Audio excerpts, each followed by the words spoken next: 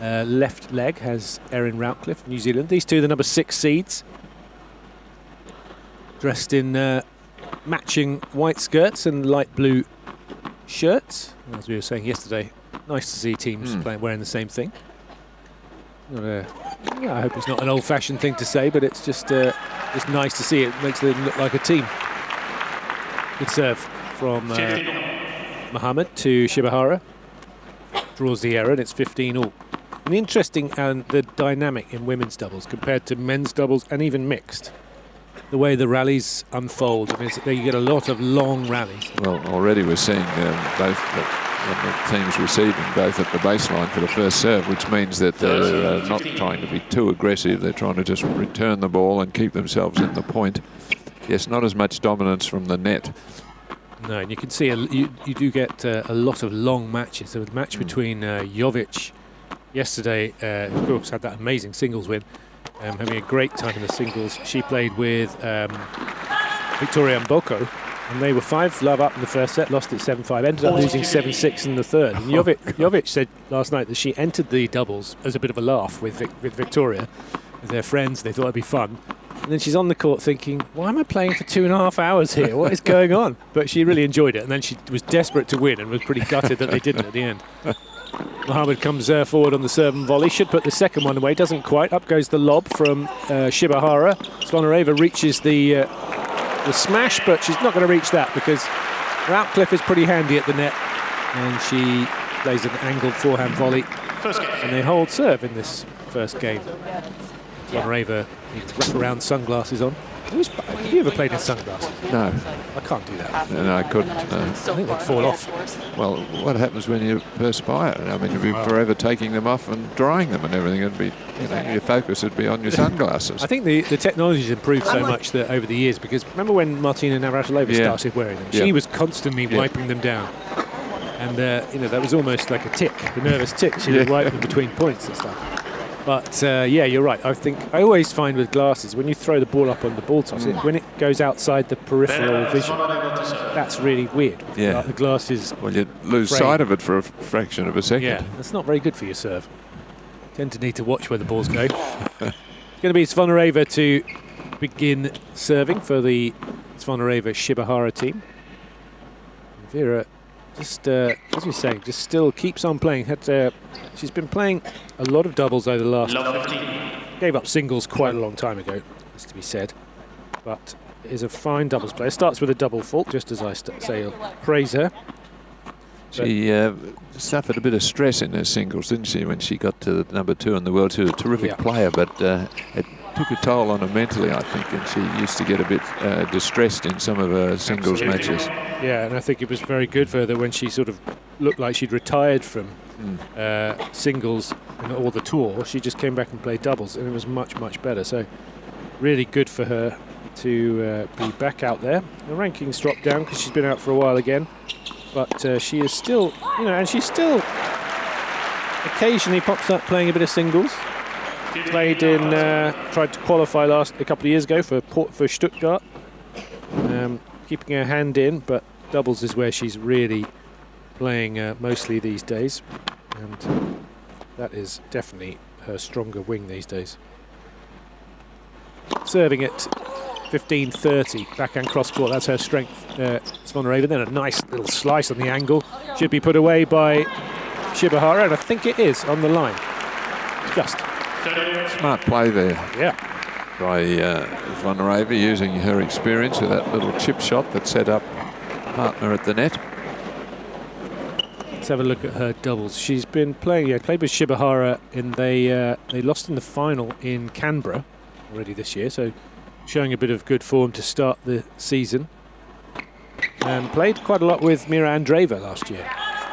They had some good success. And also with Diana Schneider. 40-30. Andreeva in Italy, in Rome and in Madrid.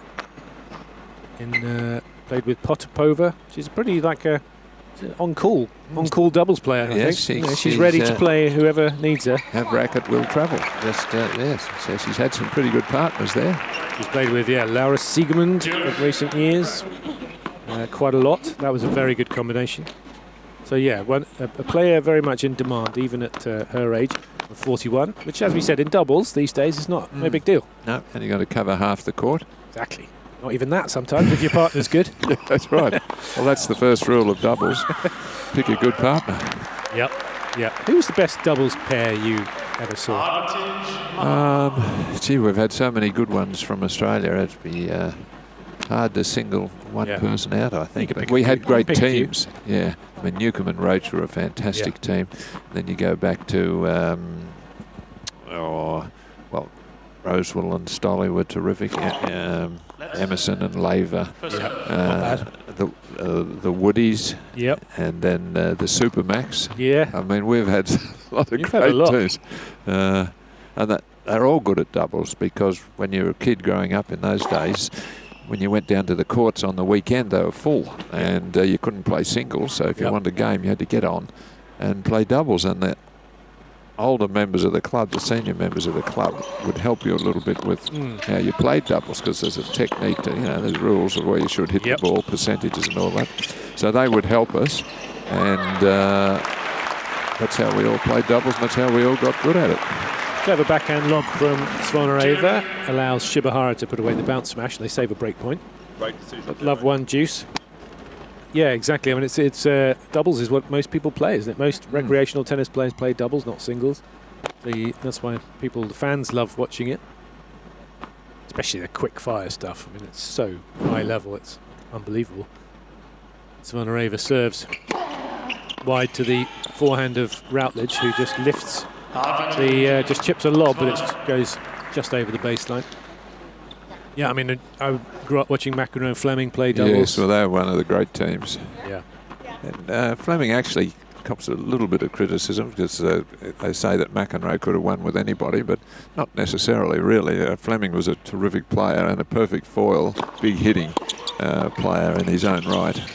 He couldn't have won if he played with me, that's for sure. Well, I don't think so. Nice angle on the volley from Shibahara. Svanareva chases back a lob, doesn't have to hit it though, and they do get out of trouble in that opening service game, one game apiece in the first set of this third round encounter of the women's doubles. Yeah, Fleming was top 10 singles player. He was. I think people forget that, because they remember him only as the guy that played doubles with John McEnroe. Exactly. And also, I think, as much as I grew up loving John McEnroe, he needed a bit of coaxing and looking after, and Fleming did a bit of that as well. Yeah, he needed a bit of calming down, if we could put it that way.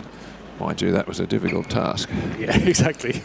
Well, I think, the one thing about McEnroe playing doubles, obviously it's great to see singles players playing doubles, and you don't see too much of that these days. But he used to use it as almost practice. Yeah, he didn't practice much. He just played doubles because he knew he was going to be in the tournament all the time. Probably a much more fun way of doing it. It's a shame that top singles players, particularly on the men's side, very rarely play doubles, particularly at the Grand Slams, because it interferes with their performance in the Grand Slam, where that's where you make your name these days. And so we're missing, but in the earlier days, they all played singles, doubles and mixed. They played the lot. Yeah, exactly. It was good to see. You got plenty of chances to get to see these top players. Little chip lob from Shibahara, goes back at Asia Mohammed, then she's got a forehand she should put away, doesn't, then a backhand volley of Asia Mohammed all over the net. Routledge goes on, the angle on the forehand, cross court, nicely done. That's quality tennis there, that's what you see these days in the doubles. If the serve doesn't actually dominate, which it does on the men's side.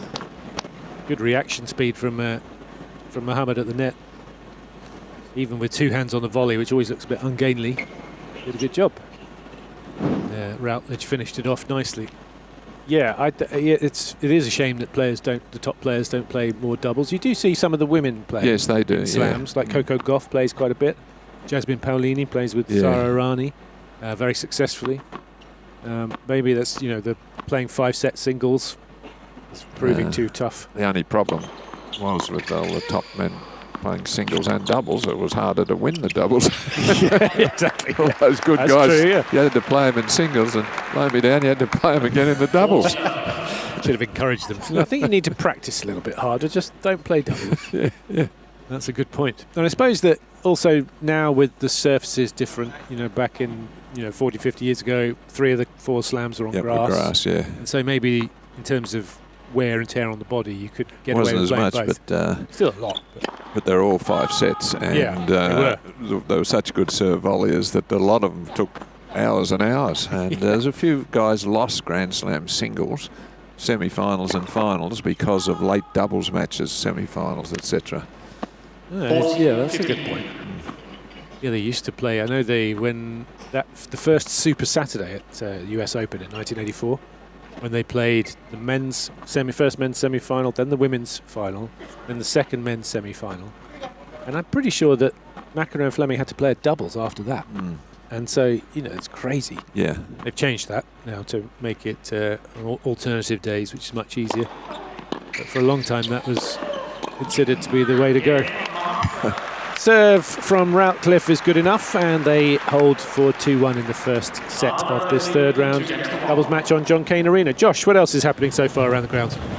Yes, thank you, Simon, and a very good morning to you, and good morning, Alan. I'm just on Kia Arena watching the men's doubles. Of course, third round action continuing today, and we've got the Brazilian pairing in Orlando Luz and Rafael Matos up against Yuki Bambry and also Andre Garanson, and we are on serve.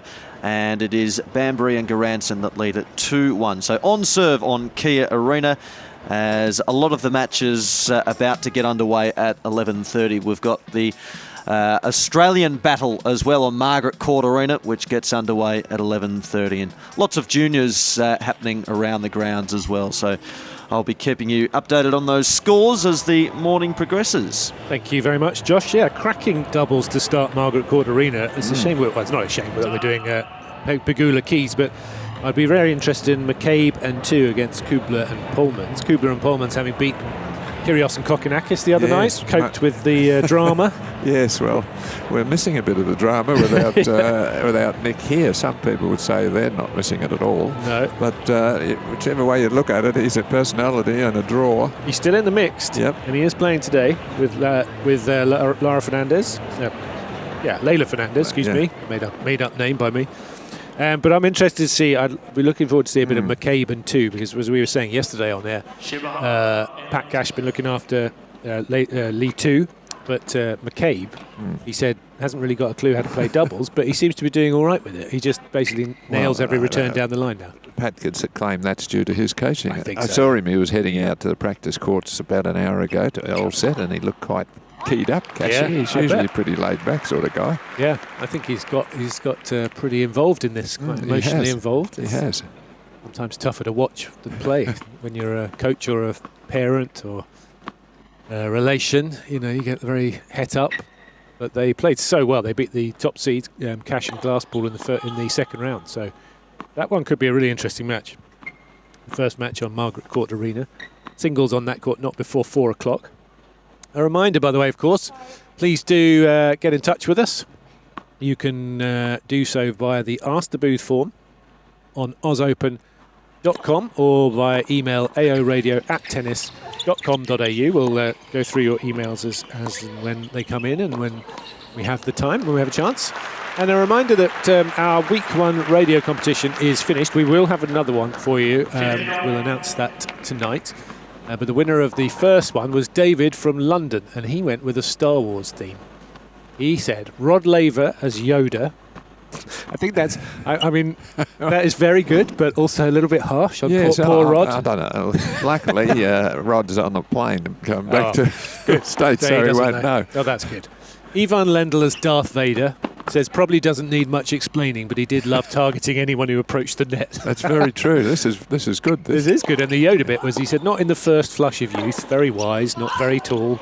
Good point. McEnroe as Han Solo. Doesn't follow expectations, does his own thing, gets it done.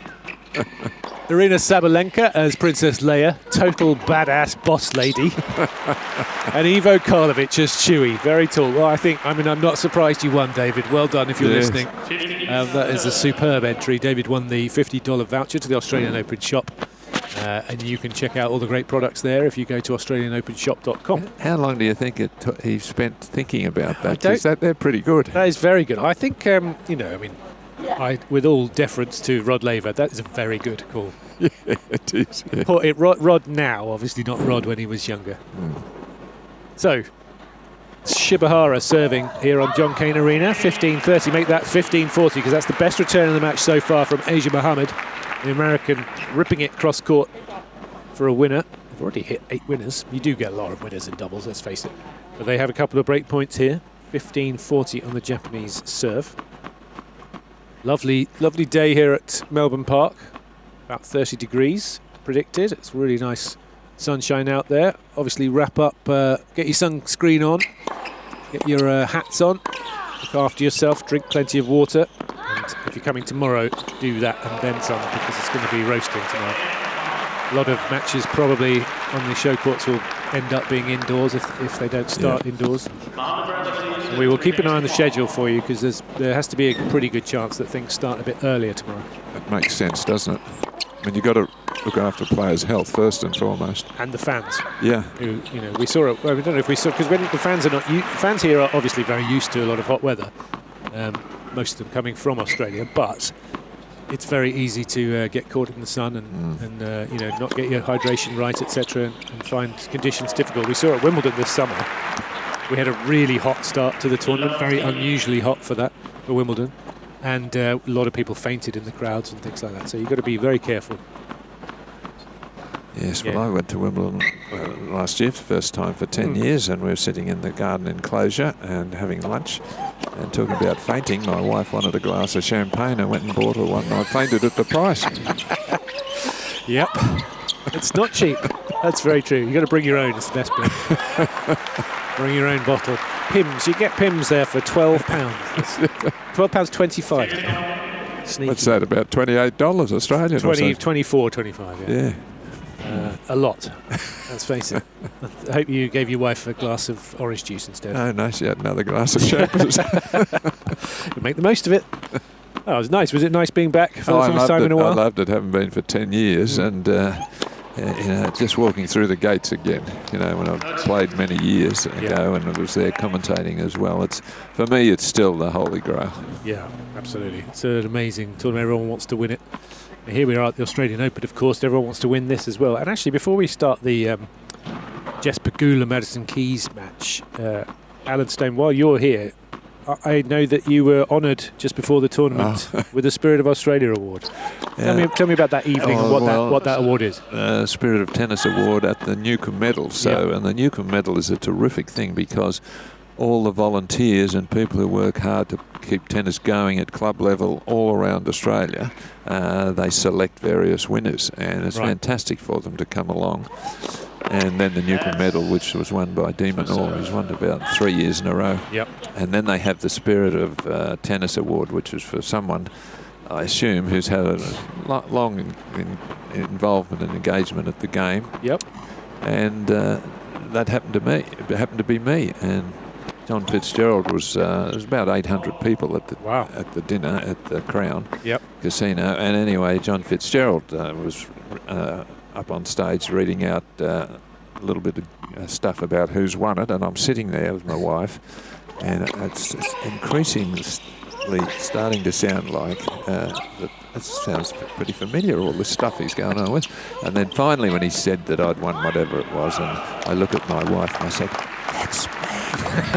Did you not know beforehand? No. Really? No, they don't tell you. Oh, that's amazing. So up I go to get that, and Fitzy is a good friend of mine, so I thought, this is all right. I'm a bit nervous and a bit, gobsmacked by it all. I said, oh, well, look, I said, he'll probably interview me. That's fine. Yeah. I get up there and he hands me the mic and he says, over to you. So I'm sure you handled it fine. Not even sure what I said. But anyway, look, thank you very much. It was a great thrill. Oh, well deserved. Well deserved. Doing so much in the game, both as player and commentator for so long. Great to have you here. Meanwhile, breakback point on John Cain Arena. We're very close to getting players out on RLA, but it's Svanareva and Shibahara with a chance to get back on serve. We play from Vera Svanareva. 30-40 on the Mohammed serve. A little bit of chat between Shibahara and Svanareva about where to put this return, perhaps. Maybe the advice was just hit a winner. serves out. Service first serve is long. Second serve. Routledge signalling where to hit the serve and then where she's going to go. Mohammed happy with that, and she serves. Good serve out wide. Good volley from Routledge on the stretch. And again from Mohammed as Shibahara tries to go after the pair at the net. Zvonareva, great lobs to keep them in the point. And then another one over the top of Routledge, and that completely disarms her, and that gets the break back. And a bit of a sign of the quality from Vera Zvonareva there. Oh yes, just smart there, playing the right shot, but some brilliantly athletic bowling from Mohammed. Oh, she's an outstanding net player.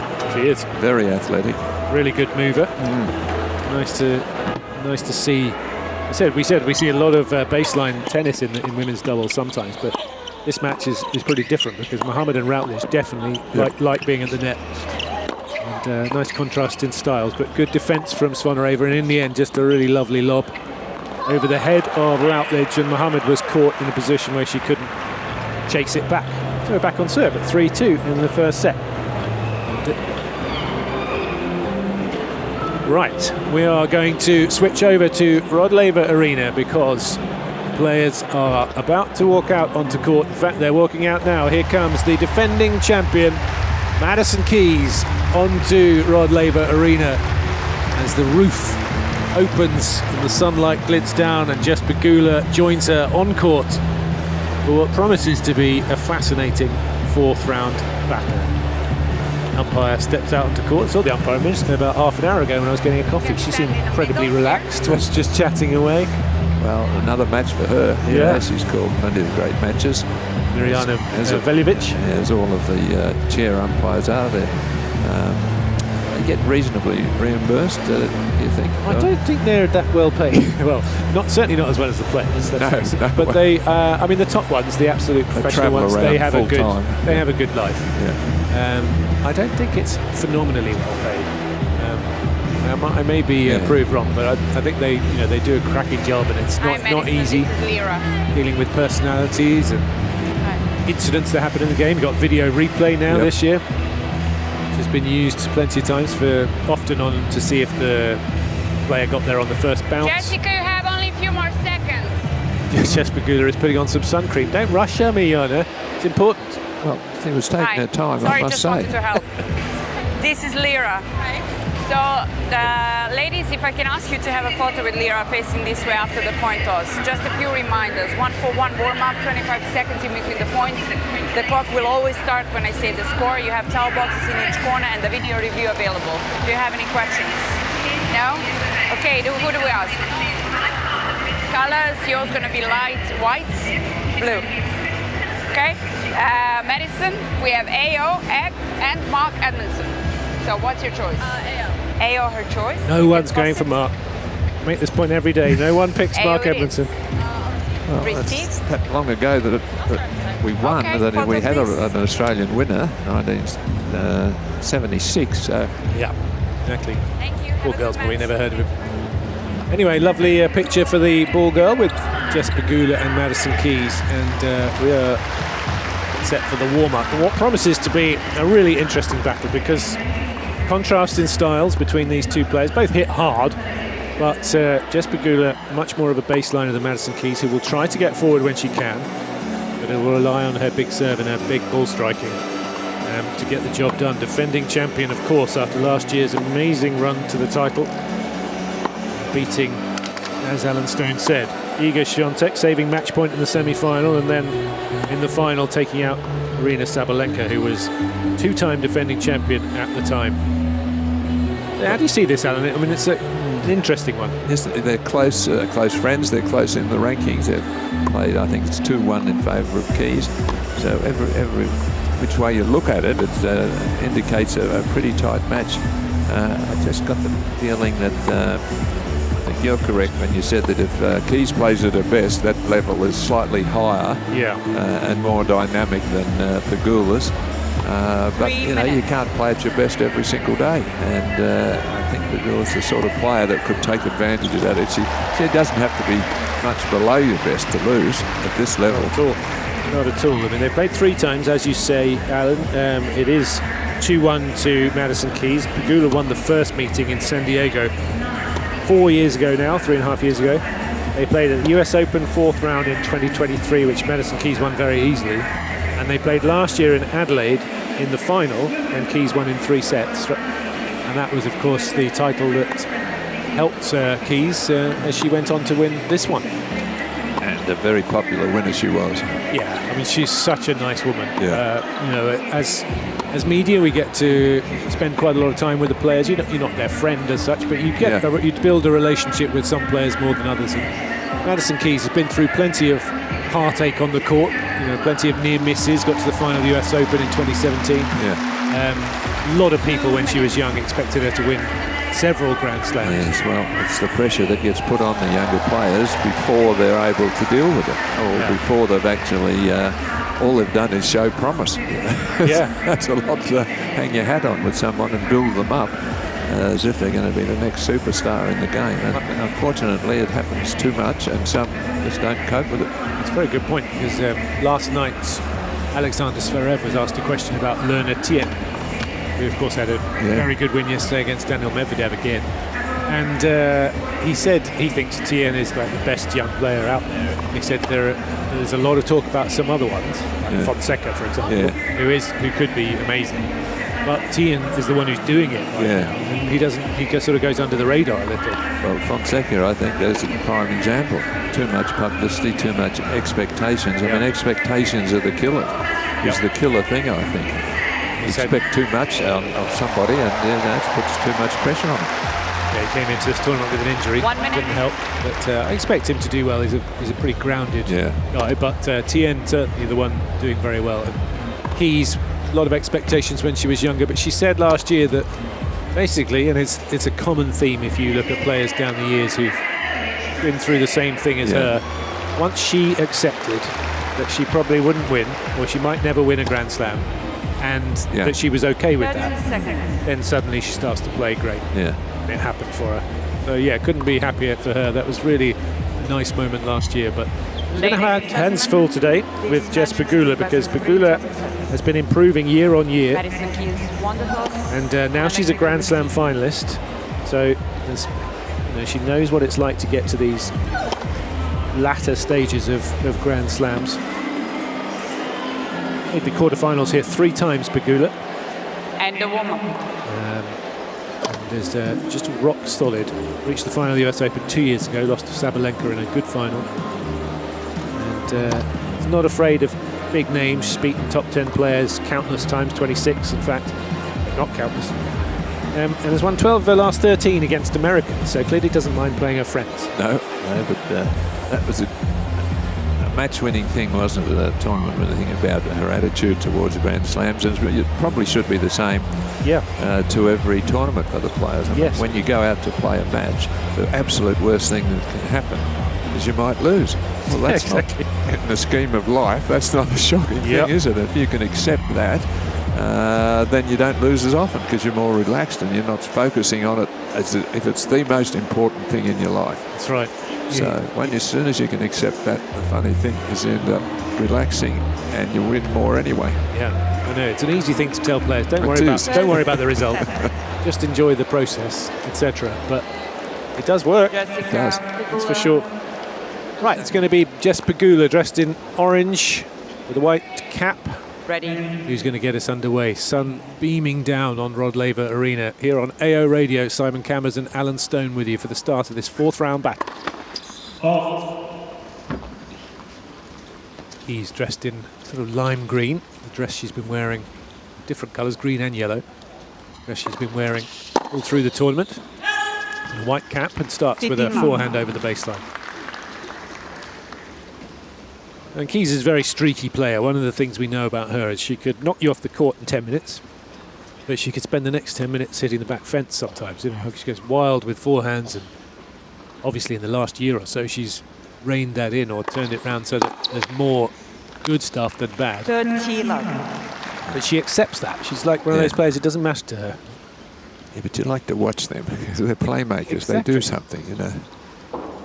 Just interesting to look at the seeds. Pegula seeded 6 and Keys 9. Yeah. Pegula is just so consistent. Yeah. throughout the year. And yeah, they're both having had good years last year. It's 30 love. Pegula serving to the backhand wing of Madison Keys. Long levers of the tall American. Gets the forehand deep, but it's just a little too deep.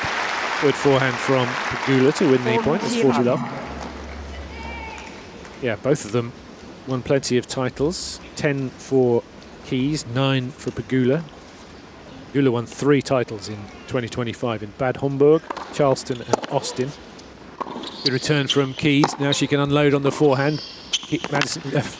Pegula across to her backhand side, gets the ball back into play, then plays a nice drop shot, and that's good enough to win the points. And the opening service game is a love hold for Jess Pegula.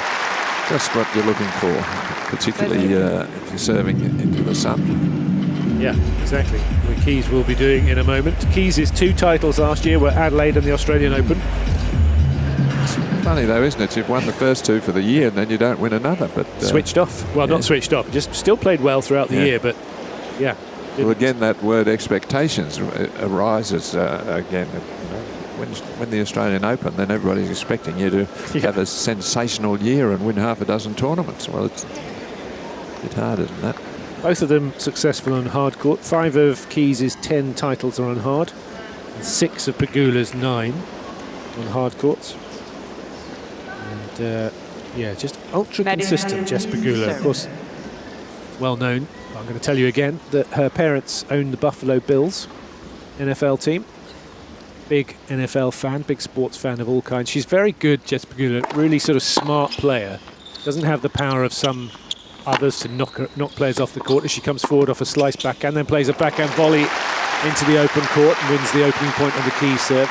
She's a smart woman, and when you talk to her in press conferences, interviews, she's great. You can ask her anything about anything. And there are not many players like that. She's happy to answer. And she's not embarrassed about being a player and earning prize money when her family's, multi rich. Exactly. Backhand cross court from Keys, then goes up the line, gets a bit lucky because the ball was probably going wide. Yep, it was. Hit the tape and dropped over. We're sitting right on that line and it was fading and the tape just pushed it back in. But the previous point where she came in, Pegula, a lovely little slice and then a neat volley, so showing us the variety. Yeah, it's good. You don't see too much of that from her often as Keys serves. Return is right at the feet of Keys from Pegula. Striking the ball very cleanly early on. It's 15-30.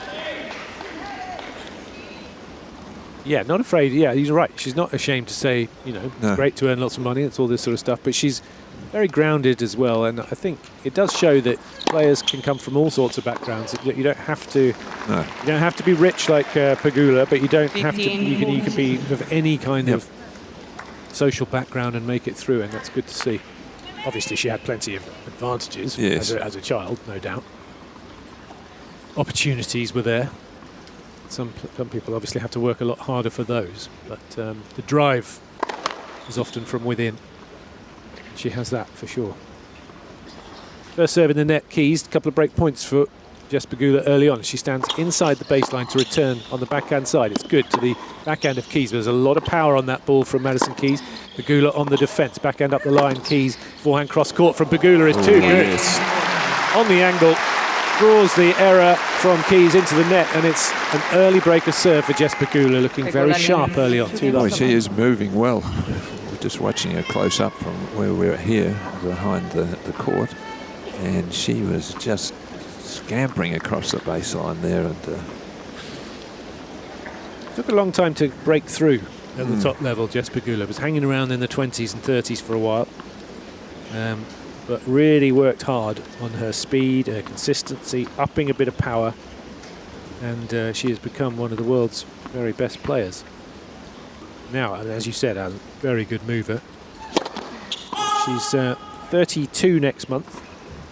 He's a year younger. And we talk about movement on a tennis court. You've got to count that as an asset in your game, as a weapon. Yeah. Double fault from Pegula. The ball is hit so hard that if you're not a good mover, you're not going to get to it. So, no. And for some people, that's their strength. Yeah. Yep. Look at Alex de Minaur. Yeah. His #1 superpower. Just how fast he gets around that court. Tommy Paul, we saw that yesterday as well. Serve from Pegula is good into the backhand of Keys, and then Pegula nets the backhand. And Alcaraz is probably faster than all of them. But he's got every other thing as well as speed. So it's a bit unfair, isn't it? Guess what? That makes him #1 in the world. Funny that. It's funny. Yeah, what a good combination. Alcaraz against de Minaur will almost certainly, haven't done the schedule yet, but I'm pretty sure it'll be tomorrow night. Under the roof with a lot of heat coming tomorrow. Plenty of heat coming from the Pegula racket so far. Hardly lost any points. 15, yeah, she's 15-30 now in this game, but she's looking very solid. Is Pegula doesn't panic much in matches. Very even temperament on court. Keys waits half a chance to get the break back, but it's a good serve from Pegula onto the centre line. Not with masses of speed, but the accuracy was right up there. 162 kilometres an hour, but onto the centre line. And back to 30 all from love 30. Pegula serves. So have another go. As the ball cannons into the top of the net, drops over.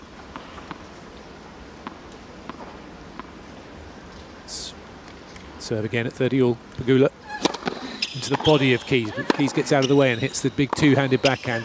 A lot of power on the backhand of Keys. Pegula equal to it. Then she gets the forehand into play, and that works nicely because Keys nets the forehand. 40-30. Oh, she looks very, very confident. She really does. She's very settled early on. Keys, on the other hand, just rushing a little bit, catching the tape with a few of her big shots. Yeah. Hasn't quite settled. As we said, we know that it'll come. It can come, but it's a good hold of serve for Pegula, and she moves ahead 3-love in this first set. Great start for the number 6 seed. Josh, how's everything else looking? Yes, thank you, Simon. Over on Kia Arena, we're on serve and game points here for the Brazilian pair in Luz and Matos to get it to 5 all in this first set. They lead at 40-30 at the moment. Over on John Cain Arena, on serve as well, 3 games apiece, with also Zonova Raver and Shibahara and Mohammed and Ratliff. So 3 games apiece there. And on serve as well on Margaret Court Arena between James McCabe, Lee 2, and also Jason Kubler and Mark Polmans. 1 game apiece, but a break point opportunity for Kubler and Polmans right as I speak. So I'll keep you updated on those scores. Thanks, Josh. Yes, Vonareva, Shibahara. It's a bit of a mouthful, isn't it? It's not easy. I know. Some players, commentating on some players, can be really tough, I must say. Reminder, do email us, ask the booth form on ozopen.com, or you can email us at aoradio@tennis.com.au. We do have a very nice email, which Alan's refusing to read out, but I'm going to read out, from August Nimbin in New South Wales. It's from Raleigh, in August Nimbin. It says, every year, hello, I'm so excited to hear from Alan Stone, national treasure. I'd sneak out of bed as a child to watch him play Wimbledon. Thanks, Alan. Isn't that great? That's very nice, thank you. You would have had to get out early just for the first week. Well, that's enough. That's enough. Right, players have changed ends. Keys serving at love 3, first set of this 4th round battle. And Pegula whips the forehand, real speed, pace the ball from Pegula into the forehand corner, and Keys misses. Pegula's ball shoots through. Oh, yes, she's taking it earlier. She's getting on top of the bounce and directing traffic, pushing Keys around, forcing her into error.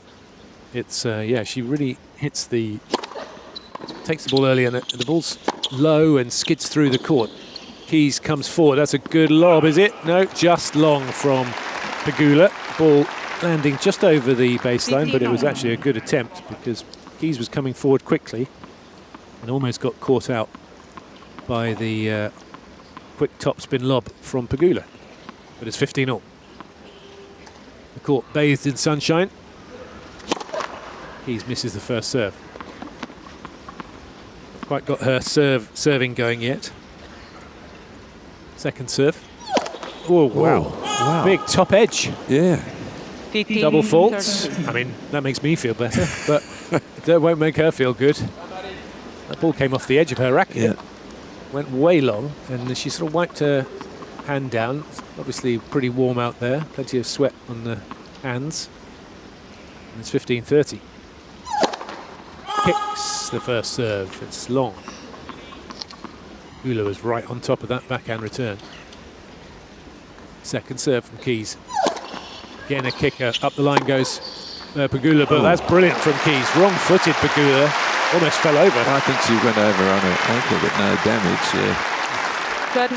Yeah, it was pretty, could have been awkward, that. Watch our replay. It was a good return from Pegula, but she didn't expect the speed of the forehand of Keys, and Pegula got stuck in the court a little bit and almost turned her ankle. But no harm done, as Alan Stone said. And it's 30 all. Second serve Keys at love 3. Good serve out wide. Oh, wow. Almost hammered up the line by Pegula, but just wide. She's standing well inside the baseline to return that. That shows you how confident she is to go for such an aggressive shot there at 30 all.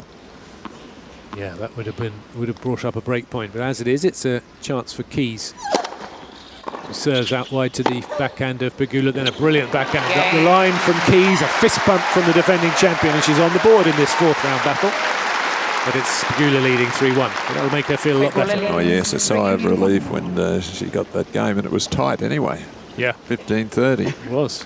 Not easy at all. Just having a little chat with her coach/husband, Bjorn Fratangelo, former junior French Open champion himself. And Keys and Fratangelo getting married last year, or the year before. And very happy travelling together. Great combination. Really very well settled in her life, Madison Keys. It'd be easy to have your husband as a coach, would it? Because you couldn't get away from talking about tennis or him giving you more instructions. I think you should, if you do that, you should wear like a T-shirt that says coach and then one that says husband when you're not on the court. Just separate the two things. That's a good idea. 15 love on the Pegula serve. Crowd filling up quickly on Rod Laver Arena. Plenty of seats available at the moment, but they'll be filled up soon at one end. It's usually the slowest ones to get filled up, but the rest of it is full of fans who are enjoying themselves, and lots of fans being fluttered around because it's already pretty warm today. Pegula second serve to Keys' backhand, who tries to rip it cross court, but gets the angle slightly wrong and it goes long. Pegula settling into this service game. 30 love. It was a pretty good second serve. It had some depth and some bounce on it. Yeah, Pegula is one of the players who plays a lot of doubles. And helps with her net skills, which doesn't need them this time because the forehand wrong foot's Keys. Keys a sort of look of annoyance on her face at dropping the return short enough for Pegula to attack. It's 40 love. Yeah, she was. She won plenty of doubles titles. Played with Coco Gauff for quite a long time. But has sort of focused more on singles in the last couple of years, and it has to be said that that's when she's had most of her success in the slam. So, although it's a shame she's not playing more doubles these days, her singles is benefiting. Does still play here and there. 40-15 on 40-plus matches last year. Had a good year. Serve down the tee. Good return from Keys. The forehand down the middle from Pegula, who's quickly across because she has to be, because Keys batters a forehand and she hits another huge drive volley, and Pegula gets there but can't get the lob into play, and it's good stuff from Keys, looking a little bit more settled, but still 40-30. Yeah, she hasn't been able to win the early points on the Pegula service game, so she's always trying to play catch-up, which is hard to do when your opponent's playing confidently like this. Pegula serves. Slice serve down the tee. Keys read it, but then misses the next forehand. And Pegula stays in command in this first set. She leads 4-1. Keys has a charity called Kindness Wins, which is a platform for kindness with special emphasis on kindness to self, kindness to youth, kindness to others in times of struggle, which is something she's been working on the last couple of years. It's it's a good thing, isn't it? Yeah. And a lot of the players have got a social conscience, haven't they? They recognise they're rather privileged to be travelling the world and making the sort of money that they're making. The top players, they mostly have a foundation. And, It's terrific to see. It is, yeah. I mean, they know they've got a platform. Their voice is able to be heard, which is good, and a lot of them making use of that. Yeah, so Keys coached by Bjorn Fratangelo. Pegula was working with David Witt for quite a long time. Used to work with Michael Joyce before that, but now working with the coaching team of Mark Knowles and Mark Merklein. So switch up in terms of that. Knowles was one of the world's top doubles players for quite some time. Yep. We talked about her parents earlier, her father Terence and mum Kim. They're the principal owners of the Buffalo Bills in the NFL, and Terry also owns the hockey team, the Buffalo Sabres, ice hockey team. So yeah, plenty of sporting enjoyment spread out amongst that family. She owns her own skincare company called Ready24. There you go. Also married. Her idol when she was young was Martina Hingis. That's interesting. Double fault from Keys to start at 1-4. That's interesting, because Hingis just was such a skillful, clever player, but didn't have the power. She was a slightly built girl, and boy, could she move the ball around, though. Yep. She could got inside the head of a lot of players, took the ball early, moved it, as you said, moved them around, mixed things up. It was fun to watch. Very successful player, world number 1. Keys, great kick serve. Oh my word. Bounce smash on top of the net. Easy one. And again, she top edged it. It landed in the stands. Well, looking right into the sun. I think it bounced higher than she was expecting. So she had the racket head coming through before the ball was there. Wow. That was, that was a shocker. I know it's hard in the sun, and she was looking up at the sun afterwards, but that was an easy smash. It's a sign maybe of nerves. Things not quite going her way. This time wins the point on the serve as Pegula nets the return. It's not the sort of thing that fills you with confidence. Yeah, no, particularly in front of all these people. You get somewhat embarrassed. Yeah, she's probably trying to hit a really spectacular shot just to show them that she can play great tennis. Good serve, slice serve down the tee, and a big inside-out forehand. That is a good winner from Keys. Much more like the defending champion. 30-all. When they are working on this podcast. Jess Pegula has a podcast with Keys, and they recorded one, I think, here. They were talking about recording one before this match. We'll record it afterwards. It'll be a little bit edgy, maybe, depending on what happens today. As Pegula defends well, but Keys can smash a forehand cross court.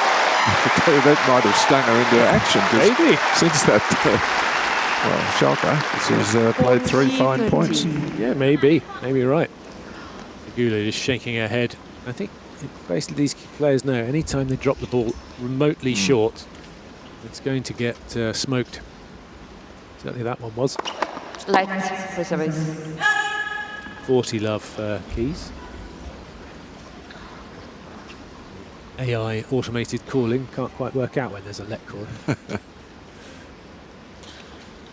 Down the tee goes Keys on serve, but crouches down low to get the forehand over the net and does it again, whips it up the line. Pegula plays up the line, drop shot from Keys is a good one. Pegula gets there but can't control it, and a much better game from Keys after that shocker of a bounce smash. And she gets to 40-30. And the problem with that is that if you win the match and you're on the on-court interview, you know the interviewer is going to ask you about it. If you win the match, I think she'll be all right with it. Yeah, she'll be able to make a joke about it, but as if being embarrassed initially isn't enough. Yeah, exactly, yeah. We'll talk about it all again, probably be asked about it in the press conference as well. I bet. 4-2, good hold of serve for Keys after that bounce smash. Horrendousness. Pegula still with a break. Last game with these set of balls. They'll be changed after this. And then from here on, it'll be every 9 games. Misses the first serve. Second serve to the backhand of Keys, who hammers it inside in. That was asking to be hit, and it got the treatment. Well, signs are picking up with the ground strokes. Yeah. The timing's starting to come. Yeah, she was onto that return very quickly, Madison Keys. Beautifully struck. That's a good serve from Pegula. Keys has to stick out racket and get it back into play, but can't get any depth, and the ball's put away by Pegula inside out. Forehand, 15-all.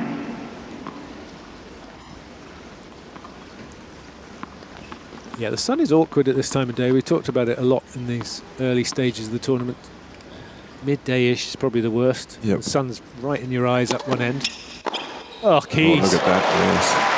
I think you're right. That bounce smash has jolted her into action. Thunderous forehand return winner off the first serve from Pegula. Didn't quite get the angle she was looking for out wide. Didn't get the slice, so it didn't cut away, and it just sat there and said, hit me. And Madison Keys doesn't need an invitation for that. But she'll be annoyed with herself as she misses a backhand return. Pegula back to 30-all.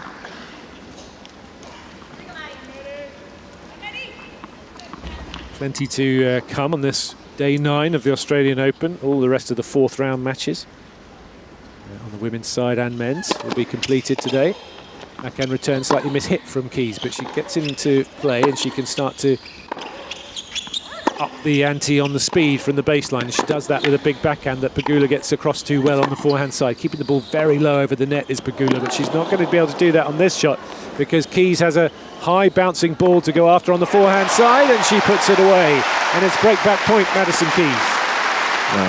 Rock solid point there, and beautiful ground strokes from both players as they traded low net skimming shots. And Madison had to play what could have been a bounce smash, but she let it decided drop. Not to. Decided to do the high forehand drive. That would have been bold. Yeah, oh yes. She'd gone for that. But yeah, as it is, it's break back point. Keys returns to the Pegula backhand. Better backhand from Pegula down the line, but that's good on the forehand side from Keys. Up the line goes Keys. Cross court, Pegula into the top of the net. Keys going for the big one down the line. Back to Juice. But these two are not just putting the ball back into play. They are hitting the ground strokes for all they're worth. Pegula back to Juice, 4-2. Misses the first serve. Keys takes a shuffle step forward to return this serve and attacks on the backhand side, inside in again, just like on the first point of this game. Pegula, if she drops that serve short, it is getting punished, and it's break point again. Yes, I think that'll be a reminder too to make sure she gets as high a percentage of first serves in as she can, which is quite sound. She needs to do that because she's, her serve is not 130 miles an hour. That's a good serve though on the slice serve down the tee. Gets the ball quite short. Not the tallest of players, Jess Pegula, but she manages to get the ball, drive up into that serve and get the ball going with plenty of pace and good angles. It's back to Juice. 2 break points saved in this game. Takes the pace off on the first serve. Keys goes inside, out with the backhand, and draws the error from Pegula, who tried to change it up a little bit. Yes. Didn't work. Look, she didn't respect the quality of the return. Tried to do too good a shot of it off a high, deep bounce, and she needed to loop it back. And you could see she was giving herself a bit of a talking about it. Plays very quickly between points, Jess Pegula. Madison Keys was just getting to a towel on the side of the court. Delays her a little. First serve hits the top of the net and goes out. Second serve, Pegula. Keys waits. Oh, it's right onto the service line. And then Pegula gets the backhand all wrong. Into the net. And we are back on serve in this 4th round match. Pegula leads 4-3. Well, there were signs of frustrations from Pegula there. At 30-year-old, she didn't appreciate the quality of the shot that was coming towards her and tried to hit too good a shot. The example was that last backhand down the line. No need to hit that one. No. On break-back point, needed to play tough. And I think she's recognising, obviously, that Keys is starting to find her rhythm and her range, and that spells a bit of big problems for her. Certainly does. Over to Josh. The doubles match is getting towards the end of the first set. Yes, over on Kia Arena, we've got a set point for the Brazilian pair in Luz and Matos. That first set going to a tie-break, so they've got a set point. And over on Margaret Court Arena, I was just on that match before, and it was Kubler and Polmans who were able to break McCabe and 2. So they now lead 4-3. They're up a break in the first set over on Margaret Court Arena. And Zvona Reva and also Shibahara, that matchup with also Muhammad and Routcliffe. We are still on serve on John Cain Arena in the first set for that particular match. And 6-all in the tiebreak between Luz, Matos and also Banbury and Garanson. Great stuff. Thanks, Josh. Right, back here on Rod Laver Arena. 26 minutes played. And Madison Keys back on serve in this 4th round match against a friend, compatriot, Jess Pegula. 3-4 and 15 love as Pegula tries to bash a forehand return. Just hits it just over the baseline. We have an email we'll read out in a moment. As Keys serves on the ad court kicker to Pegula, gets over her head. Pegula does well to get it back into play, gets wrong-footed by a forehand from Keys. Then Keys goes big the other way and misses. A little bit, not a little bit casual, that forehand maybe. Didn't make sure. Created the opportunity well. Bounces the ball a few times. It's ready to serve. Finds the angle with the slice serve out wide, but coming forward, nets the drive volley. Never looked comfortable on that ball. It's 15-30. By the time she made contact with it, it shouldn't have been a drive volley because it had dropped below the shoulder height. And if she's going to do it, it should have been perhaps a more straightforward type volley. Yeah, she didn't follow it in very quickly. It was a good serve. Also, that's a good serve. It's a kicker to Pegula, who chops it back high, but lands on the baseline. Then another high ball on the backhand from Keys, who's backing away into her backhand corner, but hits a forehand. Now she'll go with the two-hander up the line and misses wide, and just got herself all out of position in that rally. There's 2 break points, Pegula. Well, she'll be disappointed with this game because she's doing well. She's fought back, got herself in good form after a shaky start, and only to play a rather slack game here. Yeah, that's it. Slack is the word. 3 shots that she really should have made. She's not quite taking enough care with 2 of them. Goes for the big first serve down the tee. Almost makes it. Doesn't quite. 196k. Pretty quick. Second serve. Slider out wide to Pegula. The forehand, she can't control it, Keys. It goes wide into the tram lines, and there's a break again for Jess Pegula. She'll serve for this first set. She leads 5-3. Pegula leads 5-3. Yeah, just a little bit slack, that first couple of points. Well, particularly as Pegula was showing signs of a little bit of frustration at the end of that previous game, and then for her to come round and undo all the good work that she's done with really we would have to say a very average game. Yeah, it was. She'll be annoyed with herself, Madison Keys, because did well to work herself back into the set, as Alan Stone said, but now has to try and break back the Pegula serve at 5-3. Pegula serves, slider out wide is good. Keys nowhere really near that, got a racket on it, but never was in a position where she could get the ball back into play. Well, that was a better serve to the forehand. She took some of the speed off and added a bit more slice, which just drags your opponent out of court and makes it more difficult. 15 love. Kicker to the backhand of Keys, gets good depth with that two-hander, and she goes cross court. Pegula at full stretch, chops it back into play. It's short though, put away by Keys. Once they get going in the rallies, Keys has the more power, has the greater power, can create chances. It's about consistency as well. That time she got it right. 15-all. Pegula 5-3, 15-all. Ace down the tee. Just good accuracy from Pegula and her serve. 20-odd kilometres an hour slower than Keys' serve, but that was bang on the centre line. First ace of the match for either player. 30-15, serve to the backhand of Keys, who makes it down the line, right onto the baseline. Keys shaking her head. 30. I think she thought it was going to go out. Yeah. She didn't react too much, so she thought, yeah, that's going to go long. Yeah, it didn't quite come out of the middle, but it certainly landed on the middle of the line. Pegula wasn't happy with that because of the absence of cleanliness of shot. Keys has a second serve to look at. Just takes a step back and then steps forward again. She's just behind the baseline to return.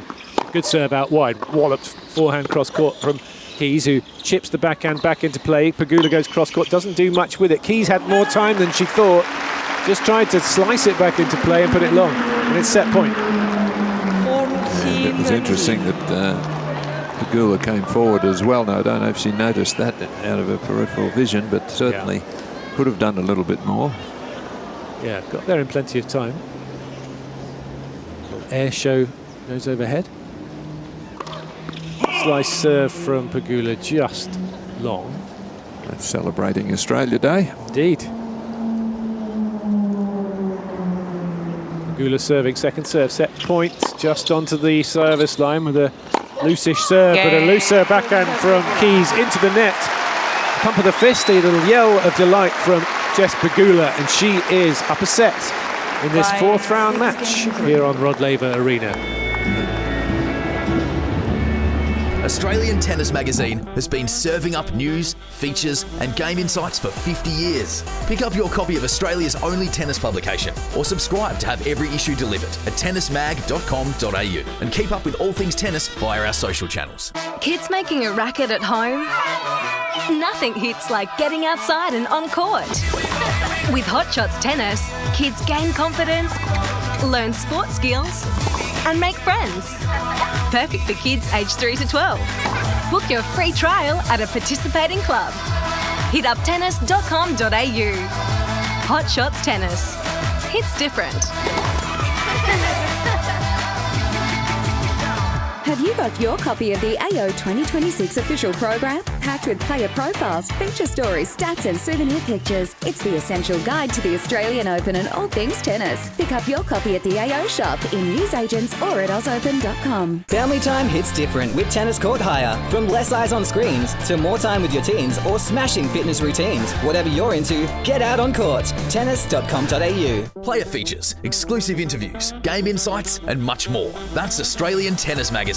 And this AO, Australia's only tennis publication, turns 50. Join us in celebrating our special milestone by picking up a copy or subscribing at tennismag.com.au. Message our commentators. Email aoradio@tennis.com.au. The sound of the Australian Open. This is AO Radio. Yes, welcome back to AO Radio. Simon Cambers and Alan Stone with you for this first fourth round battle of Monday, day 9 at the Australian Open. Australia Day, of course. As Alan Stone was just informing me, the roulettes have been flying above in celebration. And so far here on Rod Laver Arena, it's Jess Pegula who's having the better of this match, with Madison Keys, the defending champion. Pegula taking the first set 6-3. And Keys, Alan, maybe her serve is not as penetrative as it usually is so far. It's usually a major weapon, and he's not winning as many points offered as we would usually see. Yeah, she was below 50% in points on her first serve, which is very unusual, even though she was getting almost 70% in. It's a kicker of the second serve to Pegula and then nets the backhand, and it's 15-all this opening game. Josh, how's the doubles looking elsewhere? Yes, we've got a result on Kia Arena now, and it was the Brazilian pair in Luz and Matos that took that first set via the tiebreak, 9-7 against Barbary and Goranson. And it is Jason Kubler and Mark Polmans are a couple of points away from taking this first set. They led it 5-4 up a break against James McCabe and lead 2 on Margaret Court Arena. So a couple of points away, they lead 30-love. And a couple of points away from taking this first set. Yeah, thank you very much, Josh. The roulette's gliding over the top of Rod Laver Arena, and for a moment Pegula just waiting and glancing up above. Keys serves down the tee at 30-15. Big inside-out forehand from her, too good. Nice 1-2 combination. 40-15. Needs to get ahead in this set. can exert a bit of pressure on Pegula. Well, we know she's going to keep going for those big shots. That's that's the way she plays. We've been waiting again as the planes go overhead. Pegula just taking a couple of steps back. Now we're ready to go. Keys serves 40-15. Ball toss was a bit to the right there. Yep. Maybe just moving it for the sun. Didn't work. Missed it. Yep. Lets the ball toss land. It goes again. Second serve to the forehand of Pegula, who pulls it down into court deep and draws the error from Keys. Backhand flying over the baseline. Just a little impatient at the moment with the shot making. I mean, you know, she doesn't have to hit a great shot the very first attempt. It's just she's keen to find one, though, isn't she? She Any is. half chance to hit a good big shot, and she takes it. And is the way she likes to play. Yep. First strike tennis. Madison Keys, another second serve to go at 40-30 in this opening game of the second set. Kick up high to the backhand of Pegula. This time Keys' backhand is into court. She goes forehand, hits the tape, sits up a little bit for Pegula to attack as the planes go over her head again. Players aren't going to stop for this one though. Forehand up the line from Pegula. Backhand slice from Pegula as Keys runs round her backhand to whip the forehand but goes long inside in. Deuce. Well, she was more patient in that rally, but then just failed to execute. Pegula just looking up again. She's a little annoyed with it, I think. I think she may have forgotten it's Australia Day. Yeah. Sort of flicking her hand, going, what are these planes? Who are these? What's going on? Is this for us? No. Keys serves deuce, slider out wide, better. And Pegula tries to hook it back into play, but mistimes it, goes long. Just annoyed with herself. Prides herself on her returns, does Jess Pegula. They are a big strength in her game, for sure. Game point again for Keys. Misses the first serve into the net. 50th Grand Slam main draw appearance for Madison Keys. Again, she lets the ball drop. On her second serve. High ball toss. Kick to the backhand of Pegula. Turn is short, but Keys blasts a forehand long. And just tells herself, just calm down a little bit. That's good advice. Yeah. Just rushing. Had more time than she thought. Desperate to get on the board in this at the start of this second set. Keys glances up at the aeroplanes. Gets herself in position and serves. Again, a nice slider out wide. Chipped back by Pegula. And then Pegula tries to go up the line with a very ambitious forehand that was never really in danger of going high enough to get over the net. Well, she was stretched wide and low. Again, sometimes the players forget that you can defend.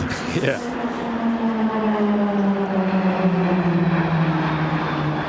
Certainly noisy, these planes. Yeah, well, there's half a dozen of them, or whatever it is, flying in formation over. Pretty low. Yep, over Melbourne Park. He serves. Yeah, we've seen over the years, haven't we, some finals being interrupted by the fireworks and stuff that happen at Australia Day, depending when the tournament falls. A double fault from Keys. An untimely one, to say the least. Back to deuce.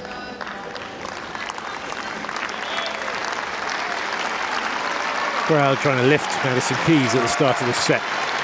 Well, knowing she's the defending champion. Exactly. They saw great things from her last year, and they're looking for more here. Can't find a first serve right now. No, ball tosses all over the place. Second serve. Better. Caught the tape, just went in. A little bit fortunate. Players maybe a little distracted by the airplanes. Second serve is into the net again from Keys, and two double faults in a row give Jess Pegula a break point. That ball toss is just too far forward. You can't spin it up and over the net if you throw it too far out in front. All you do is spin it down.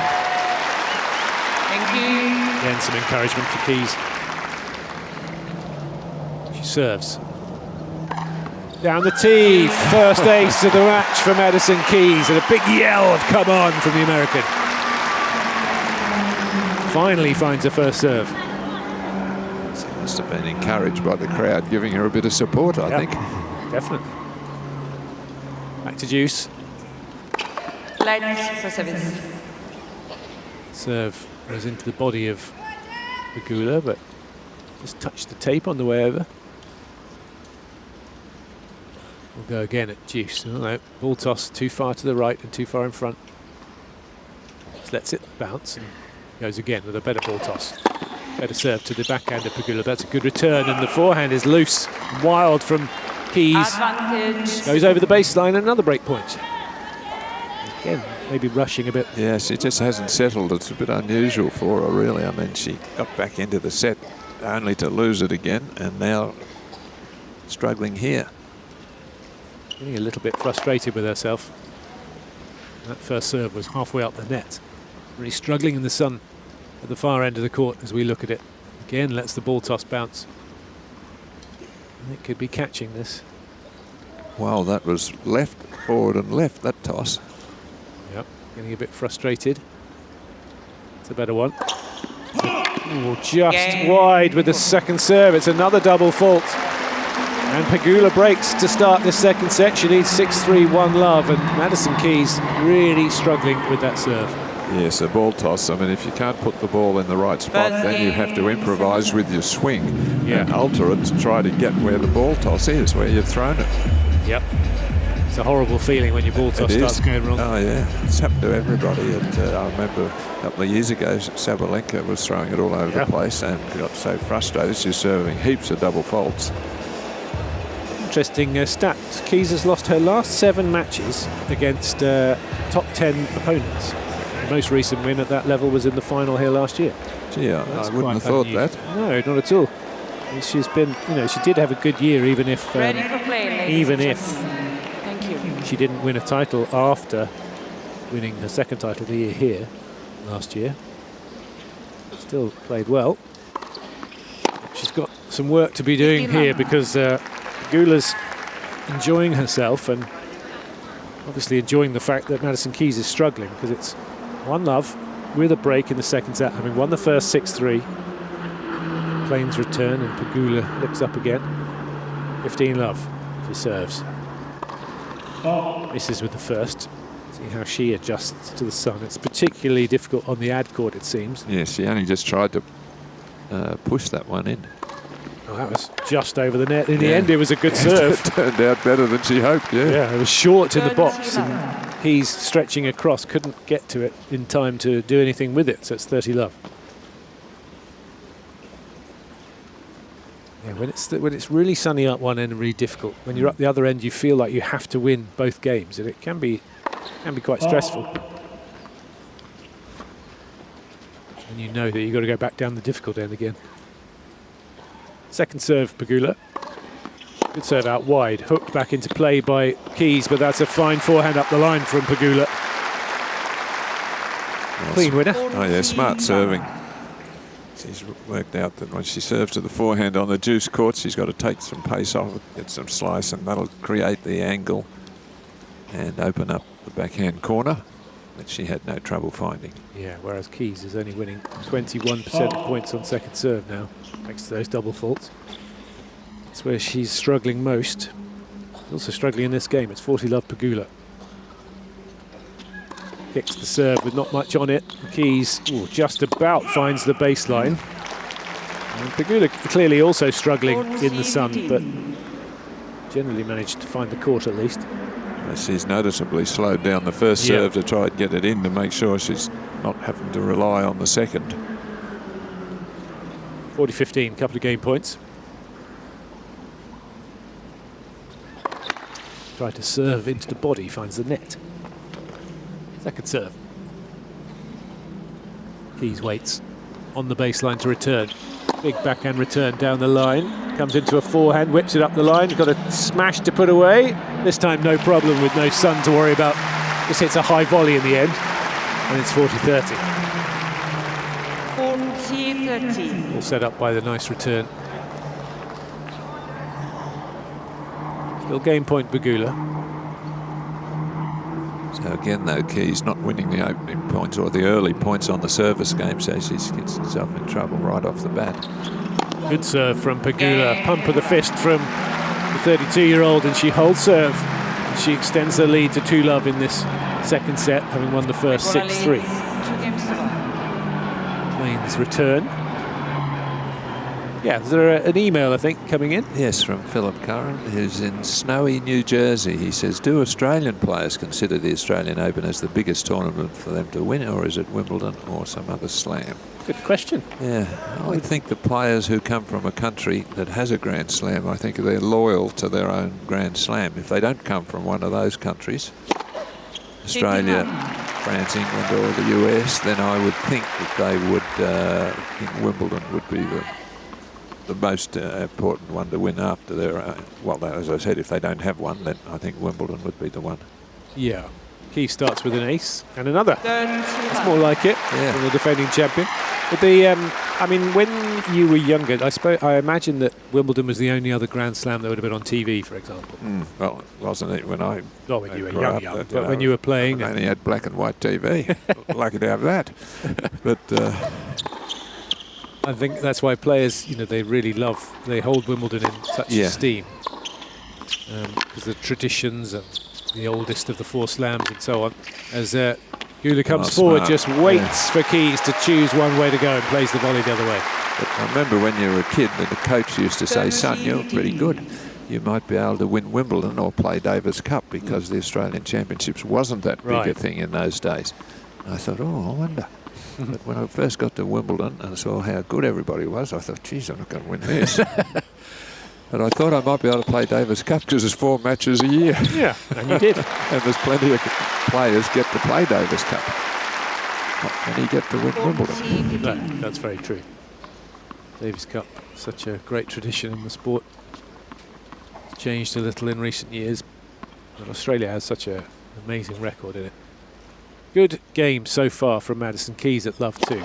3 aces. Well, I mean, where does that come from after 3 doubles the previous game? Exactly. Well, no sun to worry about from this end, and finally finds a bit of rhythm on serve and gets it's on the scoreboard in the second set, but it is still Pegula who leads 2-1. Josh, check in with you. How are things? Yes, over on Cain Arena, it was Savonareva and Shibahara that took that first set against Muhammad and Routliff. They took it 7-5 in the end, and we are on serve in this second set. And over on Margaret Court Arena, it was Jason Kubler and Mark Polmans that took the first set 6-4 against James McCabe and Lee 2 on serve to begin the second set. Great stuff. Thank you very much, Josh. Lots to come, of course, on this day 9. Just a reminder of the order of play after this match between Pegula and Keys. It's Lorenzo Musetti against Taylor Fritz. That's a not before 2 o'clock local time. The evening session is Iga Swiatek against Madison English of Australia. And Casper Ruud up against Ben Shelton. Time. Over on Margaret Court Arena, the singles kicks off at 4 o'clock with Elena Rybakina, number 5 seed, against Elise Mertens of Belgium, and then it'll be the defending champion Jannik Sinner in the men's event against Luciano Darderi, fellow Italian, as a not before 6 p.m. And in the singles match that will happen on Cain Arena after the Muhammad Routliff Shibahara Savonareva match, it'll be Amanda Anisimova, the number 4 seed, against Xinyu Wang of China. Here on Rod Laver Arena, it is Jess Pegula in charge, set up and 2-1 up with a break. Looking to consolidate the break. She's away from the sunshine up this end, as nearer the commentary box. Keys looking to hit back. It's a big forehand return that Pegula deals with quite nicely. Then she has to go scuttling across to her backhand side and hits a good 2-hander, and the inside-out forehand's good, but that's good defence from Keys, and she's back in the rally and wins the point because the depth of her backhand was too good for Pegula. Yes, and it was a fine shot considering she was defending. She was able to keep it out in front of her and control it nicely and got plenty of pace on it. And as you were saying, for once, Keys wins one of the opening couple of points on the Pegula serve. Will that make a difference? Love 15. Goes down the tee, good angle, shot back by Keys, gets it over the net, but Pegula quickly to spot how short it was, and she gets up there fast and puts it away. 15. played that serve nicely today. Yes, it's been effective.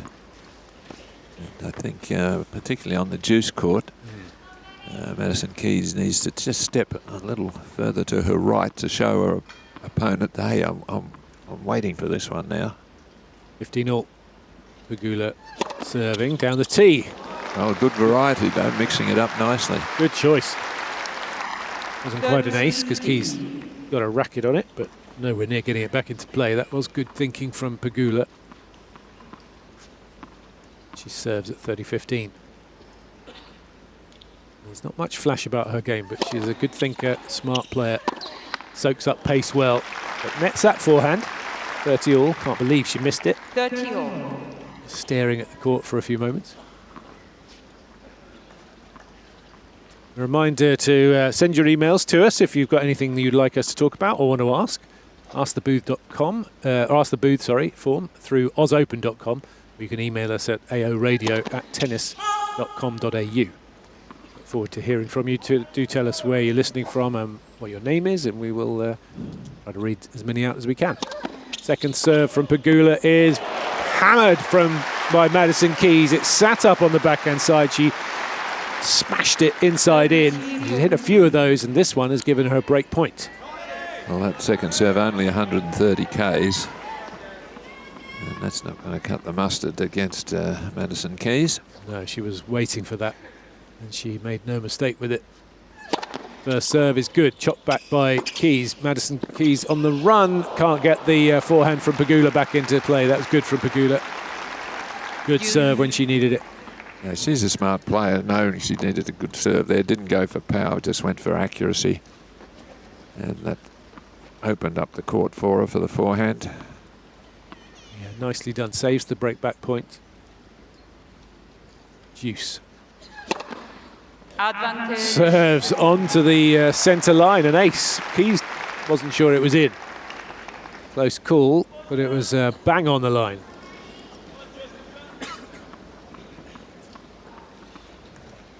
Didn't get much more in than that. No. Game point, Pegula. Serves to the backhand of Keys, draws the error. Into the net goes the two-hander of Keys, and Pegula does move ahead 3-1.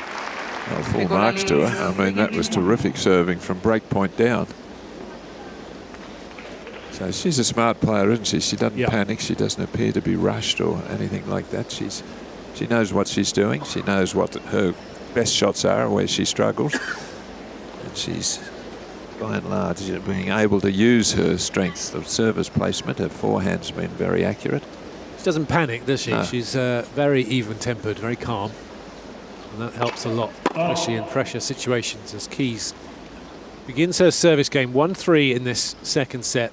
And she's serving into the sun, and she struggled big time last service game up this end. This time she gets the second serve into play, but Pegula on the attack immediately.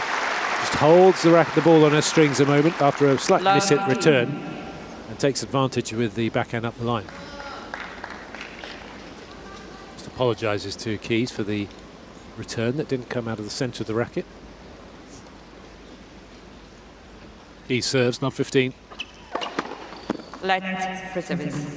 Serve not as smooth up that end as this end because of the sun. She's serving right into it. And she looks up at the ball. Better serve though down the forehand side of Pegula. Pegula goes straight down the middle of the court with good depth. Then she goes cross court. Backhand of Keys into the net, and it's love 30. Well, signs of panic really there from Madison Keys, because that was such a low percentage shot at love 30 to try to hit a big backhand down the line over the high part of the net. I mean, save that for when you're going well, or when it's 30 love. Yeah, she's under pressure as a result. 1-3 love 30. She serves again into the top of the net. Really struggling for rhythm up that end. Got to find a good second serve here. Kicks it to the backhand of Pegula, hits a good backhand inside in, then she goes cross court. There's Pegula up the line. Keys, that's more like it. Wow, there wasn't much margin for error there. Yes, she's living dangerously. 15-13. She's always going to go for it, but that was a flashing winner. That could easily have gone wrong. But she backs herself to do it, I guess. 21 winners for Keys. Plenty of errors too. 15-30, still a lot of work to be done in this game.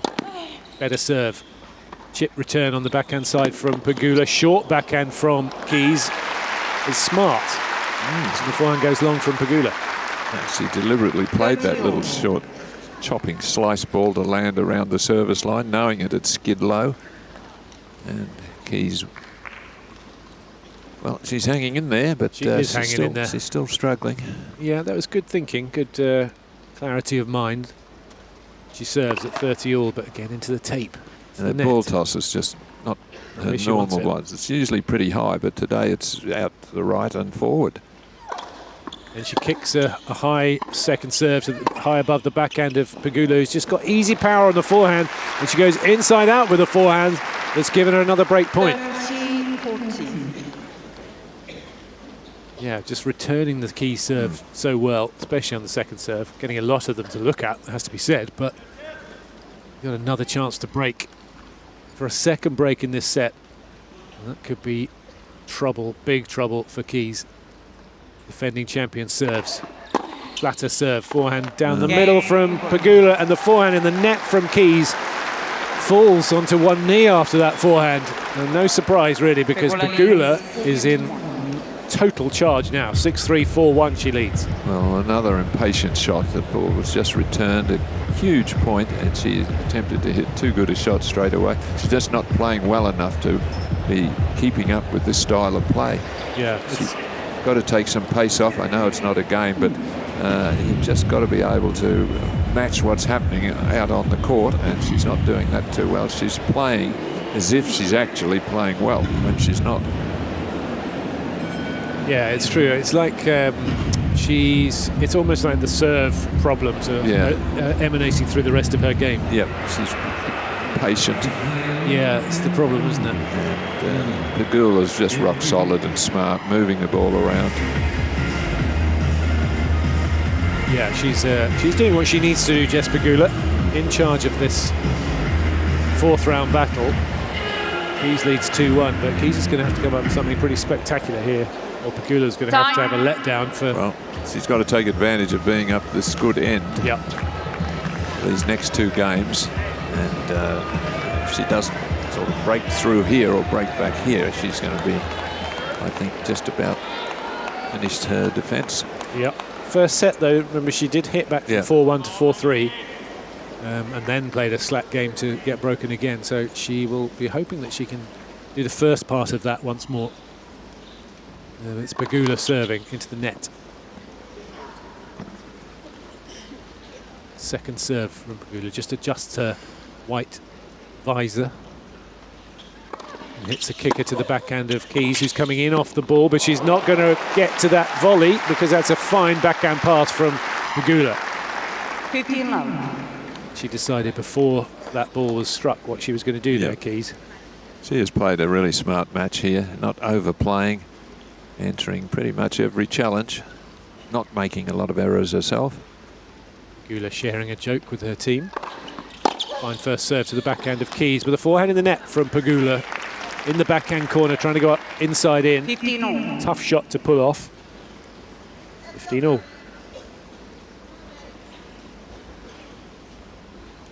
Just takes her time a little, Pegula.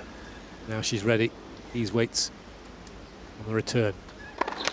Doesn't have to hit it because the first one's in the net. Second serve. Keys moves across to her backhand side a little bit and then back to her forehand. Gets a little bit of luck, does Madison Keys. Yep. Maybe that's what she needs to turn this match around. Gets a net cord that lands the other side. Holds her hands up to say sorry, but it's definitely a sorry, not sorry. Well, we said she needed to make some sort of a statement here, and with a bit of luck, she's at least threatening a break back. 15-30. Pegula serving. Serves down the tee. Another net cord from Keys on the return. This time it sits up and Pegula can attack on the backhand. She plays a drop shot. In comes Keys. Backhand cross court. Up goes the lob from Pegula. Smash away from Madison Keys. She takes advantage of the net cord and she's got a couple of breakback points. Well, I'm not sure about the drop shot there. All it did was bring Keys forward into the net position. She was forced to then defend with the lob, and it was easily put away, so probably not a good choice of shot at 15:30. He's sniffing a break. Serve just over the sideline from Pegula. Was trying to find the slice serve, wasn't far away. Again, Keys standing a foot inside the tram lines to return on the forehand side and nails a forehand up the line for a winner. Classic Madison Keys, it's all or nothing. And it comes off and she gets one of the breaks back, 4-2. Pegula leads. She had to make a stand, and she has. She's over having a chat with her husband and coach Bjorn Fratangelo, who's a very calming influence on the sidelines. He's probably just saying, you know, make sure of this service game, see what you can do. Just keep doing it. Don't rush, take your time. A little deep breath from Madison Keys as she prepares to serve at 2-4 in the second set. Pegula having taken the first, 6-3. Second serve. It's not a good one, but it's missed by Pegula. It was sitting up in the middle of the box. Pegula tried to hit an off forehand and just overdid it. 15-love. Well, that was a let-off for Madison. That serve was only 123 km, so it deserved to be hit. Yeah. So she was lucky in the end that it just missed the return. Flat serve from Keys, just long. Really just struggled for consistency on that serve. Had one game where she hit 3 aces, but apart from that, it's been a real struggle. And again, she lets the ball toss drop. Not happy with it. It's a better one. Kicker to Pegula, who goes cross-court with the backhand. Nice angle on the backhand from Keys. Better backhand up the line from Pegula. Good squash shot back into play from Keys, who can then attack on her own backhand. She's inside the service line as she plays a drop shot. Up comes Pegula. Can't get the ball over the net. Pump of the fist from Madison Keys. A little bit more positive body language. Yes, well, just a quick chat with the coach. That might have all calmed her down a little. That's the one thing the coaches can do, I think, help them in that regard. I'm not sure how much they can help them with technical stuff. No, not I mean, if the other player's too good for her and beating you, he can't say, play better. He can, but he probably wouldn't last very long in his role. It's true. Their job is often to keep you calm, just keep you thinking about the things that are important. Good return early from Pegula, but that's a good backhand as from Keys. Chips the backhand short, not very good, but she gets a chance to get the forehand back into play, just hacks it long. Odd point from Keys. Wasn't really engaged in that point very much. And it's 30-15. Pegula still putting her under lots of pressure with how early she takes her returns. But it's 30-15, Keys 2-4. Better serve, blocked back by Pegula on the forehand side. Keys pulls the forehand cross court long. 30-all. Ends the time again. Gee, I don't know how many first strike errors she's made today, but quite a lot. And as we've said, that's her style of play. But we're not used to seeing her miss quite as many as these. No, her title defence very much hanging by a thread here. Serves at 30-all, needs a good first serve. Gets one, but Pegula's right there on the backhand, reads it and gets her backhand into play, but then sends the next one long. Keys just urging herself on. It's not far off getting back into this match. Just has to find that balance between attack and sensible play. Game point though, he serves 40-30. Big flat serve out wide, 188 kilometres an hour, does the job. And just as in the first set, she closes from 4-1 to 4-3, but Pegula's still with the break. Well, she did what she had to do, win the games from this end. And she was able to do that with a break initially, and then a couple of good points to finish off. So she's not out of it yet. She's still in a lot of trouble down the break with Pegula coming up this good end with the sun behind her. That's going to be the issue very shortly. Josh, how are the doubles looking? Yeah, thank you, Simon. Over on John Cain Arena, it is Shibahara and Zvonareva. They took the first set 7-5, but they're down a break in this second set. Mohammed and Ratliff lead 3-1 in this second set. That's on Cain Arena. It is Kuba and Polmans. They're a set and a break ahead of McCabe and 2. And on Kia Arena, it was the Brazilians in Luz and Matos who took the first set via the tie break. 7-6 against Bearbury and Garanson. And we are on serve in this second set, 4-3. And Simon, just quickly over on court 16, Carlos Alcaraz has just stepped out for a practice. He plays Australian Alex de Minaur tomorrow night. So we look forward to that contest. Plenty of fans wanting to get a glimpse of the Spaniard. I was going to say, I bet that court's full as they try to get a look at what Carlos is doing. Very popular practicer and player, of course. Right, crunch time in this second set of this fourth round encounter between the defending champion Madison Keys and Jess Pegula, the number 6 seed. Pegula set up, 4-3 up with a break. But Keys looking to get back into this match. Starts with a big forehand return. And it's love 15. Yes, that first serve is absolutely vital for Pegula because not much on the second serve, and that's one of the issues for her. Yeah. And Keys can take advantage of it, as she did there. Love 15, big point. Ooh, just long. Pegula slightly annoyed at how close that was. And missing it. Second serve to the forehand of Keys. It's a good serve from Pegula. It changed direction. Little change up caused Keys, who I think expected it on the backhand side. Yes, that was a gutsy second serve when you've lost the opening point. Yeah. 15 all. It was a good slider down the tee. I think Keys was waiting on the backhand side, got slightly wrong-footed. 15 all. Pegula serving into the net. Keys waits on the baseline, stalking this second serve.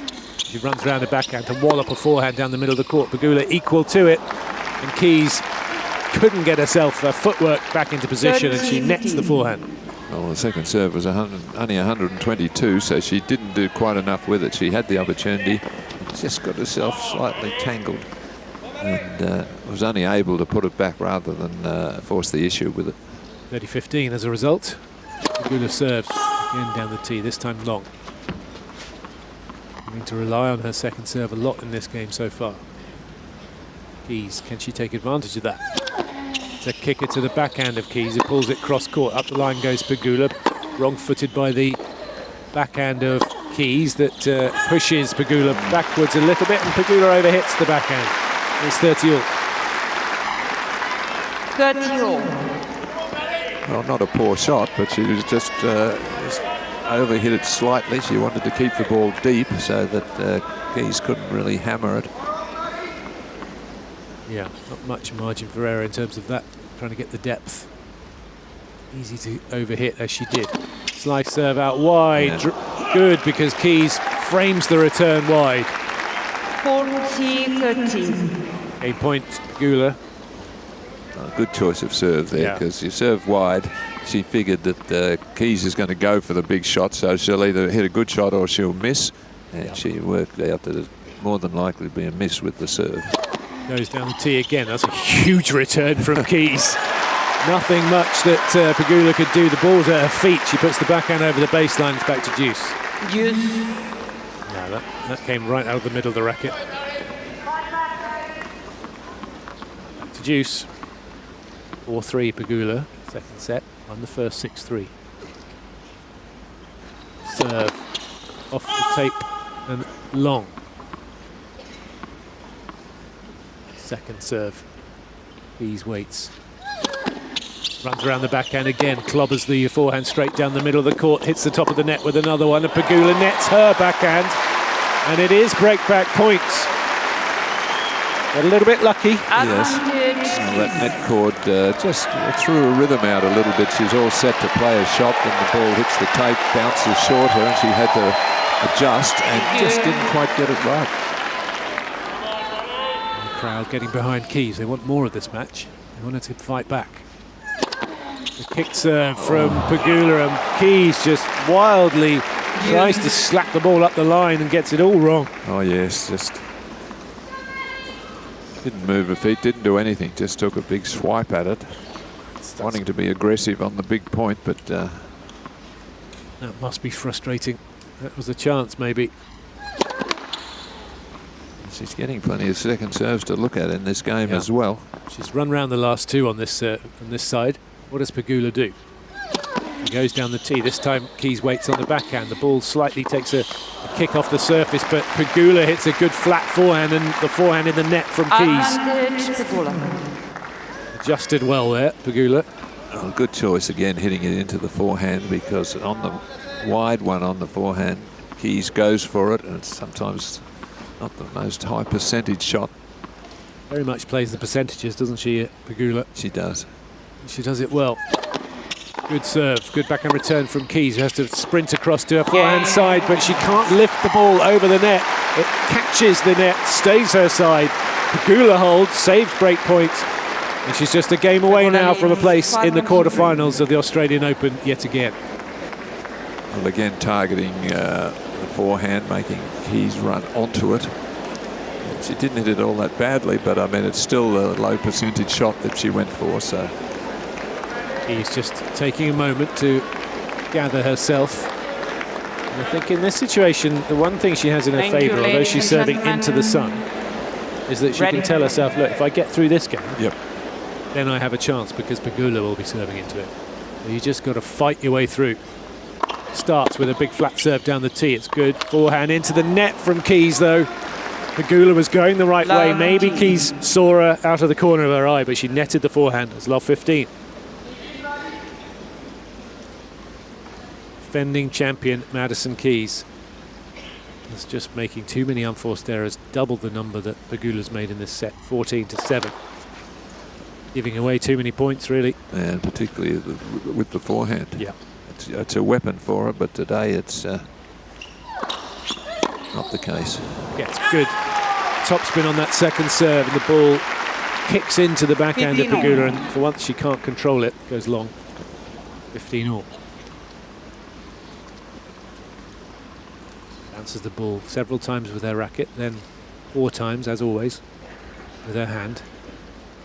Serves, slider to the forehand of Pegula, who hits good depth on her return. In she comes to Pegula, backhand pass from Keys is at the feet of Pegula, and she can't get that backhand volley into court. Goes long, and it's 30-15. I think she was hoping for an error from Keys. She there are a bit enough of them. Yeah, when she was putting pressure on her, and she thought she could miss this. I might have to play a volley, but Keys made a smart low ball. Yeah, didn't panic that time, just played it low at her feet. It's good enough. That's a good serve from Keys. It's blocked back, though, from Pegula. Somehow lands in court. Wow, and Keys finds the sideline. There was no margin for error there from Madison Keys, but she does make it. It's 40-15. There's no way that that needed to be that close to the line, but it worked for Keys. She's given herself a couple of game points and a bit of a lifeline in this set. 3-5, 40-15, she serves. Into the net with the first serve. Takes her time between first and second. Pegula waits. She'll still wait a little bit longer as the ball toss is not where Keys wants it. Goes again. Double fault. Was trying to hit the slider and it was long. And it's 40-30. Game point still for Madison Keys. Got to at least force Jess Pegula to serve it out. That's what Keys will be thinking. Plays a nice kick serve. Pegula gets the backhand back into play. Backhand cross court from Keys, then goes down the middle. Pegula up the line into the net. And Keys stays alive in this 4th round match. But it will be Jess Pegula who will serve to take it. She leads by a set 5-4. Keys will be reminding herself that the exact situation a couple of games ago when she came around this at the northern end, that she was able to break serve and hold her own. So she'd be drawing on that thought. Yeah, let's see how she does on the first couple of points of this game, because as Alan Stone mentioned several times, Keys too often lost the first few points on the serve of of Jess Pegula, and that meant she was always playing catch-up. So, you know, that was difficult for her to actually get a break. But it'll be Pegula serving for this. So for this match, placed in the quarterfinals at stake. Defending champion Madison Keys got to break back, or the title defence is over. But she is capable of it. We've seen it already in this match. Was 4-1 down in this set. Winner of this one will play the winner of the match. It's going to be on Cain Arena between Amanda Anisimova and Wang Jinyu. It's later on. Right now, it is Jess Pegula serving for a place in the quarterfinals. She starts with a good serve out wide, and Madison Keys tries to block the backhand return into play, but it falls short into the net. That's smart, making sure she got the first serve in and putting herself in the rally. And that was enough to win her the point, give her that early advantage on serve. The sun has moved enough to make it not quite so bad up that end anymore on serve, as the face of the server is not staring into the brightness of the sun with every single shot. That serve sits up to be hit by Keys. She does on the backhand side, whips a forehand straight down the middle. Pegula goes back behind Keys. Keys chops a forehand deep, then slices a backhand. It's short. In comes Pegula. The drop shot is nice. Dirty love. Well, that's good, because the presence of mind to play a low percentage shot like that when you're trying hard to serve out a match. Normally you would play a deep ball there. That was really clever to take all the pace off and drop it short. Yeah, that was well done by Pegula. She's 2 points away now. 30 love. Serves into the net. Keys waits. Looking to bring that big forehand into play, perhaps. But she's got a backhand to go after, inside in. It's good enough to get the backhand into the net from Pegula. 30-15. 30-15.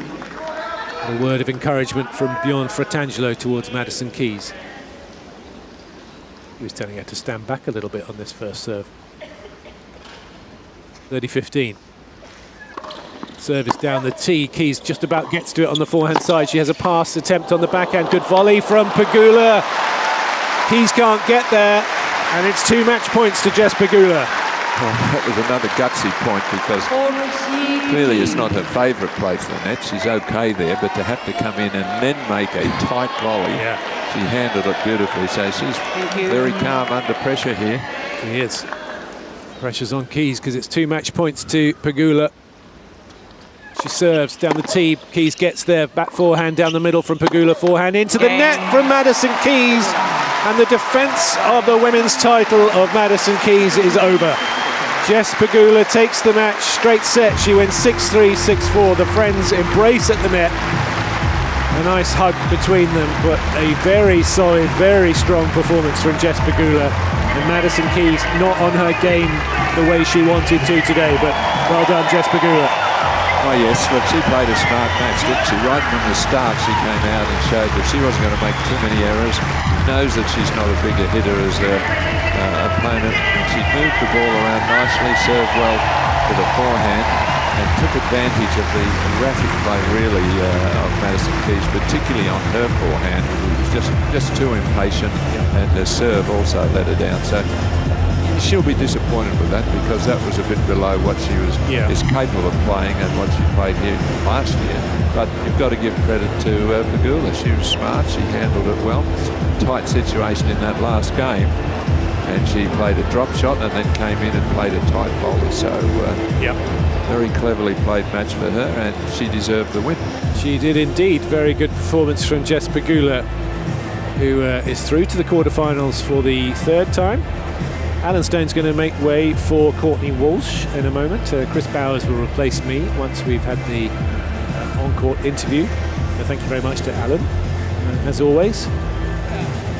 Off to enjoy the rest of his day. Meanwhile, Jess Pegula just having a little drink before she comes out to have a chat. She will doubtless be very pleased with herself, and very satisfied with her performance, as she comes out to give her thoughts on her victory. Well, first and foremost, congratulations, Jess, on making the quarterfinals. I want you to take us a little bit through that first set because you were playing seemingly flawless out there. What was working so well? Why'd you feel so good coming out at the start? I don't know. I've been playing really well, seeing the ball, hitting the ball really well this whole tournament, and I wanted to kind of stay true to that, and then just lean on a couple things that I felt like she would do, and I felt like I came out kind of doing it pretty well, and then maybe got a couple quick points from her early on. So I just tried to, when I had that lead, just stick with that lead as much as I could. Even then, she got a little rhythm coming back, but just really tried to focus on what I needed to do and patterns to look out for. Well, and then we get in the second set and you get that insurance break, and that's so helpful, especially when you're playing Madison Keys, because she can, like you said, change things on a dime. What were you thinking when she got that break back and you only had that one break lead? Yeah, I mean, it was tough. In the first set, she just played a couple really good games. I really had to focus on where I was serving and be smart and kind of, take some risk on some second serves, change up the pace as much as I could. I feel like sometimes my serve, it kind of comes right into her and it comes back even faster, even if I hit a good serve. So I had to really trust that I was able to change speeds and hit my spots on my serve first and second. And then the second set, honestly, I couldn't see anything into the sun, and I was like, whatever, I got broken. Like, I was trying not to worry about it. It's a little tough on that side into the sun, kind of like uphill, a little bit into a breeze. So I tried not to, get too upset about that one. Well, I know we talked about the tennis. We've touched on that part, but you guys have a joint podcast together, and there was a bit of a friendly wager going on in this. Can you explain the wager just a little bit for us? You know what? Okay, in the U.S. we have Thanksgiving. I don't know why. My grandparents are Canadian. They have this tradition. My mom always did. Yeah, tell me if this is weird or if it's real. They would melt like cheddar cheese on their apple pie. I can't say I would try it. Is that like a Canadian thing? I don't know. You're getting a weak response from the Canadians. That wasn't a great response. So that was my bet for her, and then she wanted me to wear a Kelsey/Taylor Swift Chiefs jersey. So honestly, had a lot of motivation today not to wear that. So we're still going strong, so that's good. Maybe she'll eat some pie next time while we do our podcast. Well, you'll make the time and the place for the pie eating contest, and hopefully it won't be too grotesque, because it does sound a little bit gross. But first of all, congratulations. You're moving on to the quarterfinals. Enjoy your moment. Well done to Jess Pegula. That apple pie with cheese on top. What do you think, Courtney Walsh? Oh, look, you know that I eat everything, and I would definitely put that away. I'd be all over that. In fact, I'm hoping whenever Chris Bowers joins us that he's got a little treat or a snack for me. I'm just a little hungry. Do you think he'd be handy in the kitchen, wouldn't he? I'm sure he would be. I don't know if he's brought anything with him. You will be hearing from Chris Bowers very shortly. Jess Pegula is through to the quarterfinals of the women's singles here at the Australian Open. We are bringing you everything, as always, on AO Radio. When we come back, we'll be focusing eventually on the Lorenzo Musetti Taylor Fritz match, but that's not for an hour or so. So there's plenty of doubles going on around the grounds. Courtney Walsh and Chris Bowers will be bringing that to you. We'll take a short break and we'll be back the other side. If you're looking to reclaim your game, try cardio tennis presented by Chemist Warehouse. This high-energy group class is where fitness meets fun. No competition, just genuine connection. Set to great music, you'll mix tennis drills with constant movement for a workout that never feels like work. And no need to be a pro, qualified coaches tailor the session for everybody at every level, whether you're new to tennis or coming back to the court. An hour of cardio tennis is guaranteed to smash stress, lift your mood, and leave you feeling motivated and confident. Reclaim your game with cardio tennis presented by Chemist Warehouse. Book now at tennis.com.au. Kids making a racket at home? Nothing hits like getting outside and on court.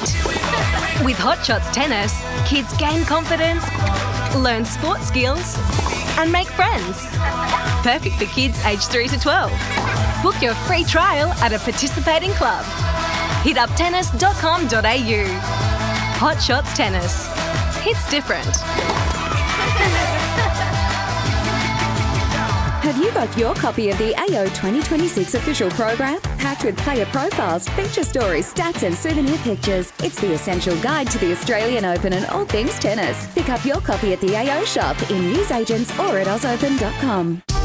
Message our commentators. Go to ausopen.com/AO Radio and click on Ask the Booth. Live around the world, this is AO Radio. I'm joined now by Mindy Woods, star chef and owner of Kakala on Country. Thanks for your time. Boogle Bear, so deadly to be here at the Australian Open. Tell us a little bit about your restaurant and your story. Well, I'm a proud Bundjalung woman and native food chef, so to be able to bring the flavours, the taste of country, Bundjalung country, to the centre court down the Australian Open is something really special. You know, we've got these incredible ancient foods. We are the oldest food culture on the planet. A lot of people don't understand that. So to be able to bring these ancient foods, the taste of country, to the Australian Open is something truly special. You were named as one of the 50 best restaurants in 2025.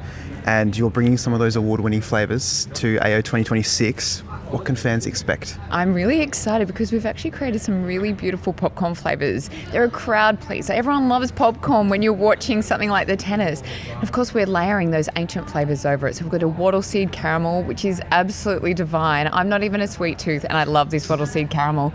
And then we've got an Ouray salt and vinegar flavour. Ouray is one of our ancient plums. It comes from Bundjalung country and from up in Gubbi Gubbi country, far north Queensland. So we bring that ancient plum that's got these really fruity, zingy, sour notes, and they work perfectly with that salt and vinegar kind of flavour. So it's our native spin on salt and vinegar, and it's absolutely divine. Sounds amazing. I'm going to have to go try some of that. Who else have you seen enjoying the popcorn? Because I'm sure you've got some rave reviews. Oh, I know. I mean, we can't give too many names away, but some top tennis international superstars were eating this beautiful native-inspired popcorn yesterday, and that just shows how important these ancient flavours are to this modern Australian Open experience. So if those tennis stars are eating it, of course, we all should be eating it too. It must be healthy then as well. Absolutely. Just how important is Yvonne Goolagong-Cawley Day, especially being on the calendar at the AO? It must be a really important time for you. I think it's such a beautiful thing that we're revering such a legend like Yvonne at the Australian Open and across Australia. She's an icon not only in tennis but across Australia, and then to be able to layer First Nations flavour, First Nations culture and that feeling of connection. We believe it's a shared history, a shared culture, and I love that we can offer it to the international audience as well as our home crowd. What's your favourite part of the tennis? Do you know what? It's the vibe. I know we can't bottle that. I know that we can't sell it and we can't eat the vibe, but it is electric here, and to experience truly what the Australian Open is about, you have to be here. You have to experience it. It gets better and bigger every year. And I think it's one of those things that's a truly Australian experience. It's beyond the tennis. It's not just about the tennis, although of course that's the most important part of it. It's food, it's family, it's community, it's fun. It's all these things wrapped up into an incredible festival that truly is the spirit of Australia. Where can fans find your popcorn if they'd like to have a taste? We've got this really deadly cart going around, this cool little popcorn cart getting wheeled around, and I'd love people to give us a shout out when you spot it, because everyone keeps saying, where is this popcorn cart? You'll smell it, you'll see it, race up and get it, because they're selling out every time they push the cart around. Well, thank you so much for your time. I'll let you go and enjoy the popcorn. Boogle Bear your way, stay deadly.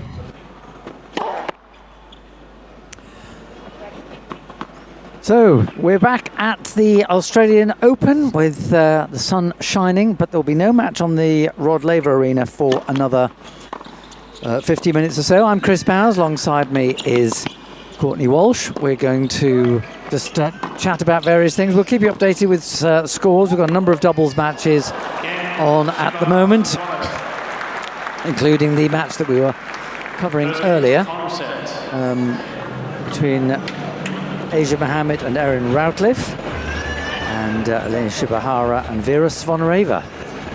That match has gone to a final set. They are currently on Cain Arena. First set went to Shibahara and Zvonareva, 7-5. The sixth seeds, Mohammed and Routliffe, won the second set 6-3.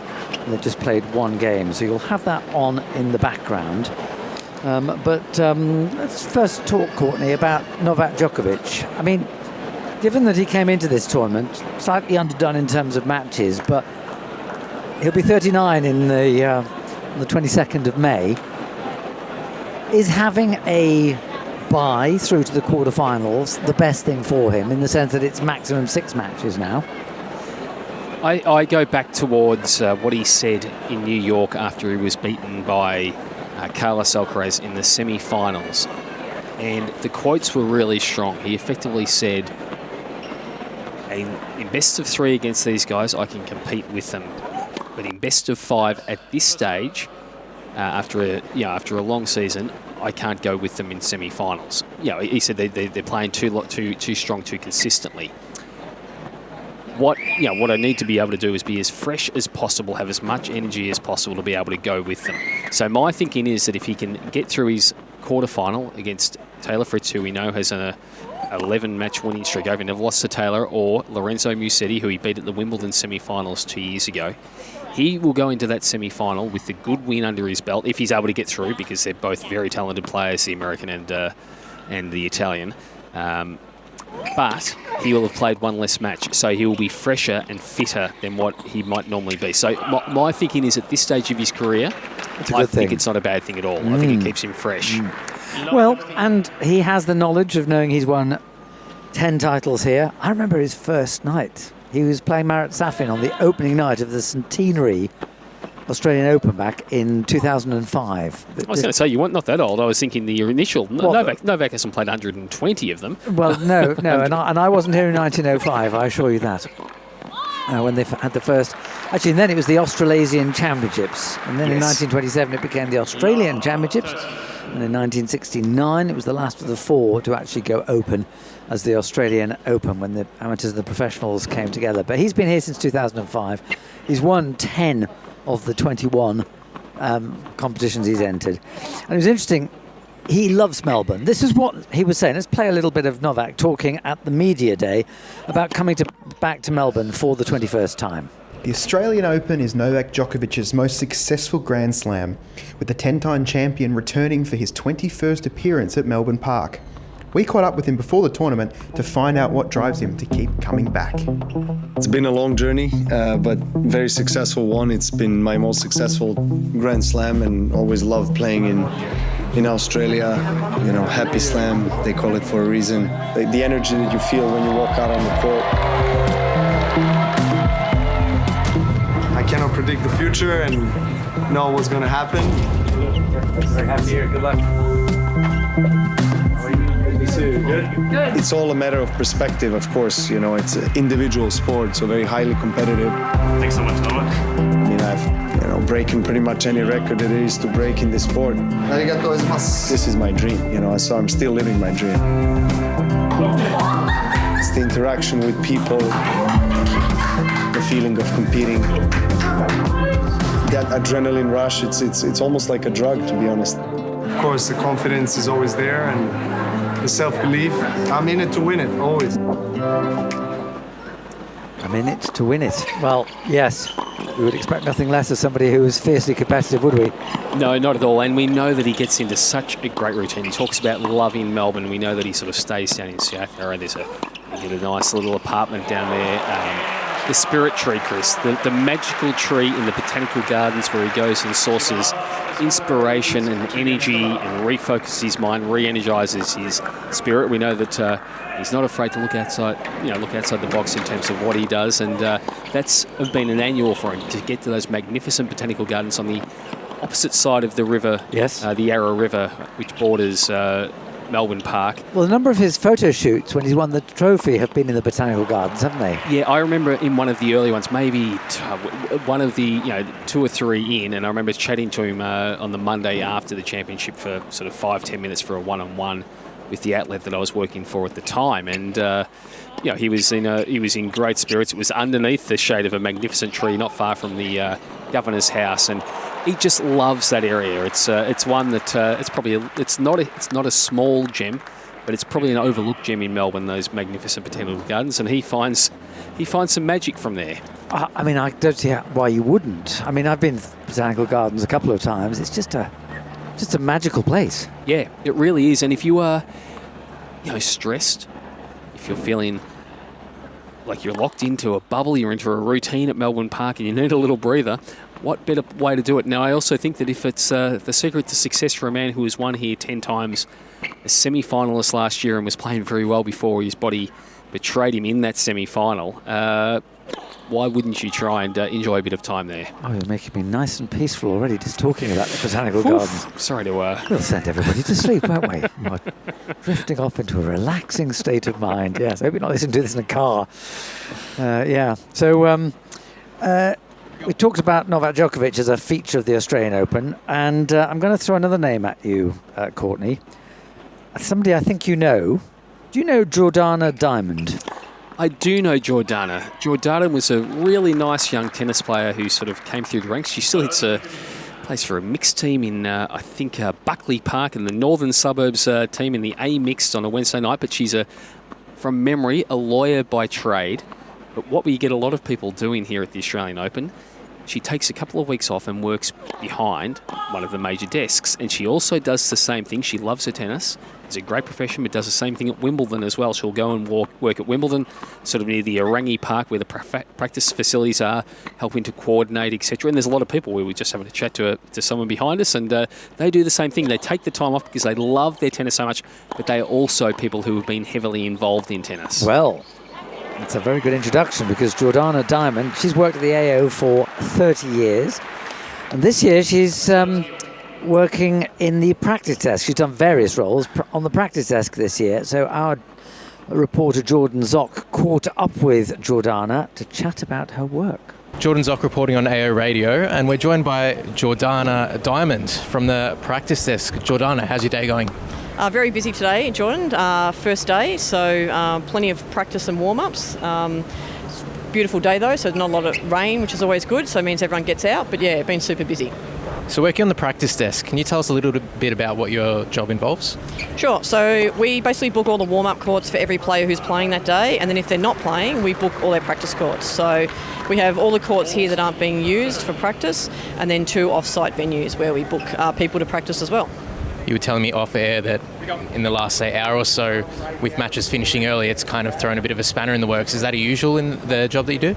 Yeah, so pretty much every day, like the players who are playing at night always want to warm up if they can on the show courts that they're playing on. So if the show courts finish early, like Rod Laver or Margaret court, we move those players into those courts so they can warm up on the court that they're playing on. Now, how long have you been involved with the tennis? So I've worked at the Australian Open for 31 years, so long time. Started as a ball kid and now running the practice desk. And what is it about the Open that you love so much that keeps bringing you back? I love tennis. Like I play tennis, play the pennant each year, so I always love tennis. And I just love the Australian Open. I'm so privileged to be able to work here. It is really like a family here with everyone. Like it's all the same people working every year, and it's just it's amazing to be involved in a Grand Slam tournament. And be able to, run the desk and hopefully help the players out and do a good job. 31 years, it's quite a long time. Being a ball kid, working across different areas. Do you have any really fond memories that stick with you?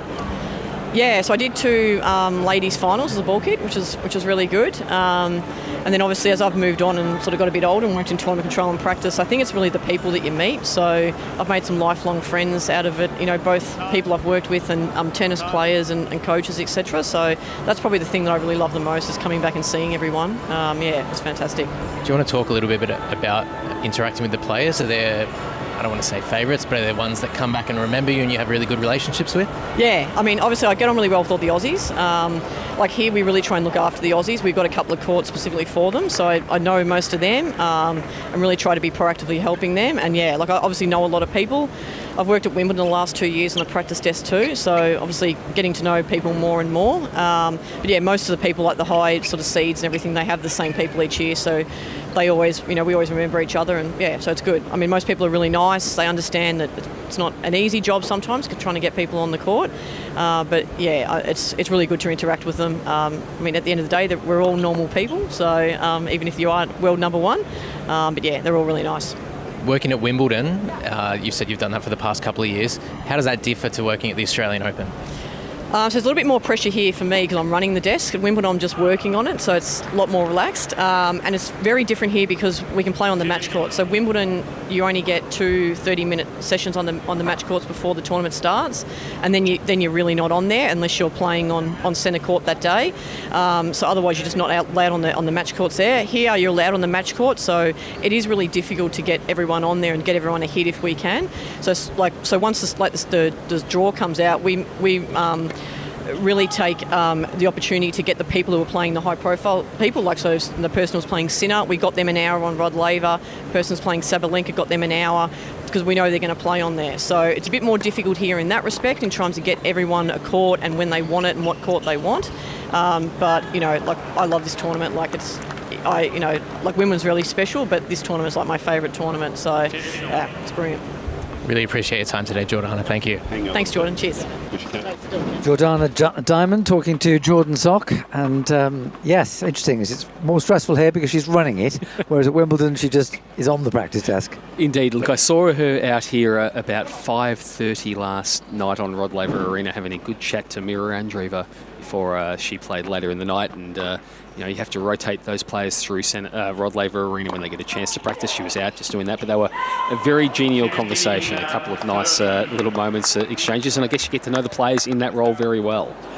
If she runs the practice desk, does that mean that she's got to adjudicate when a player has booked a court and the previous players won't get off it? Well, by virtue of her profession, I wouldn't want to speculate exactly on what that is, but I think given her legal background and training... If she turned up there, the people whose time had run out would instantly stop. And I'm not so sure you'd take nonsense from Jordana, so okay, no, very lovely woman. Just to give you an update on the women's doubles third round match that's taking place at the moment on Cain Arena. You can hear that in the background. Shibahara and Zvonareva have opened up a 3-love lead. Someone was asking earlier in the tournament if Zvonareva were to win the title, would that be the longest gap? Because she won the doubles a long time ago, but I'm not sure that it would. She's 42 she is, because we were checking, someone was asking whether she was she'll be 42 this year, or she just... Look, we double checked that, but I think she might be 42 at the moment. We checked. Okay, then she must have a very early in the year birthday, because I'm pretty sure she's an 84 birthday.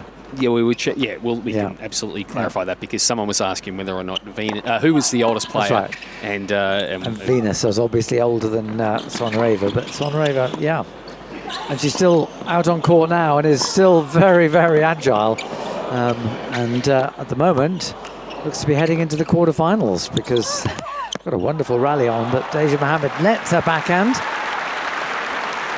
And Shibahara and Zvonareva have a point for 4-love, and that would be a double break.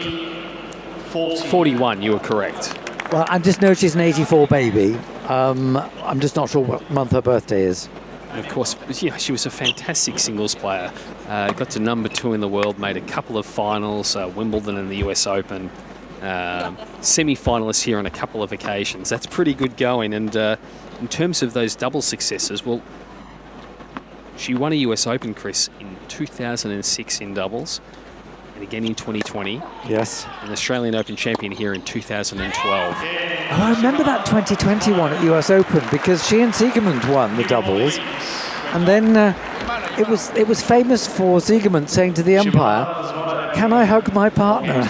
because they just won the title. Let's have some. And that was the COVID one, where it was supposed to be, they could touch rackets, but they couldn't touch hands.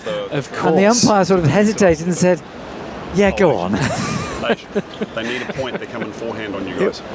It was a lovely little moment there, as we hear Asia Mohammed just taking some instructions from her coach. They're 4-love down now, so Shibahara and Zvonareva certainly with 1 foot in the women's doubles quarterfinals. Don't forget, you can send us your messages. We're chatting about various topics until we have the match against Lorenzo Musetti and Taylor Fritz, which will be in half an hour's time. That's why we'll keep you updated with the score on Cain Arena. There's one doubles match complete, and that was a victory for the Australian pair of Jason Kubler and Mark Polmans, who never really got the credit they deserved in the first round when they beat Kyrgios and Kokkinakis, because the story was all about them. But they've beaten another Australian pair, McCabe and 2, 6'4", 6'4". Pat Cash is coaching Lee too, I think. He is indeed working with two and a bit with McCabe. He says McCabe, well, I'll take in this third hand, but I did see Pat yesterday talking to the person and had a good chat with him. It was second hand, and that person is Simon Cambers, our colleague, and having a good chat to Pat Simon downstairs. only deals in facts. Well, and Pat was there at the time, and Pat was saying that he just thinks that McCabe has got a lot of potential. We saw him as a good run here last year, basically a bit of a fairy tale story, because he walked away from tennis for quite a few years. He was talented. Very talented in a number of fields, including playing the flute. Oh, right, okay. Really talented, and so we'll see how he goes. He's top 200. Lee 2's been, again, he came through in the cohort with Kokkinakis and Kyrgios. There were some magnificent photos of the three of them in under 12 Davis Cups or junior teams for Australia. Yeah. And he too walked away from the sport for a while as well, found it hard, was just coaching in Adelaide, got the bug back, really did exceptionally well during that weird time you're just referring to of COVID, where he was playing these low-tier events, went on a massive streak and got a wild card into the Australian Open as a result. And he's been a player who's been sort of bouncing between 150 and 200, really talented. He played a lovely match out here last year. This is Lee 2. Lee 2. So they're both good players, those two. But look, but he's somewhat older than McCabe, isn't he? He'd be 29. He'd be the same age as same cohort as Kyrgios and Kokkinakis. And then you have Kubler, a former Australian Open doubles champion himself, a beautiful player. Came back from some horrible injuries. Had horrendous luck with knees. He spent a lot of his career, Chris, in the infancy, basically playing in South America and low-tier clay court events and grass court events. Wouldn't play on hard courts because the knee was just no good. The way Thomas Muster did for many years after his knee accident with a car. Yeah, just because those surfaces are a bit more giving. His junior record, he did something at the Junior Davis Cup that only Rafael Nadal had done before that. So he had great success there, and there was a lot of hope. And I think he's had given the injuries he's had a really good career. He was sort of top 60. He made fourth round. Well, he's on the Grand Slam Roll of Honour. He and Hijikata won the title here 2 years ago. And big moment for tonight as well. I mean, just a few weeks ago, he was able to. He became engaged. His fiancée, Madison Inglis, who is playing in the fourth round tonight. So he made the fourth round at Wimbledon a few years back, and she's in a fourth round. So I heard a fact about Madison Inglis. She has played of all the players in the fourth round of the women's singles. She's played second longest, and that was after a walkover. So she's only played 2 matches, and all the others have played 3. And yet, because those 2 matches were so long, quite remarkable to be able to progress in super tiebreakers in the first round and the second round. And this is after coming through qualifying, Chris, where she faced a match point in the opening round of qualifying. This is a script for a movie. Big weekend for the family. I think her brother is a very, very talented sprint car racer and was driving in the Grand Annual Classic at Premier Speedway or Premier Sprintway in Warrnambool, which is a beautiful coastal town in Victoria. Between here and Adelaide. Yeah, and it raced in Mount Gambier a couple of nights before that. And I was wondering, do you think that the parents might have been in Melbourne for the Osaka match, given Inglis versus Osaka? I think that's probably what happened. So they may not have been able to get down to Warrnambool about 3 hours from Melbourne in time to see the dirt go flying. Oh, the trials and tribulations of talented families, eh? Yeah. Anyway, keep your messages coming in. Do we have anything at this moment, or should we go to another interview? We do have something, Chris. We have a lovely message from all the way, and I love this, all the way from the Caribbean. Wonderful. It's from Jamaica. Marcella just enjoying the commentary, so really lovely to hear from you. Make sure you keep the messages coming in. We always love to hear from you from around the world. And we read them all, even if we can't put them all on air. That's right, and it's always great to get the ideas, the thoughts, see what's happening, tell us where you're from. Remember to give us your name, where you're listening from, like Marcella just has from Jamaica.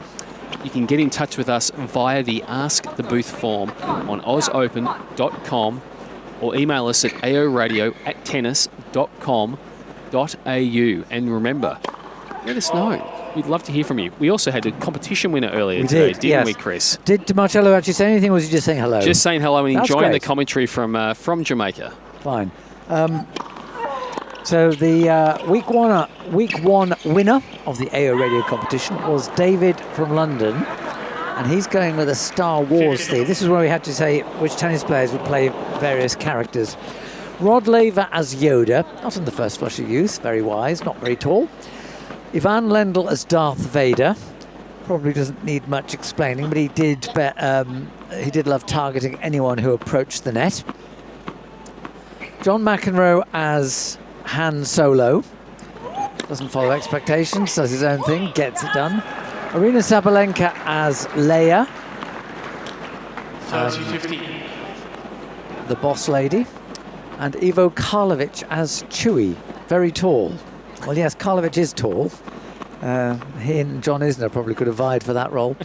David has won a $50 voucher for use in the Australian Open shop. And we'll have another competition, which we will tell you about by the end of the day. Is it the mastermind, Peter Mercato, coming up with... Peter Mercato is devising the competitions. I think I walked past him earlier and he was hard at work, just going through different situation scenarios, seeing what he could come up with. He had a full head of hair at the start of the day, but the competition means that he's struggling a little bit there. So, yes, and if you think a $50 voucher might be nice to win, just have a look at the Australian Open shop, what you can buy. Wherever you are in the world, you can have the merchandise mailed to you, and it's got its own website address, australianopenshop.com. Now, before we go to our next little interview, let's just go to the third round of the women's doubles, because it's 5-love, 30-all. Shibahara and Svonareva look like they're about to make it through to the quarterfinals. It's Asia Mohammed serving. Tall American, 34 years old now, but by no means the oldest player on the court. 400 return from Svonareva, a volley from Routleff, volley from Mohammed. Mohammed at the net, very, very strong. Attempted pass by Svonareva, misses. And so it's a chance for Mohammed and Routleff to get their first game of the final set. Do you know why Erin Routleff and Gabby Dabrowski split up?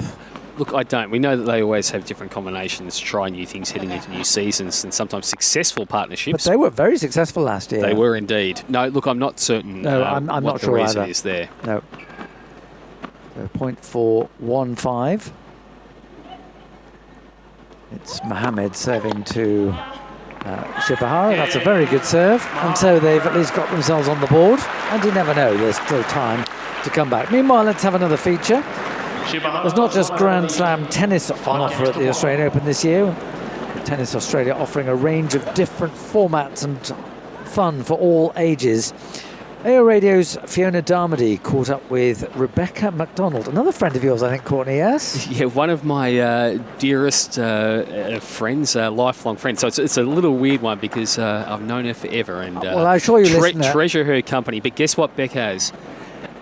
A wicked forehand, Chris. We used to play against each other, and Beck would try and take me out at the net. It was like baiting someone with a powerhouse of a forehand, and oof, she was a killer on the court. But does a magnificent job with what she does in terms of boosting tennis around the country. I can assure you, listener, that you don't have to be a good friend of Courtney to be featured in our interviews here, but it just so happens we've had a run of people who are. So let's hear what Fiona Darmody found out about Rebecca MacDonald. Well, joining me now is someone very special here at AO, Rebecca MacDonald, Head of Programs. Rebecca, welcome to AO Radio. Thank you for having me, Fiona. Lovely to be here on day one of the Australian Open.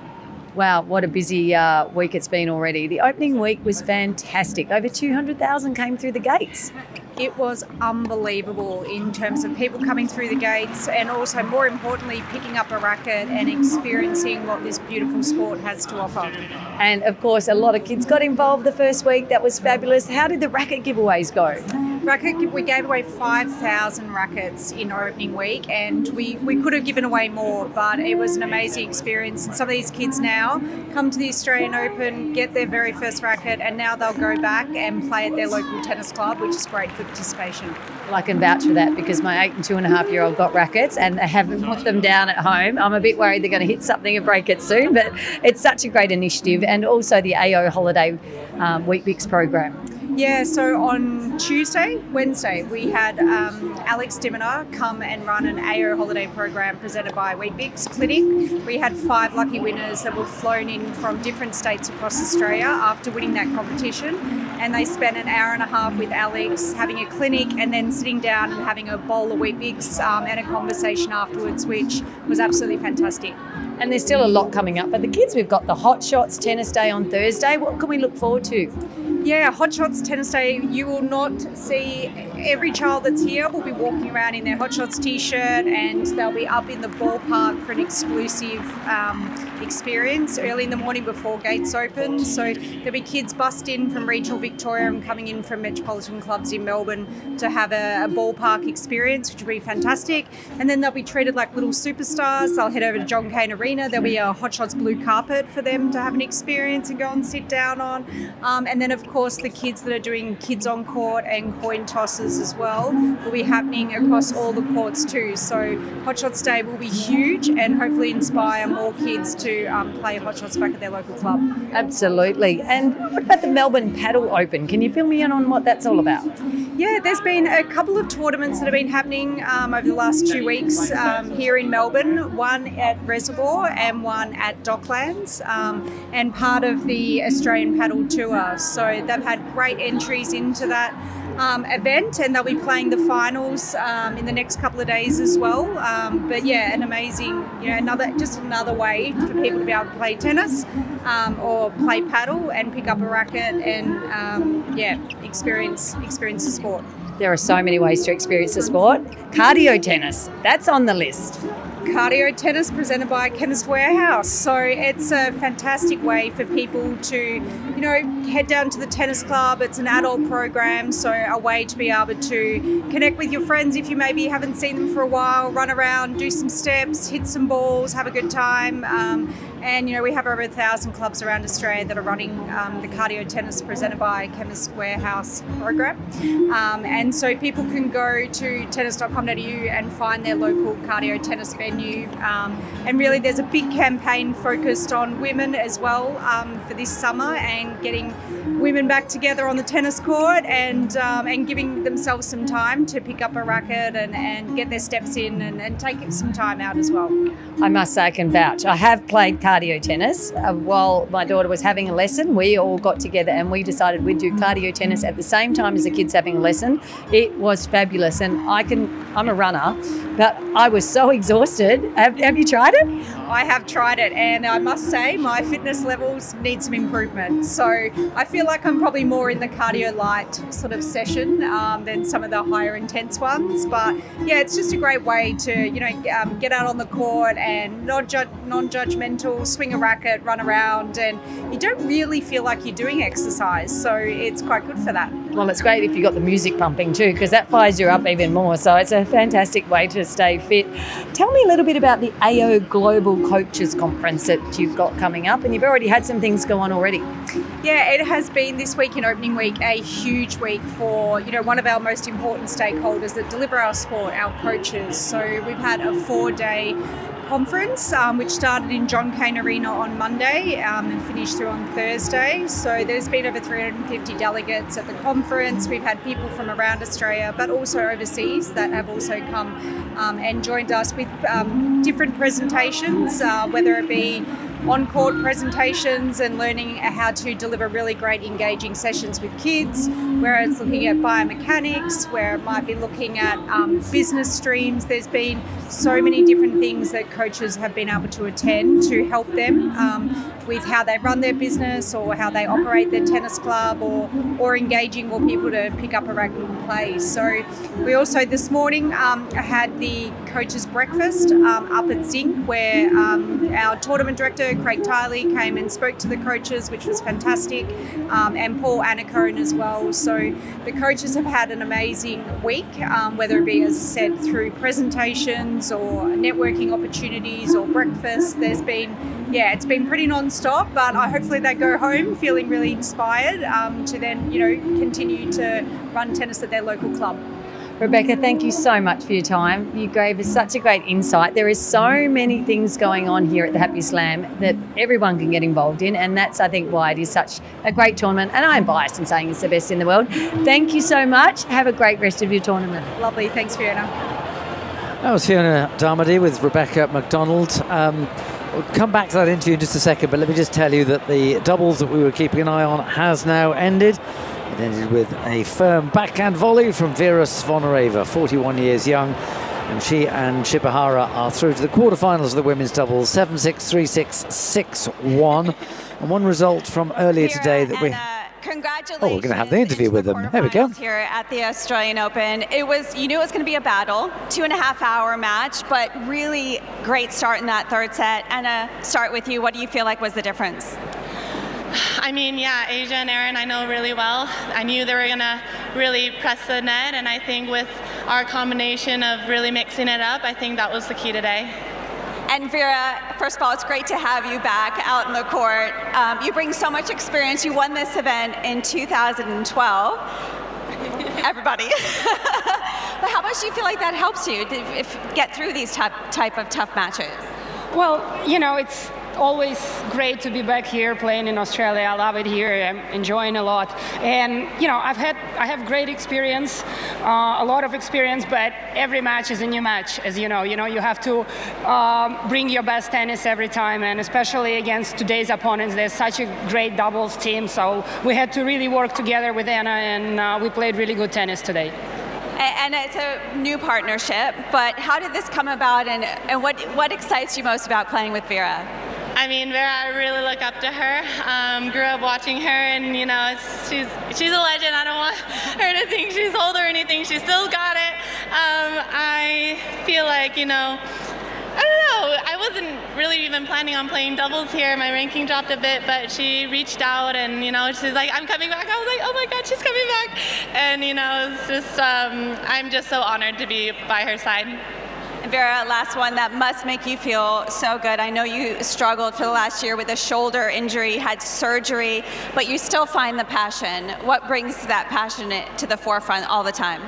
I don't know. I love the game. You know, I love to play. And in the past couple of years, I've been, you know, coaching a little bit, and I was missing the feeling of playing myself. And I think, I think it's just the love of the game that always brings me back to the court. Well, it was great watching you guys. Congratulations into the quarterfinals. Everybody, Vera Zvonareva and Anna Shibahara. That was an interview that was a bit of a bonus with the quarterfinalists in the women's doubles. There's one result I didn't give you from earlier. The Brazilian pair of Luz and Matos are into the quarterfinals. They've beaten Yuki Bambri and Anders Goransson 7-6, 6-3. Just go back to that interview with Rebecca McDonald. Fascinating to hear. Well, there's various elements we could pick up on. Let's just pick up on a couple of them. She mentioned the coaches' conference. Yeah, and it's an interesting thing. It's a long-running theme, a long-running part of the Australian Open every year. They get in some outstanding speakers, and you get coaches coming from all around the country, and just having a good chat to someone heavily involved in the coaching landscape here. And it struck me. Part of the focus, they said, a lot of the focus was tennis coaching in the modern age and running the business and trying to maximise what you can do in your spread. And we see this with the Australian Open more broadly in terms of the social media use and how you spread the word. So the basic themes are still the same. You're still coaching the forehands, the backhands, your volleying, your serve, and you're doing all the things around club level. But now you're trying to expand and run this business like a modern age, I suppose, microcosm of the Australian Open or the Tennis Australia, and have your social media postings, what you do, how you can sort of entertain and make the sport accessible for all. But so there's a lot of elements that it's a lot more, I suppose, a lot broader, Chris, than what it used to be in terms of running your own clubs and people coming to you. You now have to try and go to the people as much as anything and really try and attract people. Gone are the days of the dropping off the flyers at school and saying, hey, we're coaching down the road from 4 till 6. You have to do your own marketing. Yeah, but it's more than that. I mean, if you think about what makes a good tennis coach, it's normally what a coach will do on the court. They've been reasonable players, they learn how to teach it to others, they become inspirational, they do well. Then they get promoted to maybe being a club coach, a pro at a club, where they have 4, 5, 6 coaches underneath them. Suddenly, it's not just being a coach, it's running a small business. Exactly right. And there is often no preparation for that, which is why the kind of conference, the coaches' conference that we're talking about here, is actually so valuable because, I'm sure when people start out as tennis coaches, they think, I don't want to know about marketing, I don't want to know about spreadsheets and rosters and all the rest of it. But actually, if you want to get on, there comes a point, it's like the head chef who then has to organise the kitchen and is dealing actually more with management issues than cooking food. No doubt, compliance, I suppose the tax bills, the superannuation, your you are an employee. There are health and safety aspects as well. Yes. So a lot of that was part of it as well. The discussion about how to run your coaching as a business, like the business element of business side of coaching, which is good. That's why people come to these sort of coaches. You go to a conference to learn, to try and further your own knowledge, to be able to expand and hopefully be successful and, in part, spread the love of the sport, but also make sure you're doing the best you can to keep things functioning in your business and your life. There's something else, though, that I picked up from the interview with Rebecca McDonald, to talk about the hot shots. Now, you could say, oh, yeah, of course, given that the Australian Open is as much of a people's festival as is a tennis tournament these days, of course you're going to have your hot shots there. But actually, any little thing for kids to be able to hit, especially on a big court, can make such a massive difference. In general, it can make the difference in the sense that these are your ticket buyers 20 years from now, 30 years from now. But so why would they want to buy a ticket to the Australian Open? Well, because they've got an association from the age of about 5 or 6. But another element, which I think is underestimated, is where do the champions come from? Well, I can tell you that most of the players we see out here in the Australian Open were probably very good at 2, 3, possibly 4 sports at the age of 9, 10, 11. Why do they choose tennis? They'll have a reason. And often, if they're out there and they've had a chance to hit on Rod Laver Arena on a little net, sort of 90 degrees to the main court, or they're out in the hot shots at the outside in the tournament, that can be so inspiring for them and make them choose tennis above other sports which they might be equally good at, if not more so. Alex de Minaur, the Australian number 1, the world number 6, who played so superbly last night on Rod Laver Arena against Alex Bublik. Yeah, didn't he just? Plays a big blockbuster quarterfinal. I suspect it'll be tomorrow night, Chris. No schedule that yet, but he plays Carlos Alcaraz in a quarterfinal. His mum Esther told me, quite a few years ago when I was writing a weekend magazine profile story, that it was while she was walking the streets of Sydney, just pushing the pram along. I think Alex wandering along the side of her as about a 4-year-old, and she saw an advertisement for a junior, like a Tiny Tots or a Hot Shots that it is now. She thought, oh, that sounds like fun because of the name. It sounds, that's great fun. Put Alex out there, and he was a really talented soccer player. The family moved back and forward from Spain and Australia, and Spain and Australia. His mother's Spanish, yeah. Yeah, so he was exceptionally good at football, as it's known, obviously through Europe and the UK, and soccer in Australia. But it was the tennis. He fell in love with it from that sort of session. So we know that Tennis Australia have hot shot programs at every tournament around the summer. The beauty of that hot shot sort of thing, it's been running for quite a long time, and they keep growing it and keep adding different elements to it. We see it out here on Rod Laver Arena before play every morning. The nets are transportable. They shorten the court, so the kids, like we're talking 3, 4, 5, are hitting over only half the court. They've got tiny little transportable nets. The balls are soft, so the ball's not getting too big. The rackets are light, so they can swing, and it just teaches the fundamentals, gets them involved, and I think it's a fabulous program. And I'm not just saying that because Beck's a great mate. It's been a long-running program. It just keeps getting better and better and better. And the participation numbers, Chris, in terms of tennis, are through the roof in the country. Tennis has been played at different stages around the country. You're not so much seeing the Saturday pennants that used to dominate. A lot of night tennis, a lot of different things. Go past the courts, as I did today, jumped on myself for about half an hour. There were people waiting to come on after me. This is a little local club in suburban Melbourne. Around the corner at the public courts, packed, people waiting to get on.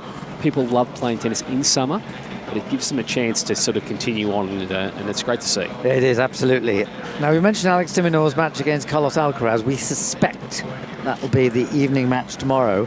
If it is, it might be under a closed roof, because we're expecting a very, very hot day tomorrow. Temperature is supposed to be peaking looking at the Bureau of Meteorology forecast this morning, they're talking about 44 Celsius at 5 p.m. tomorrow. 45 is what I've been tipped into in terms of about an hour or so ago. It looked like it was going to get to 45 in Melbourne. Which means that by 7 o'clock it will still be in the 40s. Yes. Which may mean the roof is closed, but if it's a dry heat, it might be open.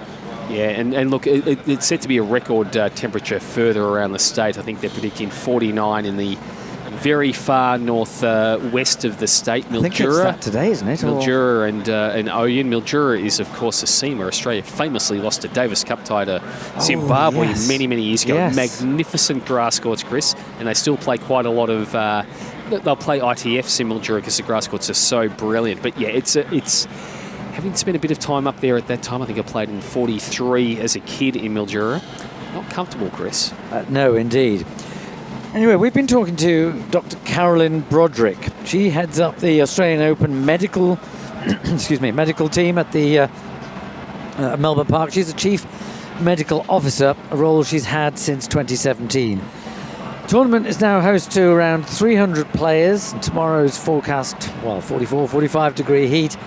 Ethan Wright sat down with Dr. Carolyn Broderick to find out how the team keeps everyone cool.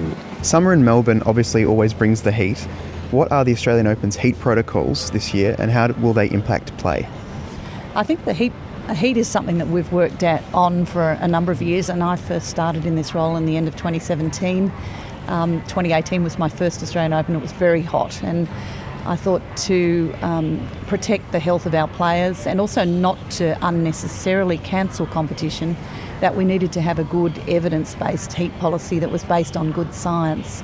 And so as a result of that, I collaborated with Professor Ollie Jay and his team at the University of Sydney, who are world experts in thermal physiology, and developed a model which I'm so proud of. I think it's sport-specific, which is the real key. We measure all the environmental parameters on site, so we measure the factors that make up heat stress, which is air temperature in the shade, radiant heat, which is really the heat of the sun, but also reflected heat from the court, wind speed and humidity. So they're the four environmental things that we measure on site, on our stadia court and on our outside court. But I think the really unique aspect of the Australian Open heat stress scale is the fact that it also incorporates tennis-specific things, and that is the average metabolic heat production in a tennis player. So heat doesn't just come from the environment, it comes from internally as well. And it also takes into account the clothes that they wear and the evaporative resistance of the clothes. So in order to lose heat, the main mechanism in this hot, dry conditions is to evaporate sweat. And if you've got clothes that impede the evaporation of sweat, then that will impact your heat stress. So what the heat stress scale looks at is really the risk of exertional heat illness in a tennis player, and we have various thresholds at which we intervene with the aim of hopefully not needing to suspend competition very often. So when the heat stress scale hits 3, we have additional cooling measures on court, which is ice towels, wet towels. When it hits 4, we have a cooling break between sets. And in women's tennis, it's between the second and third set, and men's, it's between the third and fourth set. And so the cooling break allows not just the reduction of metabolic heat production because you're resting, but it also enables us to put on cooling strategies. And then in extreme examples, when the heat stress scale hits 5, we suspend all play on outdoor courts and we close the roof of our stadia courts, and we have the luxury of being able to do that so the tennis can continue.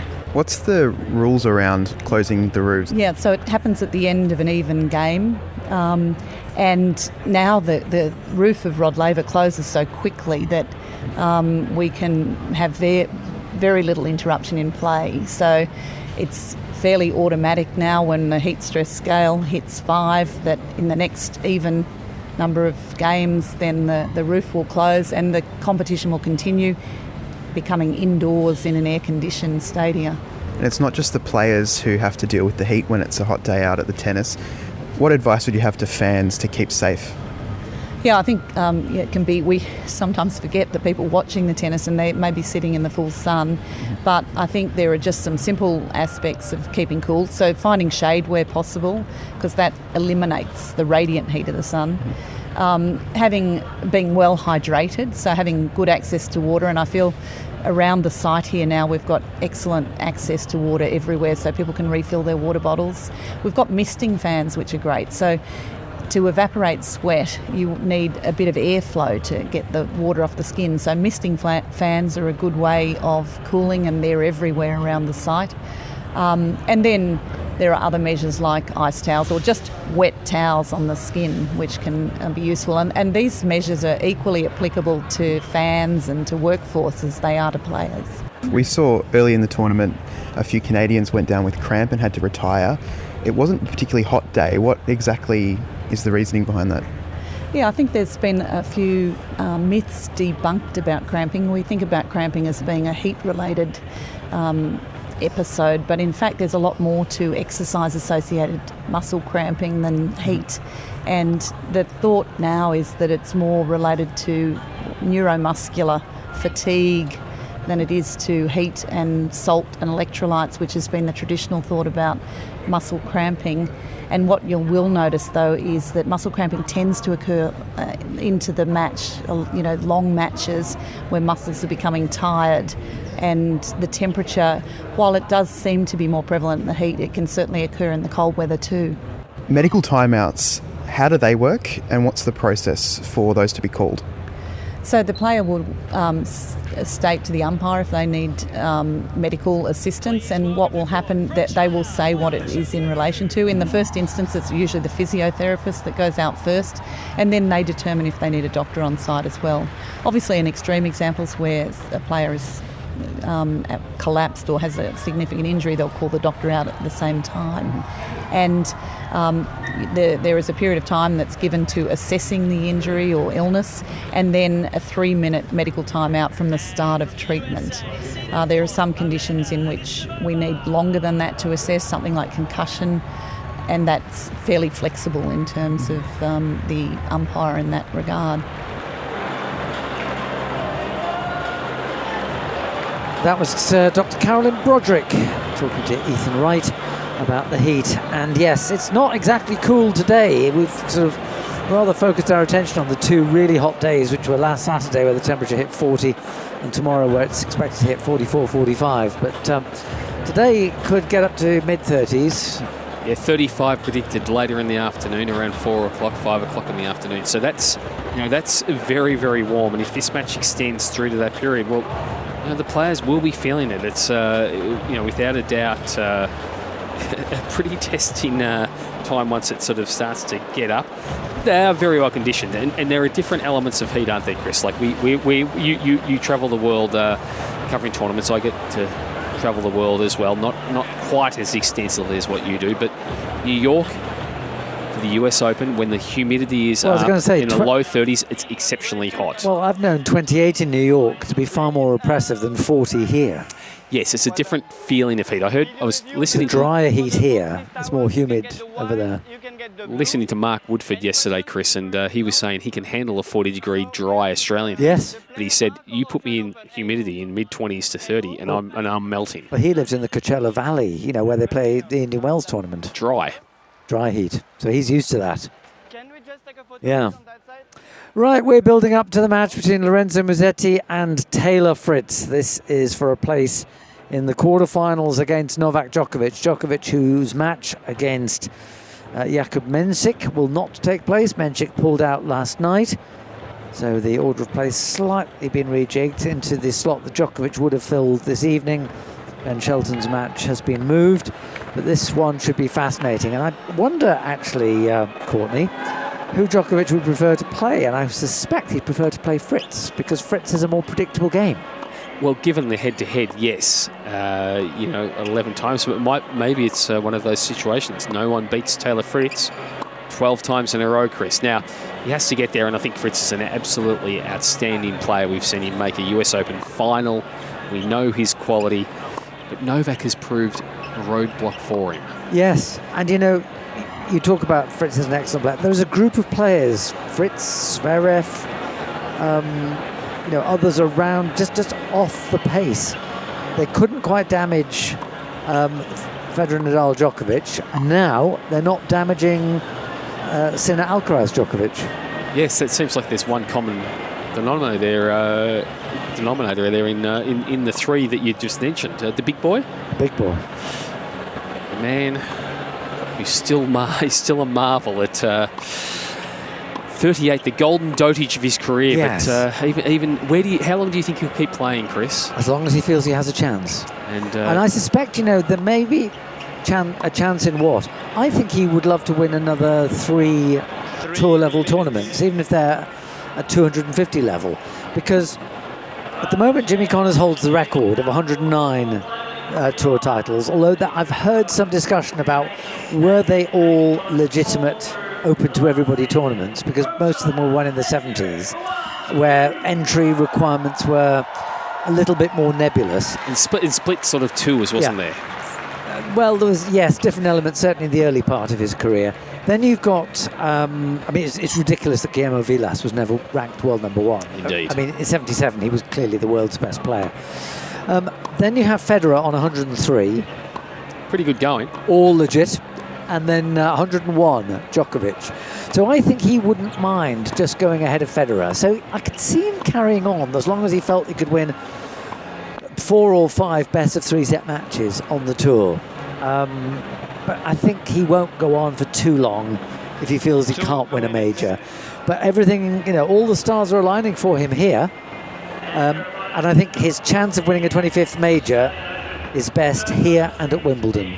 Oh, look, that would be my 2 as well. I think that clearly his record here is phenomenal, and his record at Wimbledon is also phenomenal.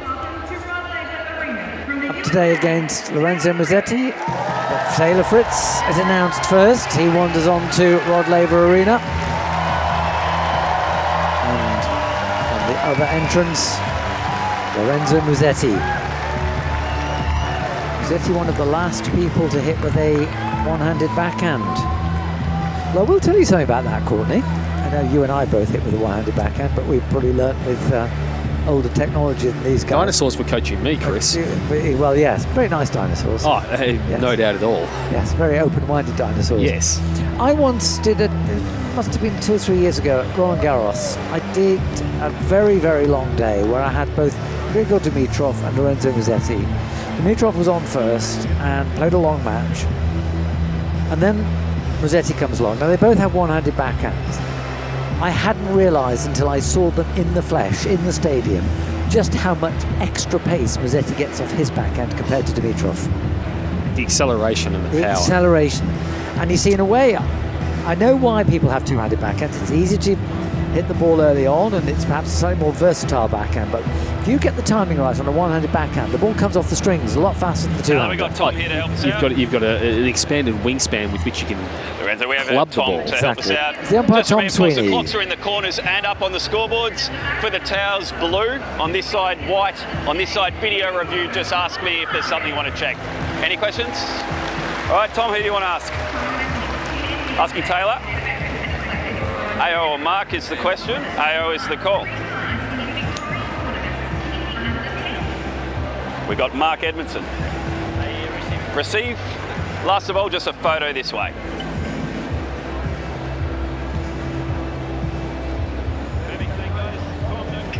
It's very sweet. The little boy has his arms round both Fritz and Musetti. Fritz is still chatting to the umpire. He's querying something. Quite a long discussion at the moment. Don't think it's anything too serious.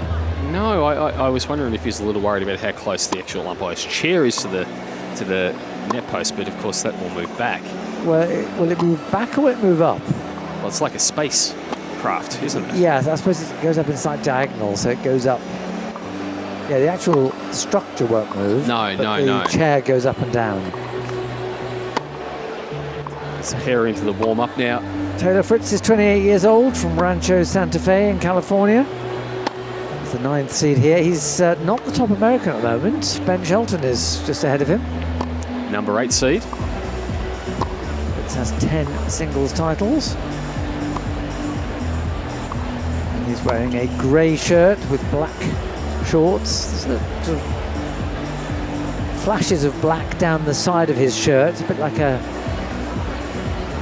the depiction of a flash of lightning. He's got white socks and white shoes, and he has a black bandana around his dark brown hair.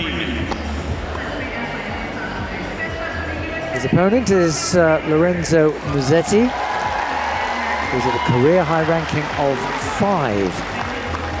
I've always been excited about him, not just because of his one-handed backhand, but because he's just got variety of shots. Oh. He's the closest we have, I think, to Federer now. Alcaraz has elements of Federer. He's from Carrara in Italy, 23 years old, 1m85, which is 6'1". And I thought when he became a father about 3 years ago, I thought, oh, well, that's going to distract him.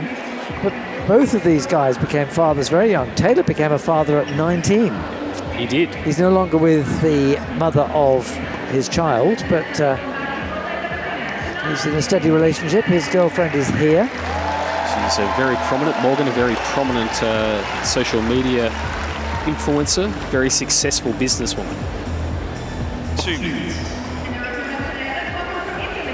They've played, Chris, 6 times already. And the head-to-head suggests that we'll get a thriller here today. 3 wins apiece for the two gentlemen in the rivalry dating back to Wimbledon in 2022, where Taylor Fritz was able to get the better of Musetti, who is subsequently become a Wimbledon semi-finalist in straight sets. Fritz won the second outing in the Davis Cup finals that year. Musetti on clay at Monte Carlo in a second-round match in straight sets. Then the one was a really big breakthrough in terms of grass for Musetti, who was clearly a player who was on the rise at that stage. 5-set triumph over Taylor Fritz in a quarter-final at Wimbledon.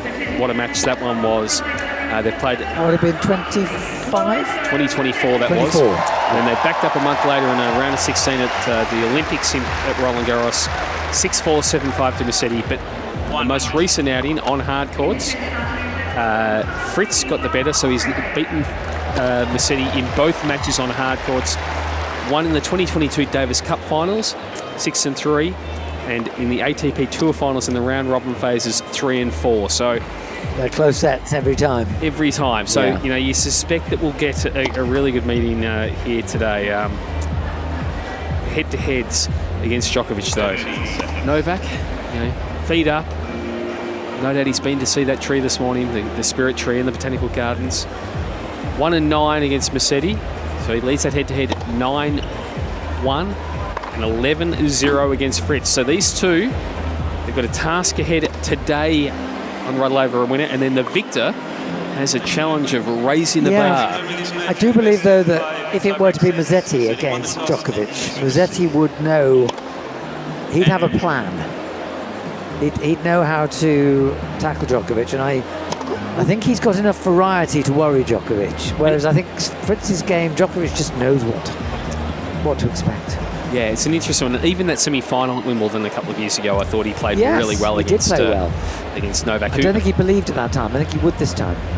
So the path to this moment for both men, I thought Musetti played very well against a dangerous player in the first round, Rafael Collignon, who's had some big wins. He was 2-1 up when Collignon retired in the third set, but that one had gone 3 hours, a tough match.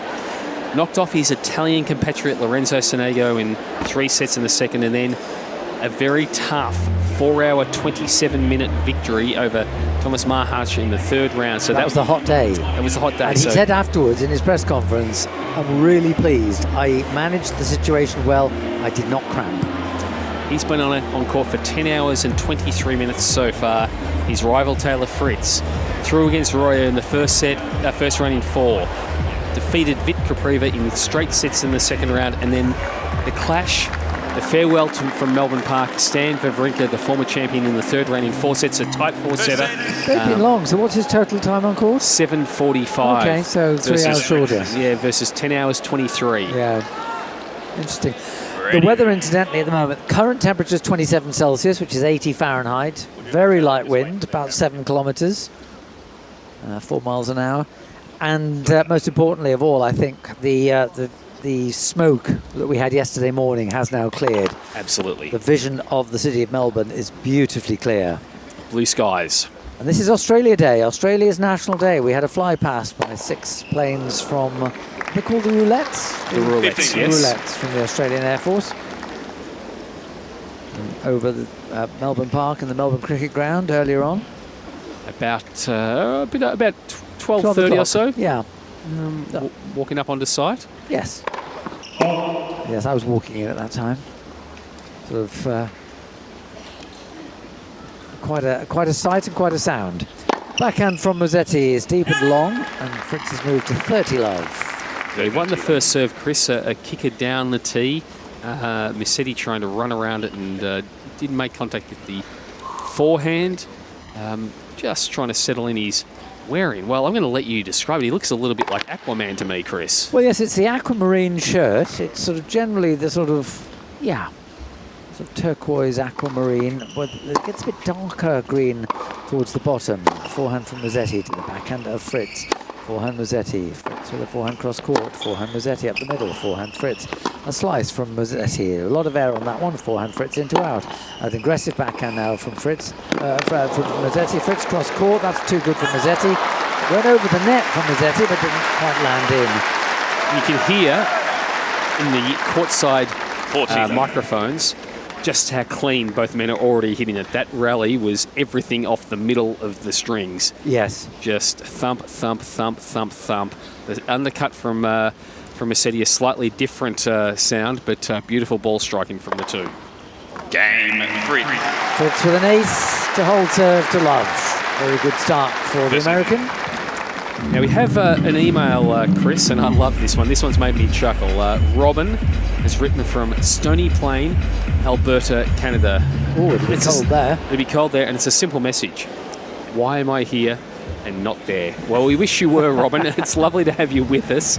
It is a lovely day. We know it's going to get hotter, and clearly tomorrow will be a testing day for people around the southeast of Australia. But yes, why? Well, if you ever get the chance to come, you should absolutely jump at it. This is what I think the Australian Open also aims to do, is to attract people to this part of the world.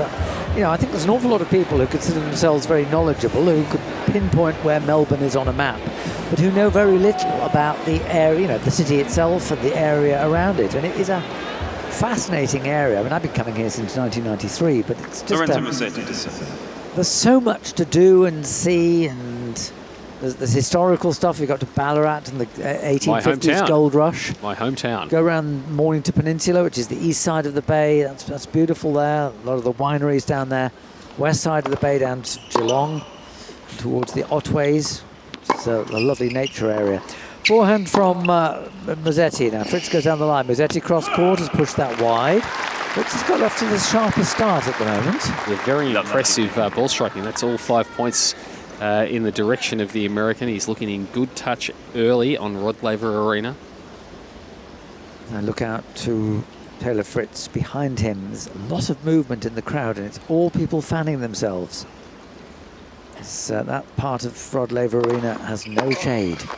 That's a good serve from Musetti, and he has his first point of the match. 15 on. It'll be interesting to see what he brings in this match. As we said, on hard court, it's a challenge that's proven beyond him in the two outings against Fritz Davis Cup finals a few years back, and also the ATP Tour finals last November. Good record on the natural surfaces, but on the hard court, it's been a challenge for him so far. So he's a fabulous player. Important that he gets up and running early on in this match. Musetti serving at 15-all, forehand return. Drop shot by Musetti brings Fritz into the net. Fritz goes down the line and pushes it long. Just a little negative on that one, or a little passive. Just didn't. He probably had time to get over that, didn't he? As opposed to just pushing and thrusting. He might have got on the ball a little too quick. Yes, I mean, Fritz looks very sharp at the moment. Musetti's little sluggish. Maybe he'll get into his rhythm, but he's going to serve and volley there. We're already seeing the variety from Musetti. We're seeing the slice backhand, we're seeing the drop shot, we're seeing the serve volley. Second serve from the Italian, member of this glorious generation of Italian players. Second serve is long, 30-all. Just overhit that. I think he's seeking to become the second Italian through to the quarterfinals. So should he win today and join the winner of Sinner's match against Darderi in the quarterfinals here? Yeah, well, that will obviously deliver an Italian winner.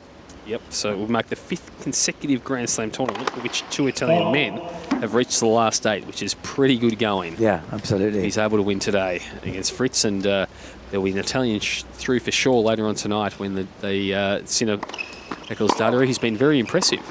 Indeed. Backhand from Fritz, a slice from Musetti, forehand Fritz, forehand Musetti up the backhand wing of Fritz. Fritz goes cross court, a slice from Musetti into the net.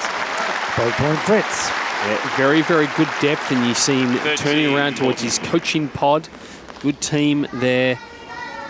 Come on, he says. Come on. He's up and about. He's bounced out of the blocks really well here. Yeah, there's no question that Fritz has got off to the sharper start. Break point. Second game of the match. Musetti serves into the net. His serve is not working at the moment. Second serve. And the Italian is down to the forehand. Now a slice backhand from Musetti. Forehand from Fritz down the line. Musetti with an aggressive backhand cross court. Fritz is there. Now Fritz steals into the net, plays a low volley, but he's overdone it. I like the move from Fritz, but it did not look massively comfortable on that finessed volley of cross court. No undercut slice on it. It was more a flatter try to guide it around. Almost looked like he wanted to play it deep into the corner rather than... And maybe changed his mind at the last minute. Maybe he did, yes. What we saw there from Musetti off the back end is a pure delight. The inside-out slice that had the ball moving away, the roll topspin cross court, and then the chipped back end at the feet of the incoming Fritz. It's a great serve from Musetti. That's his first decent serve, 209 kilometres, but it was accurate. Advantage Musetti. He's had 7 serves so far. Musetti, he's got 4 first serves in. I thought it was lower than that. Musetti went for his first game. Serves down the centre, forehand return. Musetti tees up on this, plays a drop shot. Fritz will get there, goes down the line and misses it. So that's 3 drop shots that Musetti has played, and all 3 of them Fritz has not got the ball back into court. He's been there every time, but he hasn't handled it, and we're 1 game all. This already has the makings of a chess match. Oh, it's fascinating tennis. It's, as you talked about, the different weapons and the different approaches from both men. Fritz, a little more firepower, as blistering as what the Musetti backhand can be. Bigger on the serve, but the shape, the artistry of Musetti, just already a delight, as I touched on a couple of points ago with what he can do with the backhand. Really looking forward to this, and hopefully can live up to the billing that suggested the head-to-head 3-3 apiece. Taylor Fritz serving at the President's box end. He's in bright sunshine. He has a bright red racket. He serves, second serve, heavily kicked. Now a slice from Musetti to the forehand of Fritz. Forehand Musetti, lofted deep, but too long. We have a note from Gabrielle, who's written into AO Radio. We'll pass on your note to our app, RA, a couple of the photos of the doubles champions, but she's writing from an unseasonably cold or unreasonably cold Fort Worth in Texas, where it's it's 19 degrees Fahrenheit, which would be about a -6 or so, I suspect, in Celsius, with snow on the ground in Fort Worth in Texas. Now, that's amazing. We knew there was an Arctic blast coming there. Gabrielle, look, hopefully you keep him warm and tuning in, and we'll pass that note on. Fan of Sue Shea. Oh, we're all fans of Sue Shea. Lovely player. Slice from Musetti, 200 from Fritz. Musetti drives Fritz wide, and Fritz nets his forehand. It's 15-30 on the Fritz serve. Worked the American around the court well on that occasion, and we've seen when he's been forced wide so far in this match, admittedly, it's very much the infancy. He's been able to draw a couple of errors. He has been forced to cover more territory. Fritz, yes, he has actually. Well, Musetti's just starting to get warmed up, I feel. 15-30, Fritz serves down the centre, wrong side of the centre line. Here's a chance for Musetti. He saved a break point in the last game. 15-30, second serve. Fritz heavily kicked, back and return, deep to the forehand of Fritz. Long from Fritz, and Fritz has suddenly lost his range. Yeah, and just shaking out his right hand there. He's sweating a little bit. Uses his shorts to try and get that moisture off the hand. Knocks the ball back, just assesses which one he wants to use. Already in a tricky situation. Musetti was able to find his way out of it in the first service game. Ken Fritz in his second. Breakpoint Musetti. He pushes the forehand back on the forehand. Backhand from Fritz cross court. A slice from Musetti. Hangs in the air. Forehand Fritz into out. Musetti with an aggressive backhand is long. I'm putting my arms up in the commentary box, Chris, because that was 6 and out. That was just a pure blast from the backhand. Full stretch. Missed by a long, long way there, Lorenzo. It was a... take it or nothing, all or nothing swing. I mean, his slice backhand is very good, but he's got to use the aggressive one more often, just to have the rhythm on it, just so that you can trust it. Still break point for Musetti. Fritz serves an ace down the centre. It's a precision from the American, the number 9 seed here, up against the number 5 seed. Musetti, I think on live rankings, might even be at number 3, given some points that a couple of others have to defend. Now, of course, those others, Alexander Zverev and Novak Djokovic, are still in the tournament. Fritz serves, forehand return, deep to the forehand of Fritz. Fritz nets, and he was slow reacting to that. It was a well-struck return of serve, but Fritz was... When you've served, you've got to get yourself back on your feet quickly. Yeah, and you're right. There's no denying that. He was sort of moving backwards. There hadn't been the skip backwards, and he tried to lift it, not to be. Third break point. Musetti slices into the net. Somebody who's contacting us recently saying they like Sue Shea. Well, that's good for another reason, because she's about to reach the quarterfinals of the women's doubles. She and Elena Ostapenko have been partners for a couple of years now. They lead Kenin and Siegemund 6-3, 4-1. Point for 5-1. Another singles match that's starting. Women's singles, we'll pick up on that at the end of this game. Josh Harriet is keeping an eye on that one. Oh, it'll be good to check in with Josh and see what he has to say. Yes. As Fritz serves off the top of the net, drops back his own side. Very small ball boy runs across. He's, yeah. It's half the height of these, mate. Half of the net, yes. Forehand from Fritz, the forehand of Musetti. It's forehand to forehand. Oh, off the frame of Musetti's racket and lands well wide.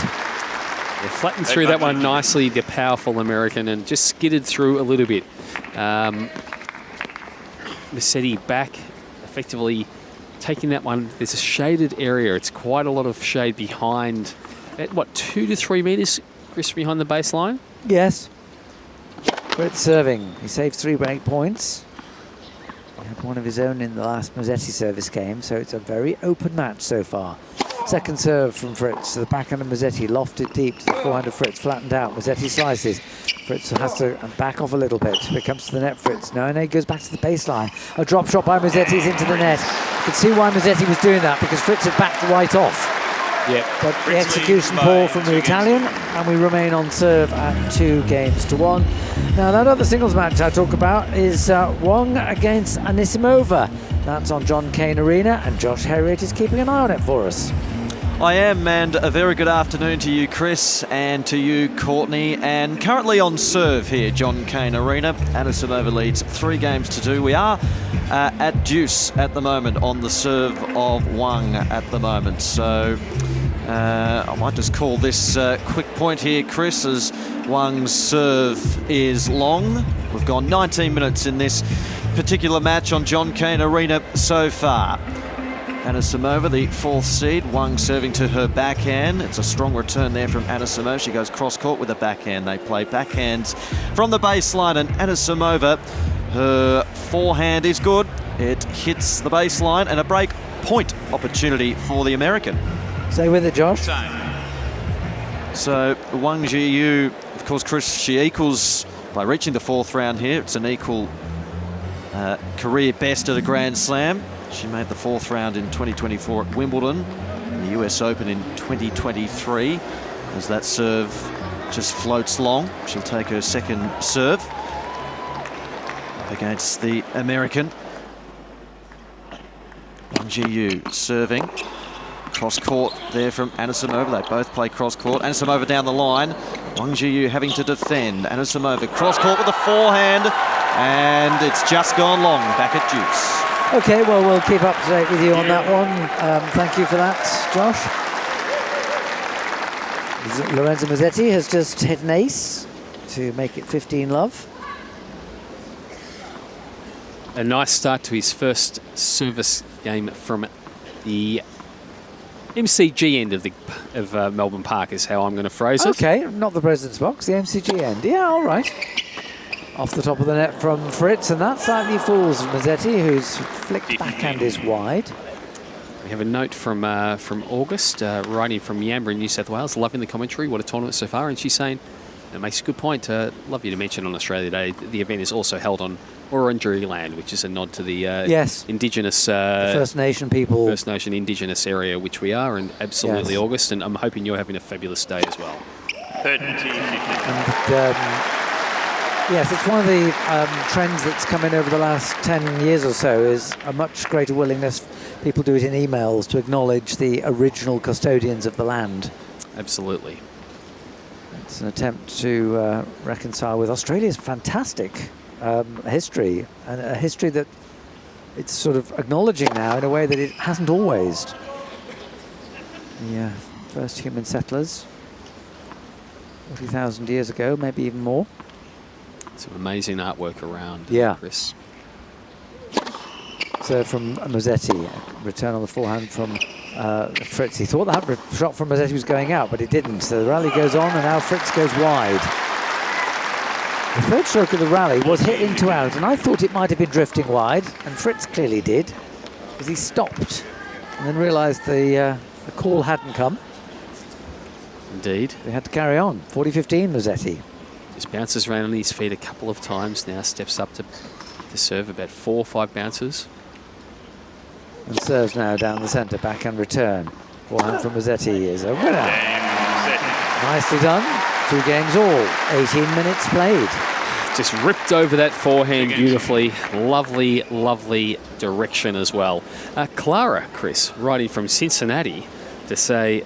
Oh, actually, yes, no, writing from Cincinnati. Happy to listen to AO radio coverage from Ohio. In the US, we've just had 11 inches or 28 centimetres of snow, and the temperature will be dropping below 0 Fahrenheit over the next few days. That's brisk. Yes. Keep up the good work. And as we said, please write in, get in touch with us via the Ask the Booth form on ausopen.com or on email aoradio@tennis.com.au. Remember to give us your name, where you're listening from, who you're cheering for, or just what you think Chris should do with his own serve. Should he adopt the kicker? If I can, if my wrist's good enough. That's a lovely rally, and finish up with Musetti way out of court, but forcing Taylor Fritz to play a forehand volley to win the point. Just thinking of Ohio there, JJ Tracy, one of the American doubles players. He plays normally with Robert Cash. He's from Ohio. And he's on court next, on the court that Josh was keeping an eye on. Backhand from Fritz, dug up by Musetti. Musetti now throws up a high lob. Fritz is backpedaling slowly. It lands just inside his baseline, smashes off the bounce and goes long. Clever defence by Lorenzo Musetti. Yeah, on John Cain Arena, after the Wang Anisimova match, that mixed doubles second round, Anna Danilina and JJ Tracy against Leila Fernandez and Nick Kyrgios. What a combination that is. They were well, not dragged, they were pulled into press after their win the other day. Well, maybe certainly for one of them. Not often you get an early round victor in the mixed doubles. As you have to go into press.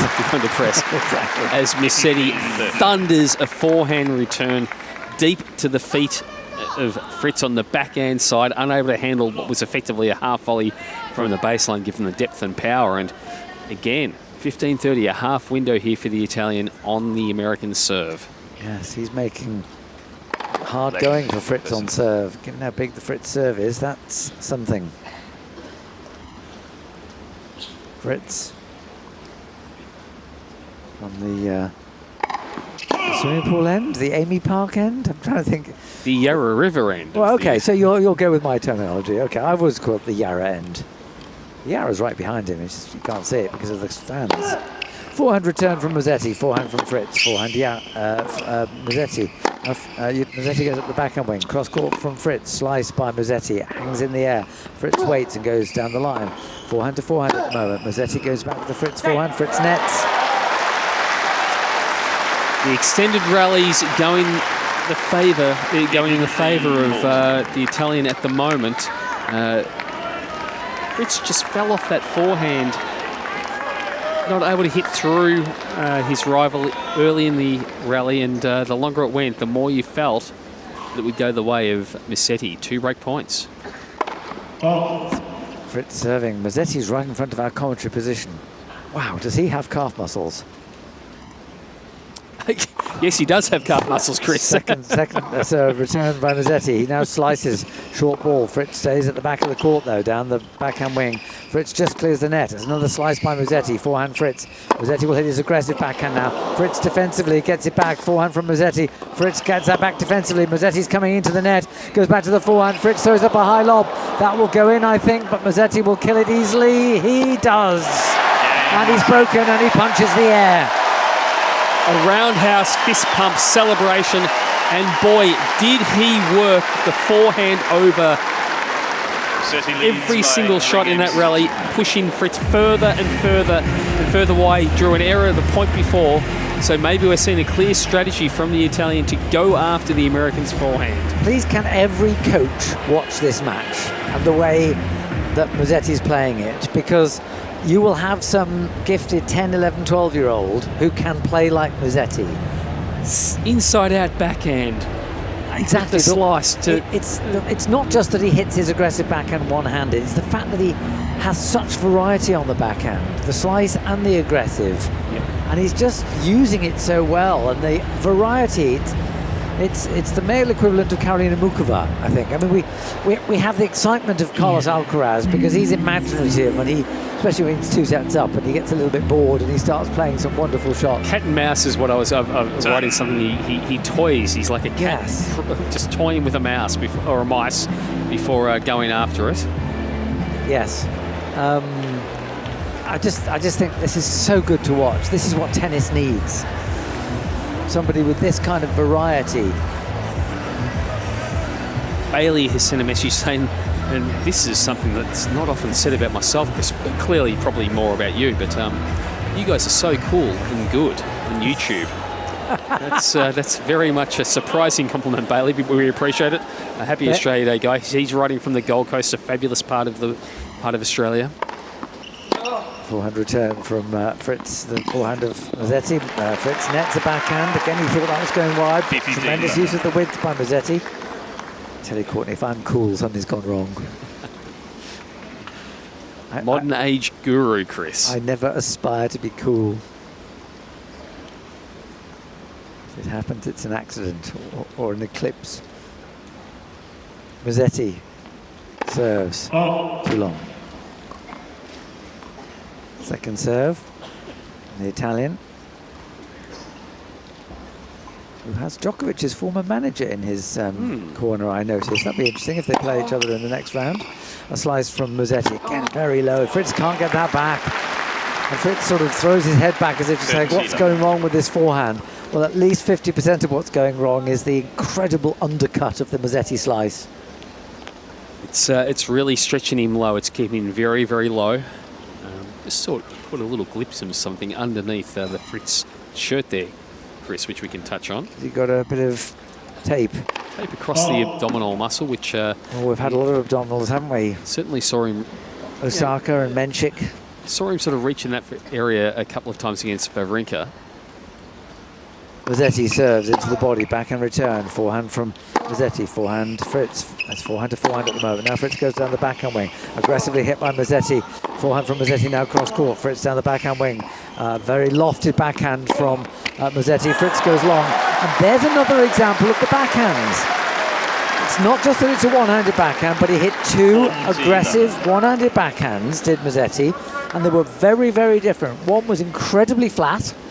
And then the next one he had He gave lots of air, but with masses of topspin, so that the ball came down. That's the one that Fritz couldn't control. 40 love. Points for 4-2. Musetti serves out wide. Backhand return is long. The Italian leads by 4 games to 2. It's a really positive start here from Lorenzo Musetti, yet to take a set off Taylor Fritz on hard court in the 2 matches they've played on the surface. Of course, the head-to-head, 3 apiece.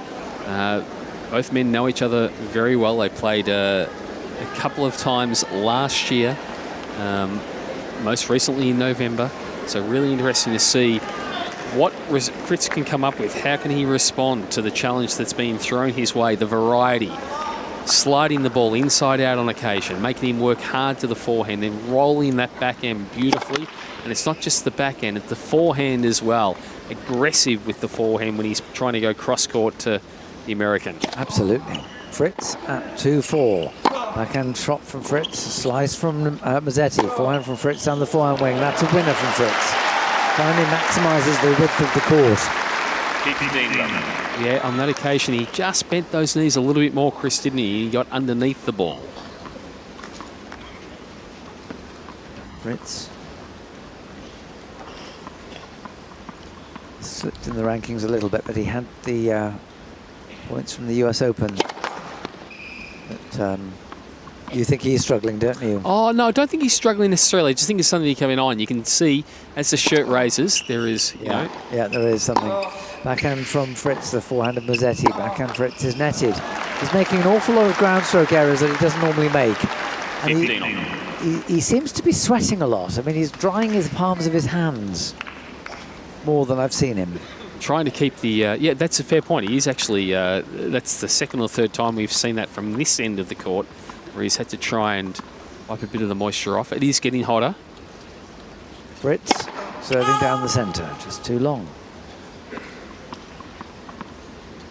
Second serve is down the backhand wing of Musetti. Top spin back from Musetti. Now goes cross court. Fritz is there. Forehand from Musetti. Fritz pushed forehand from Musetti. Lands on the baseline of Fritz. Now a slice from Musetti. Fritz has to wait for this and makes the error. It's the change of pace that's doing Fritz. Musetti was happy to hit big forehands, trade an awful lot of forehands, and then suddenly he pushed one. Yep. And took all the weight off it, and then the next shot after that was a slice shot. And when he slices, the ball hangs in the air. Tell you who'll be enjoying this. She's sitting in the front row, right above us. We can't see her, but I just caught a glance of her on our monitor. Margaret Court. She and her husband Barry are sitting in the front row of the president's box. 24 major titles in singles to her name, and I think it's 63? 62. 62. Singles and mixed combined 64, I beg your pardon. Sorry. 64. Forehand from Musetti cross court is a winner. He's running Fritz ragged at the moment. It's 15-40 on the Fritz serve. Just a wonderful forehand cross court there, and we've got a bigger look at that taping underneath Fritz's shirt, and it's a significant amount of the abdominal muscle. The right stomach is heavily taped. Players, of course, use tape and different things to... Yes. Fritz serving, break points against him, a chipped return, lands on the baseline, Fritz nets, and he's furious with himself. And he's looking over at his team. There's real frustration as Musetti breaks for the second time to lead by 5 games to 2. Yeah, interesting. A message from Penny about the coaching pod and why Taylor's is not necessarily full. Some coaching boxes, some coaches prefer to sit up. They don't. Not everyone has to be in that pod, do they? No. And let me tell you this: no seat is ever unrequested. There's always somebody who wants to come in. Whether the player wants them there or not is another matter. We have a set point on Cain Arena. Josh. We do indeed, Chris. Amanda Anisimova, the 4th seed, with a set point here against Wang Jiyu. And Wang is serving down the middle, all netted there by Anisimova on the return. So it takes us to deuce. And Josh, is that one, has Anisimova been having it her way on serve and very tight on return. What's been going on in that as that match has progressed in the opening set? It's been a fairly even contest, actually, Walshy, between these two so far, as Wang is coming up to the net and plays a nice forehand to take the point and brings up game point. Wang's played some really nice shots, though, a nice variety of shots. She's played some nice volleys, and she's played a couple of drop shots as well, which has caught Amanda Anisimova out a couple of times as well. This game point for Wang, and she's serving to the back end of Anisimova. She's coming up to the net and she plays the drop shot. Anisimova's there, but her forehand is wide, and we are at 5 games apiece in this first set on Cain Arena. Thank you very much, Josh. We'll obviously keep in touch with you. Lorenzo Musetti serving for the first set. What a good set it's been for the Italian. Christine Love, he serves down the middle. That forehand return is going a long way out. Fritz moving towards his bench. I think he's struggling to the body turn. Yeah, I'm just no. Well, just keep an eye on it, Chris. I'm not, necessarily, but it's just an interesting sort of dynamic here, where we have seen him targeting that forehand, swinging him wide on that forehand, and if there's a reason, if you're watching on YouTube and I look like I'm doing some aerobics, I'm just trying to figure out myself in my head exactly what that might be stretching. So well, we're also trying to keep stretched here because it's a very small commentary box. Backhand return from Fritz is wide. Apart from the opening game when he looked very, very sharp, I think Fritz has had a terrible set. Oh, without that. And the other thing is, we see him trying to. He's going after the ball. He is quite a patient player, Taylor Fritz. Not today, he isn't. Not today, he isn't. No. So that he's really trying to shorten points. This looks a little at odds with what we would normally see from the American star. And Musetti serve out wide, forehand into the open wing, and he takes the first set. He holds to Love and takes it by 6 games to 2, 32 minutes. 6 games to 2. This is seriously impressive. Yeah. Magnificent shot making from the Italian, the number 5 seed, flourishes the artistry. You're seeing every shot in the repertoire of a tennis player so far. As Fritz takes the shirt off, towels down. He's trying to cool off a little bit, Chris. It's hot, but he's someone who comes from a. Well, he's California. He's used to this kind of heat. Yeah, it's not like it's an unusual type of thing for him. Penny, who wrote before, of course, is sitting in the stands on this after the umpire's chair. There's a whole row of windows. If you ever watch any of this on television, you will see the windows at the back of one end. Just a tale of the tape there, Chris. 29 points won by Lorenzo Musetti to the 16, just the 16 of Taylor Fritz. But it's the first serve that rings alarm bells for me. 62% from Musetti, but just 42 or so percent from Fritz, which is well below what he is capable of. He has got a fantastic serve, Fritz, and that first serve percentage is right down low, so it does make me wonder a little bit. Steve has written from an freezing, snowy and icy Maryland. Let's go, Taylor. I want to see him win so that he plays Jokovic. He's scrolling away while listening on the iPad, and remember the last time Fritz losing to Jokovic at the US Open last year? Well, it's among the losses that he's experienced at the hands of the 24-time major champion. Forehand from Musetti to the forehand of Fritz. That's a good start of the second set for Fritz. He's managed to run his opponent around the court and find the open wing. And move forward into that one nicely. Really rolled up over that forehand. Clipped the singles line on the back end court, or the advantage court. Fritz serves down the centre, forehand return is pushed by Musetti. Fritz goes long. He's not handling these balls with no pace. And just looking really befuddled and bewildered. Yes. And certainly not pleased. I mean, he knows how Musetti plays. I mean, they've played 6 times before. So nothing should be a shock. He's just not handling Musetti's variety. By the way, Sue Xie and Elena Ostapenko did win their doubles, 6-3, 6-2 against Cain and Siegemund. They're through to the quarterfinals. There you go, Gabrielle. Hopefully that will put a smile on your face. Writing from, that's right, Fort Worth in Texas, where it's quite cold. 19 degrees Fahrenheit, which will be several degrees into the negative. Absolutely. Serve from Fritz out wide to the backhand. Musetti tees off on that backhand. Forehand from Fritz. Forehand Musetti. It's just gone long. 2 game points here for the American to try and get off to a good start in the second set. He played a very, very good opening service game to start this 4th round match. I wonder also whether Fritz is favouring the forehand side of Musetti because he knows what ball he's going to get back. More reliability, more topspin coming through. It's going to be the standard of modern day heavily topspun forehand. The modern heavily topspun forehand from Musetti goes long, and Fritz holds to 15. And you see Musetti just bouncing, just jogging to the chair, trying to keep the momentum, keep the positive energy going after what was a very, very, very strong performance in the first set. It was, but it's only one set. It is, but it is the first set that he has taken off Taylor on hard courts, yes. and that in itself is a step forward. Yes. He jogs back to the other end of the court. Taylor just taking his time as he moves back to return position. He's standing just in front of our broadcast booth, about, 4 metres away or so? Yeah. Chris, he's wearing the black shorts. What colour would you call that shirt? I'd call it grey, but it's got a slight bit of, is it a bit of green in it? Yeah, it's an interesting one. I mean, it almost reminds me, I'll tell you what colour it reminds me of, is the colour of North American clay, the Hartrue. It is the Hartrue. The basalt. That's what the surface is. It's not, we call it clay, but it's not, it's basalt. It's actually more natural as a substance because you just mine basalt.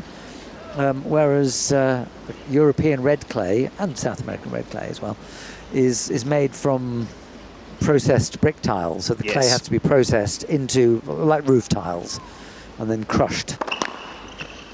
I read a fabulous passage in Chris Clary's book on Rafael Nadal, the Warrior, where they go, the place that makes the clay for Roland Garros, and he took a visit one day, and that's quite the tour. That's dedication to the craft of trying to figure out how the clay comes to be. Yeah, but Nadal is just interested in all aspects. I mean, Nadal has spent so much time at his racket company, not because he wants, specific customization, although there is that as well, but because he just wants to know everything about what goes into the production of rackets and strings. Musetti at 30 love. 40 love. Next, the return of serve. So at 40 love in this service game. I mean, started so well, 200 kilometres an hour, that one, flattered down the tee, and where it's amazing, a set under your belt after playing for so long in this tournament in the first 3 rounds, more than 10 hours, to rattle through that first one in 30-odd minutes, 35 minutes will be very pleasing for him. Fritz has got another return into the net, and he's furious with himself. It's not a change of ends, but Josh, just give us a quick update on Wang against Anisimova. Yeah, Chris, this is proving to be an absorbing contest. We're off to a first set tiebreak here on Cain Arena. Okay, well, we'll keep up to date with that one. We've got a couple of Australians in doubles action as well out on Margaret Court Arena. Kim Birrell, Talia Gibson up against Mladenovic and Guo. Yes, Guo and Mladenovic. Yeah. And 6-3 to the veteran French doubles champion now. She's been a fan. She's 32? 32. She's just been around for so long, isn't she? She's a colossus. She has 9 Grand Slam titles in doubles. Yes. 6 women's, 3 mixed. Amazing doubles player. Yeah. And she was a very fine singles player as well. She got into the top 10. She won a title, which got her into the top 10. Delivered a heartbreaker for Australia by winning a Billie Jean King Cup tie, a final in a rubber in 2019 against Ash Barty. Right. In Perth. And the Australians, Gibson and Birrell, are fighting back after dropping the first 6-3. They lead 5-1 in the second set, the wild card combination. And they both showed good signs. Birrell lost to Metti Inglis 7-6 in the third, the super tiebreaker. Inglis plays against Swiatek tonight in the biggest match of her life on Rod Laver Arena, 4th round singles. Well, you know why Kimberly Birrell's playing so well? It's because she did a stint on AO Radio about 3 years ago. What a star she is. She was recovering from, was it an elbow problem? A career-threatening elbow problem. It was very great to see her back playing. She was off for a long time, and so there was one Australian Open that she missed, but wanted to be involved in, and so she was one of our commentary team for the first week. And a very talented young woman, really a delight. Yeah. Forehand return from Musetti to the backhand of Fritz. Fritz goes down the line. Musetti's there, but can't do anything with it. He's standing a long way back, is Musetti. He's playing this a bit like a clay court match. Fritz moves to 40-15. What have you heard about the pace of the courts? How have you assessed? I think I'm not sure about the pace, but I think the bounce is higher.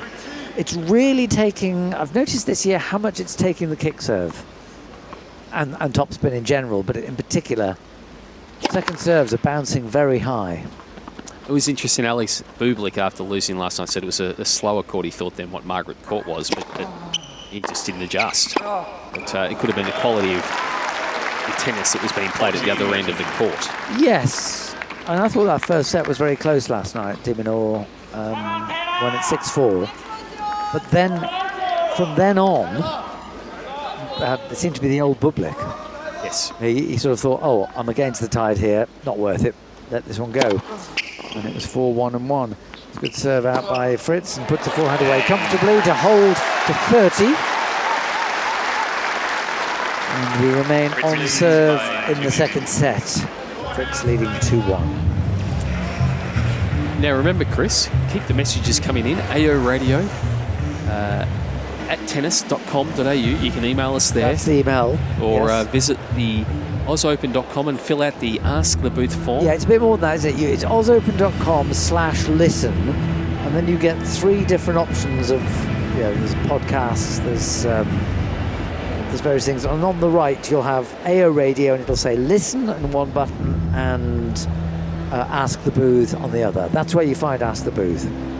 And you can write to us, you can listen to us at 99.7 around Melbourne Park, which I hope Penny is doing. The Australian Open official app, of course, that's what she was listening to, and ozopen.com. Sirius XM, courtesy of ESPN in the US, iHeartRadio, Vision Australia Radio across Australia, TuneIn Radio around the world, SEN in Melbourne as well. Spread the word if you are listening. Yes. We'd love to hear from more and more people. Yeah, absolutely.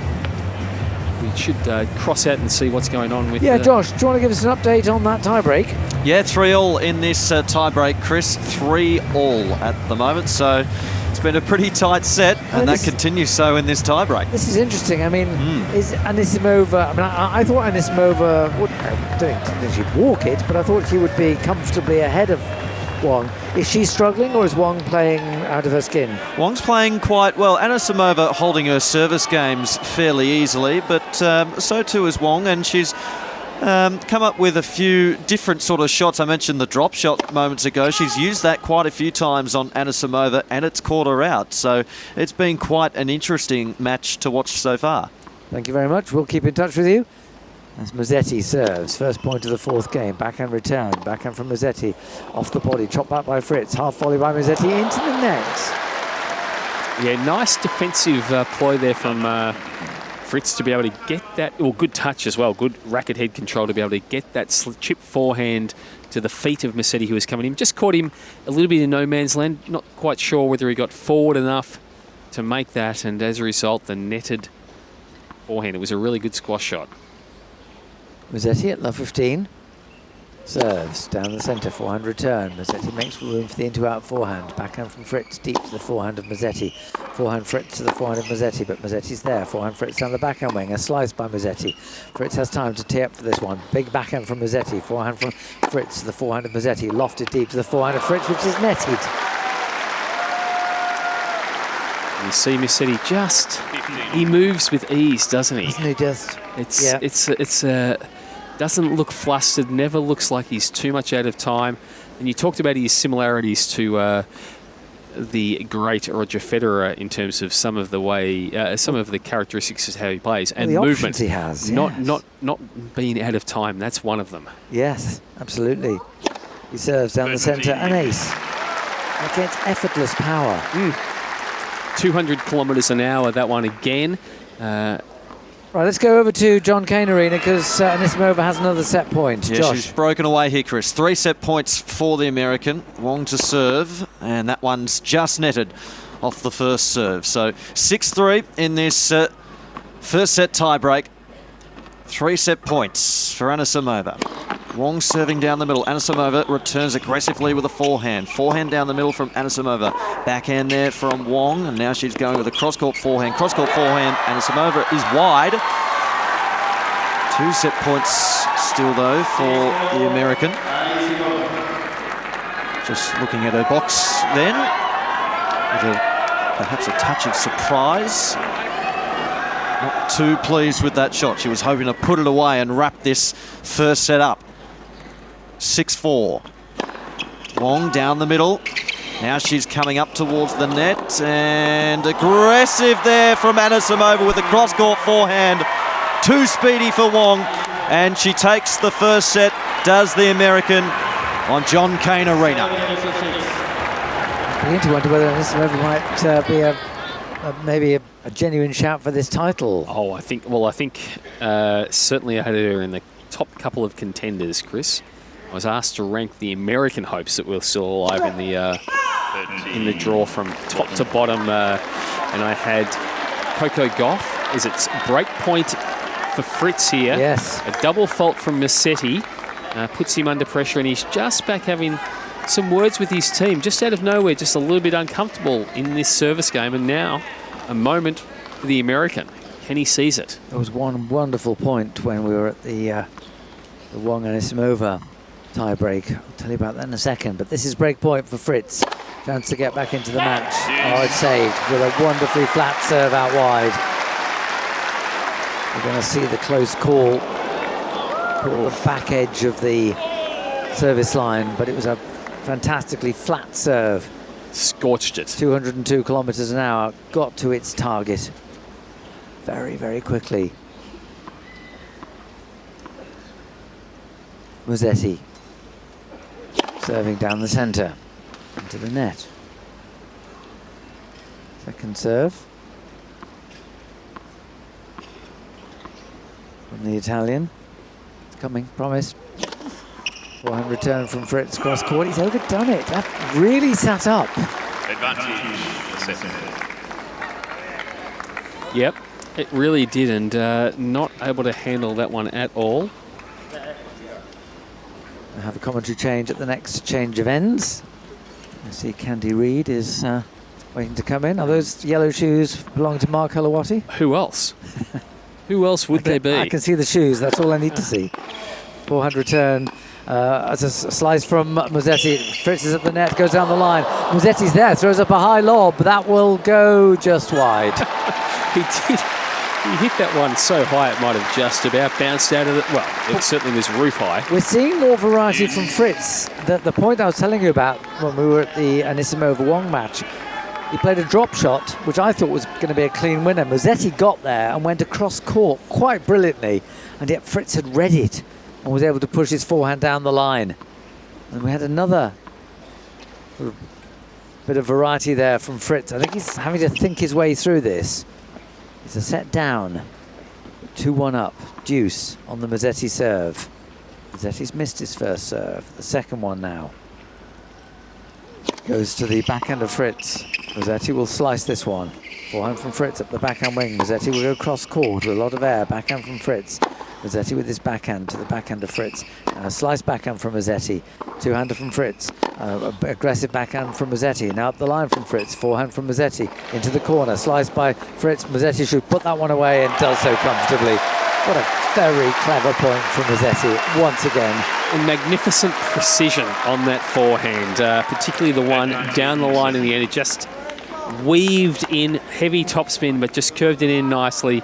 Landed just inside the singles line, had Fritz stretching wide, did well to actually get that back, but it was never going to be anything other than a winner after that great craft from Musetti. Yes, it is wonderful court craft. Musetti serves down the centre, forehand return. Aggressive backhand from Musetti, forehand Fritz is into the net and Musetti holds.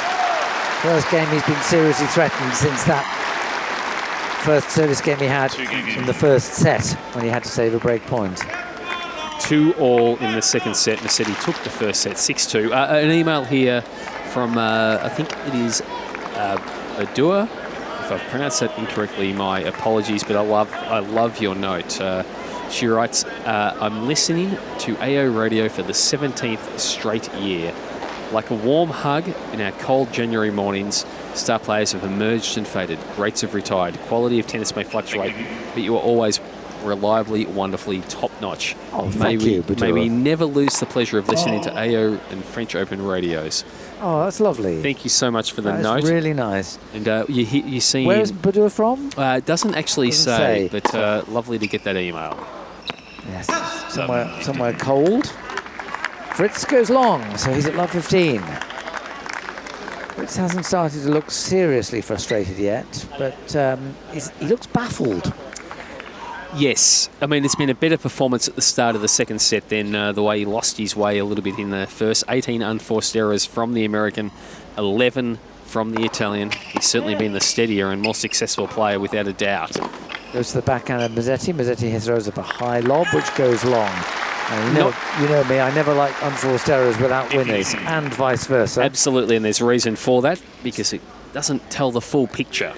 The winner's story, match stats. I will say that Fritz is certainly on that occasion. He doesn't look to be overhitting the ball as much as what he was in the first set. On that occasion, he was able to take the ball half court. Good deep approach without trying to overplay it. 11-9 for Musetti. Musetti 11, Fritz 9. Lofted back by Musetti, flattened out by Fritz, but he's missed it. So I think that paints a pretty accurate picture in terms of if Fritz has made 19 unforced errors, and that will be 20 unforced errors and yes. nine winners. Now, yeah, there are ways you can do it. The Fritz camp looking a little worried, stone-faced. Well, yes, yeah. I mean, you made a point in the first set, Courtney, that he's not playing with the usual patience. No. And who knows what the reason for that is. Fritz serves and comes in and plays the volley into the open court. Wasn't a premeditated serve and volley. He realised the serve was so good that the return could only come back floated, so at that point he came in and put the volley away nicely. So 30-all, big moment in this set. Musetti having saved a breakpoint opportunity in the last. Can he somehow find a way to wrestle the momentum further his way? Fritz serves a chipped return, a lot of air. Big forehand from Fritz. Musetti with a big backhand. Musetti should kill this one. Fritz goes cross court. Volley from Musetti is into the corner. It's a great point by Musetti. Set up by a blistering backhand down the line when he was in, I suppose, a position of defence. Absolutely. Was able to transition into attack straight away. Ripped the forehand, followed it in, and a lovely forehand volley to the backhand corner. Outstanding play, and Fritz under big pressure here. Break point Musetti. Fritz serves. Is that a let? No, it's a fault. No, it's a let, I beg your pardon. A little confusion from both men. So Fritz, 30-40. He's already a set down. 2-all second set. He serves out wide. Lofted high return. Lands just long. I wonder whether Fritz should come in more. I mean, okay, he got the benefit of the doubt there, but if that had landed on his baseline, which it could so easily have done, then his whole big serve has been negated, and he has to start from scratch. One of his biggest weapons isn't doing anything at the moment. Fritz serves, forehand return down the line by Musetti. It's just long. Musetti had a real crack at that because that was right in the zone. 170 kilometres an hour. Fritz did not get that ball anywhere near as wide as what he would have liked with the slider. And Musetti went straight after it, only narrowly missed. Fritz has a point for 3-2. He serves out wide. That's a lofted return. That's going to land in. Fritz will smash off the bounce. Musetti's read this one. Oh, what a horrible forehand from Musetti. Caught the end of the racket after getting the return of serve in, reading the smash off the bounce. He will have wanted more than that. Courtney, our shift time is up. The pleasure has been all mine. Well, and we have to make way for Candy and Mark. What a dream team combination. I'd love to hear what Candy introduces Mark as, because if I'm the national treasure, Well, there must be higher honours for Mark coming. Well, I'd stand at the back of the box and put her under pressure. See if she can handle the pressure. You're listening to AO Radio, coming to you live from Melbourne Park.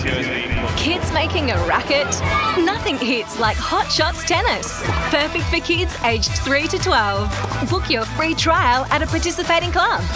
Hit up tennis.com.au. Hot Shots Tennis. It's different. If you're looking to reclaim your game, try Cardio Tennis, presented by Chemist Warehouse. This high-energy group class is where fitness meets fun. No competition, just genuine connection. Set to great music, you'll mix tennis drills with constant movement for a workout that never feels like work. And no need to be a pro, qualified coaches tailor the session for everybody at every level, whether you're new to tennis or coming back to the court. An hour of cardio tennis is guaranteed to smash stress, lift your mood and leave you feeling motivated and confident. Reclaim your game with Cardio Tennis, presented by Chemist Warehouse. Book now at tennis.com.au. Downtime hits different with Tennis Court Hire. Whether it's a friend you want to see, a bit of time for me, or just finding an hour free, whatever you're into, get out on court. Tennis.com.au. Player features, exclusive interviews, game insights and much more. That's Australian Tennis Magazine. And this AO, Australia's only tennis publication, turns 50. Join us in celebrating our special milestone by picking up a copy or subscribing at tennismag.com.au. Message our commentators. Go to ozopen.com/AO Radio and click on Ask the Booth. Well, hello everyone. You're and listening to AO Radio. Well, hello everyone and welcome to AO Radio. We're live around Melbourne Park, broadcasting to the world and being on my low, serene voice with a shift alongside Mark Loetti. My name is Candy Reid and Taylor Fritz. Sometimes you call him Taylor Swift, but that would be silly. Taylor's getting ripped out there on court, unfortunately. He's getting ripped, and well, explain, Mark. Yeah, we've got the trainers have walked out on court. He's had a lot of tape in a crisscross pattern across his torso. It looks like something lower back, and you know when you get a Band-Aid on and you've got to rip the Band-Aid off and it always hurts. Got to do it fast. Yeah, well, Taylor Fritz has got about a good couple of metres of tape that had to get pulled off, and he was wincing, trying to be strong in front of 14,000 fans there and not cry, but the physio's giving him a little lolly as a reward for not tearing up, which is good. So just before we get back onto this match, Lorenzo Musetti versus Taylor Fritz. Musetti up a set 6-2, and we're on serve here in the second. We decided Courtney Walsh is Australia's national treasure, and your nickname is? Recycled Goods. Recycled Goods, Mark Helawati. So I didn't want to say it first because it would have sounded mean, but since you came up with your nickname, I think that's fair game. Mark Recycled Goods Helawati. That's that. We're just having a look at the team of Taylor Fritz. We've got Michael Russell, long-term coach. He's the guy who travels with him. Michael's wife Lily travels with them all as well. Paul Anacone, former University of Tennessee. Govols is also in the box. Wolfgang Oswald, his physio, a good friend of his, and also his girlfriend, Taylor Fritz's girlfriend, is there. Against Lorenzo Musetti, he's just had a little bit of a look after by the physio, and we're ready to go. Game 6 of the second set about to proceed, and Lorenzo Musetti, Mark, has just hit an ace right down the team. And the physio didn't do anything out there on court, which was interesting. They just pulled the tape off, so maybe it's going to be a 2-part program, and he'll get an official injury timeout because that was just a change of ends of stripping the tape, or maybe that tape just was too restrictive for Fritz. Well, you know when you have a plaster, it starts to roll up at the edges. Yep. It can be quite annoying. It can catch, can't it? Musetti's just thrown in a serve and drop shot combo. 30 love. How well is the Italian playing? It's sort of been about the Italians on the men's side and about the American women, hasn't it? Yeah, very much so. Far. And Musetti just seems to have his plan of attack against Fritz. It's got it absolutely dialed in, and he's just exposing him in so many areas. Simona Tartarini is long-term coach of Lorenzo Musetti, but surprisingly not here, not in the box, as Musetti throws in another drop shot and just a little forehand cushion cross-court winner. There's 2 drop shots on that due side from this game from Musetti. Taylor Fritz was quick enough to get up there with the nice little deft hands, just rolling the ball cross-court. is he He's making him work. Yeah, he's making Fritz work. He is in a beautiful light greenish headband, Musetti. It matches his shirt. He's got darker blue navy shorts on, white socks, white shoes on the run now. Fritz moving in. He throws in a drop shot with his bright orange racket, and he's about to lob over the backhand side. Not the greatest lob, but a backhand cross-court volley attempt from Musetti is netted. A little cat and mouse game going on court there. And Musetti had the opportunity with that volley. Just a little bit too cute. Just failing to clear the net, hit the top of the net, didn't drop. Musetti, this is a perfect kind of game, isn't it, against Taylor Fritz. He likes to get involved in a good whacking from the baseline, but today he's not being allowed to. A wonderful serve up the middle from Musetti. That return from Fritz at full stretch goes long, and so Musetti holds for 3 games all. He's played a blinder. He has, and Fritz he's going through his plan of attack on what he can do. He's just being stifled thus far. Musetti seems to be on the serve. He's got the returns dialed in as well. Fritz is just hanging in, hoping Musetti can potentially just drop his level a little bit.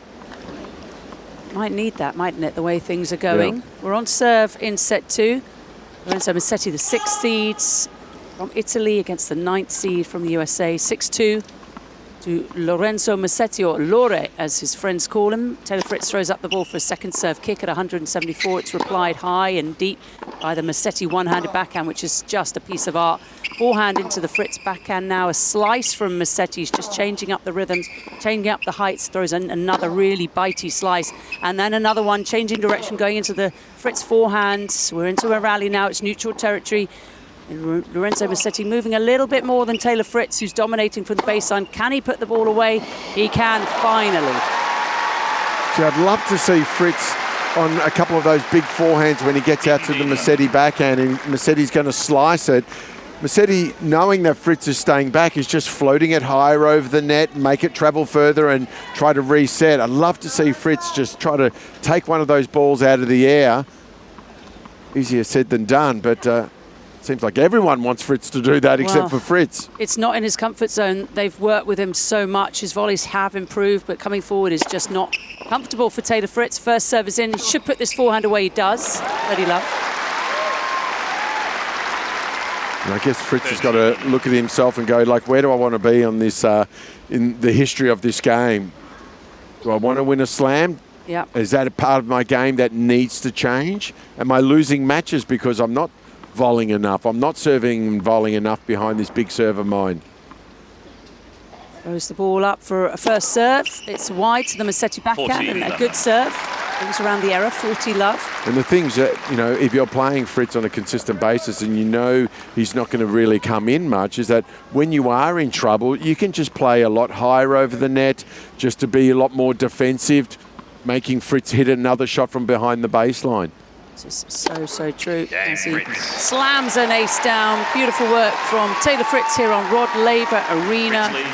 It is Monday, day 9 of the 2026 Australian Open. We're focusing on the bottom half in the round of 16. Let's see if Taylor Fritz gets the physio out. No, doesn't seem like he will. Maybe that was just getting a little bit uncomfortable.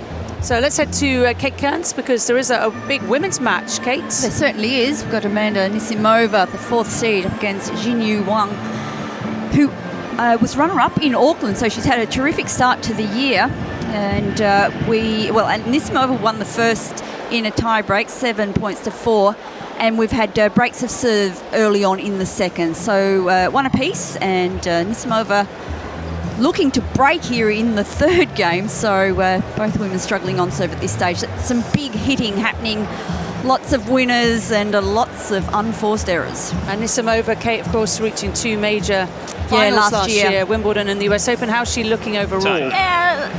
It's not been, perfect today. I have by no means, but she's doing enough. She did well in the tie break, obviously, but she's been able to break long, but has been a little inconsistent from the back of the court today, and really hasn't really found her range. But she's still got time. She's still looking good. She's just broken Wang then and has gone up 2-1. But let's see what she can do on serve. She needs to hold her own in the second. 2-1 over there. Anisimova's come through. Simona Volta to Switzerland, beat Katerina Siniakova from Czechia, and most recently got the better of Peyton Stern. So her run through to this part hasn't been too difficult, and she is leading the Chinese player Zhenyu over there on the other big match we're following. Kate Kearns, thanks for your updates. Back here on the 8th game of the second set, and Lorenzo Musetti, Mark Halawati, serving against Taylor Fritz.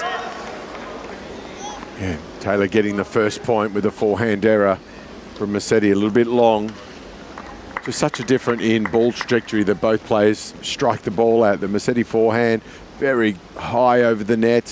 When he drives that backhand, he's got a lot of variation. Got quite a lot of back bend on his serve as well. He hits a good first serve. He's looking to come into the net. Easy volley put away. Good enough. Smart play from Musetti. He really is an all-court player. Got a great backhand slice. So he spent a lot of time on the clay, learning his craft. Super competitive. Great athlete as well, isn't he, Musetti? Father of 2 children these days, still extremely young, but very, very happy, it seems, in his off life. He worked since he was a boy with Simona Tartarini, who said he treated Lorenzo like his own son. He already had 2. Lorenzo was just part of the family, and they've stayed together the whole way through, which is quite incredible. Nice slice there from Musetti. His slice really does stay very low over the net. Forehand was hit with a little bit of shoulders backwards, so it goes long, 30-15. 15-30. 15-30, I should say. Small little window here for Taylor Fritz. The business end of this second set. Boy, oh boy, doesn't Fritz need this set. Head-to-head is tied, 3 apiece. They met first at Wimbledon. They've met at Wimbledon twice, in fact. One's gone to Fritz, one to Musetti. Sorry, they split. Yeah, split on the grass. Most recently, Musetti won in the quarterfinals in 24. The All England champs. That was an absolute marathon 5-setter. As ball has just hit the edge of the line. It's another ace from Musetti. We saw a little diagram of the serve placement for Musetti. On both service boxes, 77% of his serves are going straight up the centre line. Taylor Fritz has got to be making sure he keeps his eye on that. Was that from both sides? Both sides, yeah. yeah. So he's serving T. Yeah, he's going straight up the backhand and then one to the forehand. And there will be no surprise in that. That will have been decided upon, wouldn't it, before this match began? And the good thing about that, the return of serve comes very much back up the middle of the court. So he's thinking about, Musetti's thinking about what's my best shot to hit after that serve. He's probably looking for that forehand. So when he's serving up the tee, the return's coming back up the middle will give him some time and space to potentially hit a forehand first shot. Musetti serving now at 40-30. It was at 15-30, so he's got out of a little bit of jam. The man in the greenish shirt with the greenish headband. He's also got an elbow sleeve, which is blue. A lot of people wearing those elbow sleeves. Jannik Sinner won one for quite some time. Not in this tournament, though. Musetti slams a one-handed backhand, now forced to hit a slice, but it's halfway up the net to Juice. Well, that was a little bit of a lazy backhand slice from deep in the court. Yeah, it's almost a crime for a tennis player when they're that far back to hit the net. You want to miss long if you're going to miss, don't you? But that one, he just got nothing right. A slight concerned look towards his bench. Musetti's got his agent in the box, Eduardo, who used to look after Novak Jokovic a few years ago. Eduardo's wife is the co-conspirator in their company management team. And they must be very proud at Lorenzo Musetti's form earlier in this week. In fact, late last week, he was number 3 on the live rankings. He's fallen a little bit back as he serves in a second serve backhand. Oh, it just hits the line. It was a little late from Musetti, and he's gone there again. Wrong footing, Fritz. That was lucky. Oh, that first one was very lucky. He copped it very late. That second one, that's exactly where he wanted to go. And I guess it's a really good play in my eyes going back behind Fritz because he's a big guy, doesn't move as well. Got the turning circle of the Titanic. So game point once again for the 6th seed to tie this up at 4 games apiece. We'll be heading to Cain shortly for an update. Anisimova versus Wong of China. But first, let's see if Musetti can hold this game. He's just hit a nasty biting slice. Now hits over the ball. Fritz dominating with his forehand. That's his favourite shot. Forehands and serves. That's what Fritz has modelled his game about. He's hit a backhand late. It's wide. Musetti holds. And that's exactly case in point. All Musetti did was just chip the slice forehand back 2-3 times.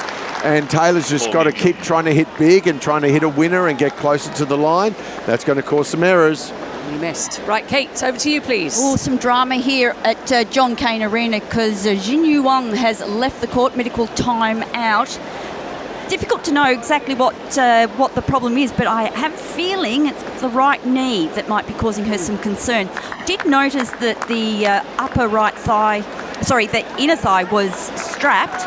But the doctor was actually checking structurally just how sound she was, making her do a number of lunges and squats, and I thought, oh, that looked like restricted movement. So I'm guessing the right knee, but I'll know more when hopefully she comes back out into court. If anyone knows knees, that's right. It's you right now. I do. I know a bad knee when I see it, that's for sure. What have you done to your knee, Kate? Oh, well, overuse injuries and what happens when you run 400,000 irritated kilometres fat a year. pads and all sorts of things. I love the structural comment. It sounded like, on your house. Structurally, we're making sure she's okay. She's sound. She's sound.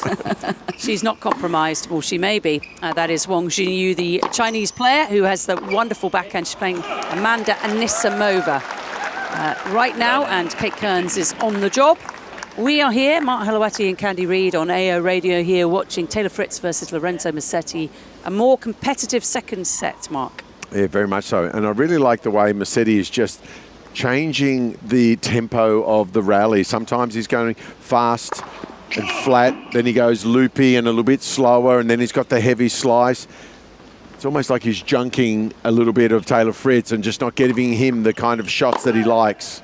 A high ball, high on the return from Musetti. Exactly. That's exactly what you're talking about. Yeah, Musetti a long way back, went high and loopy, and Fritz just had to half volley a forehand and hit it long. And Musetti just constantly fist pumping to his team. This is the time right now. He's got his fans in the box. His team, Lorenzo Musetti. Taylor Fritz does not. He doesn't like his team to be too close. Not really a fan of the on-court coaching, the American who's down here, love 30 in the 9th game. Fritz hitting a forehand with his bright orange head racket. Now forced to take the ball on the rise on the backhand side. Does it again, Fritz.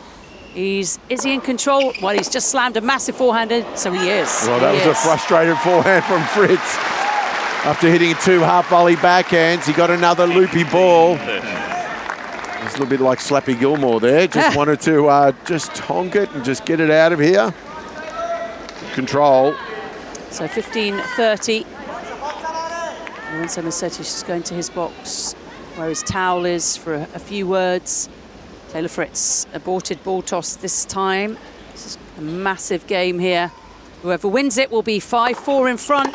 If it's Musetti, he will then serve for the second set and have a 2-set-to-love lead. Brilliant volley from Fritz. Now, why doesn't he come up more when he hits a volley like that? Yeah, and it was set up with the first 2 shots of the rally and that approach shot, high quality. Musetti got it down low, but he was so far back. It had allowed Fritz just to hit that little guided volley. Very well done. I know, it's almost so obvious, isn't it? Beautiful low backhand carving slightly on the inside of the ball, kept it nice and low, and he's just hit an ace, Taylor Fritz. What a recovery from Love 30. Musetti wants to check the footage of that one. Yet to find a player beat the system.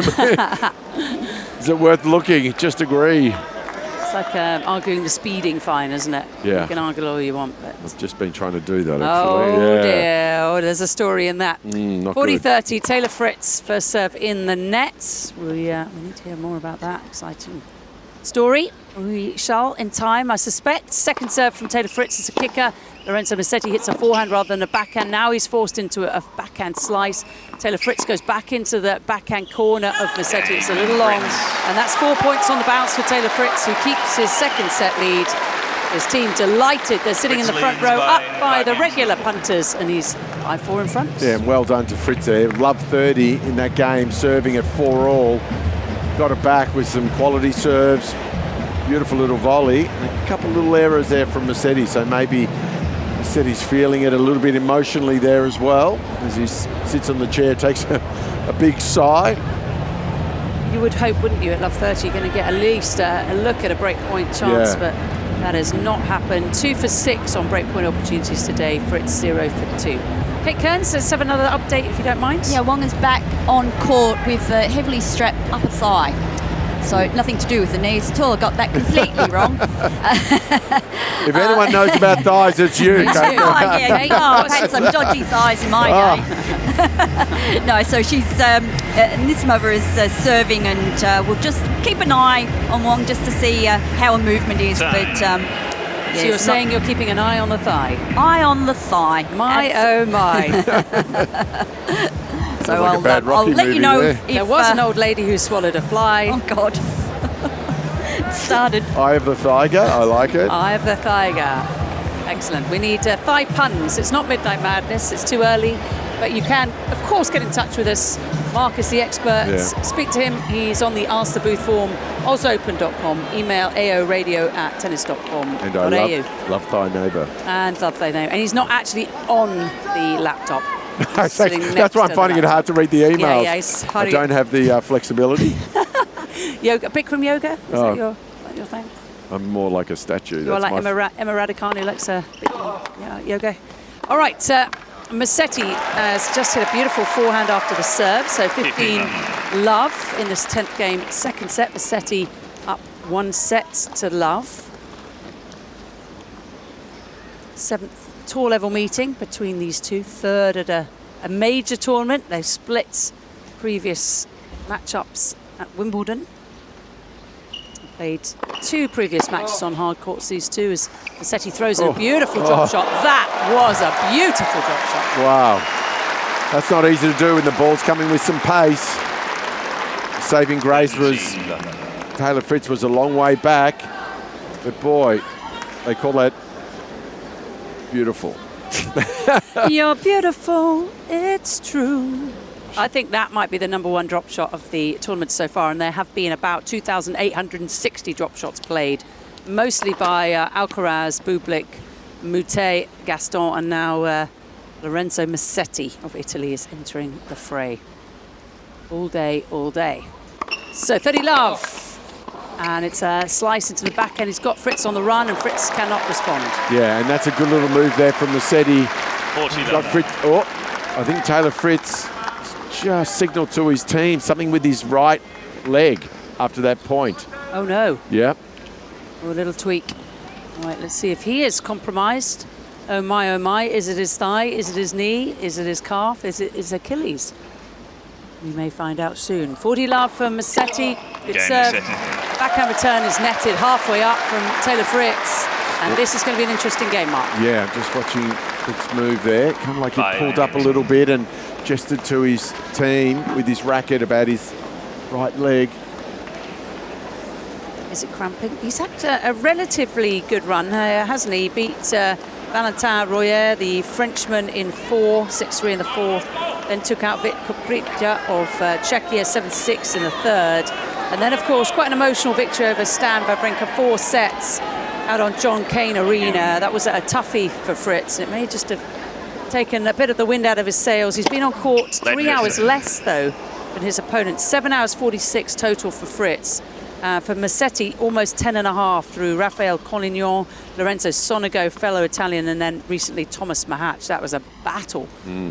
First point then, 5-all. Fritz serving. Let's see how he's moving. He hits a ball in the net on the forehand. 50. He is in a very nice greeny colour. I think that's my favourite green. It's kind of a greeny grey with black shorts, white socks, white shoes, black headband.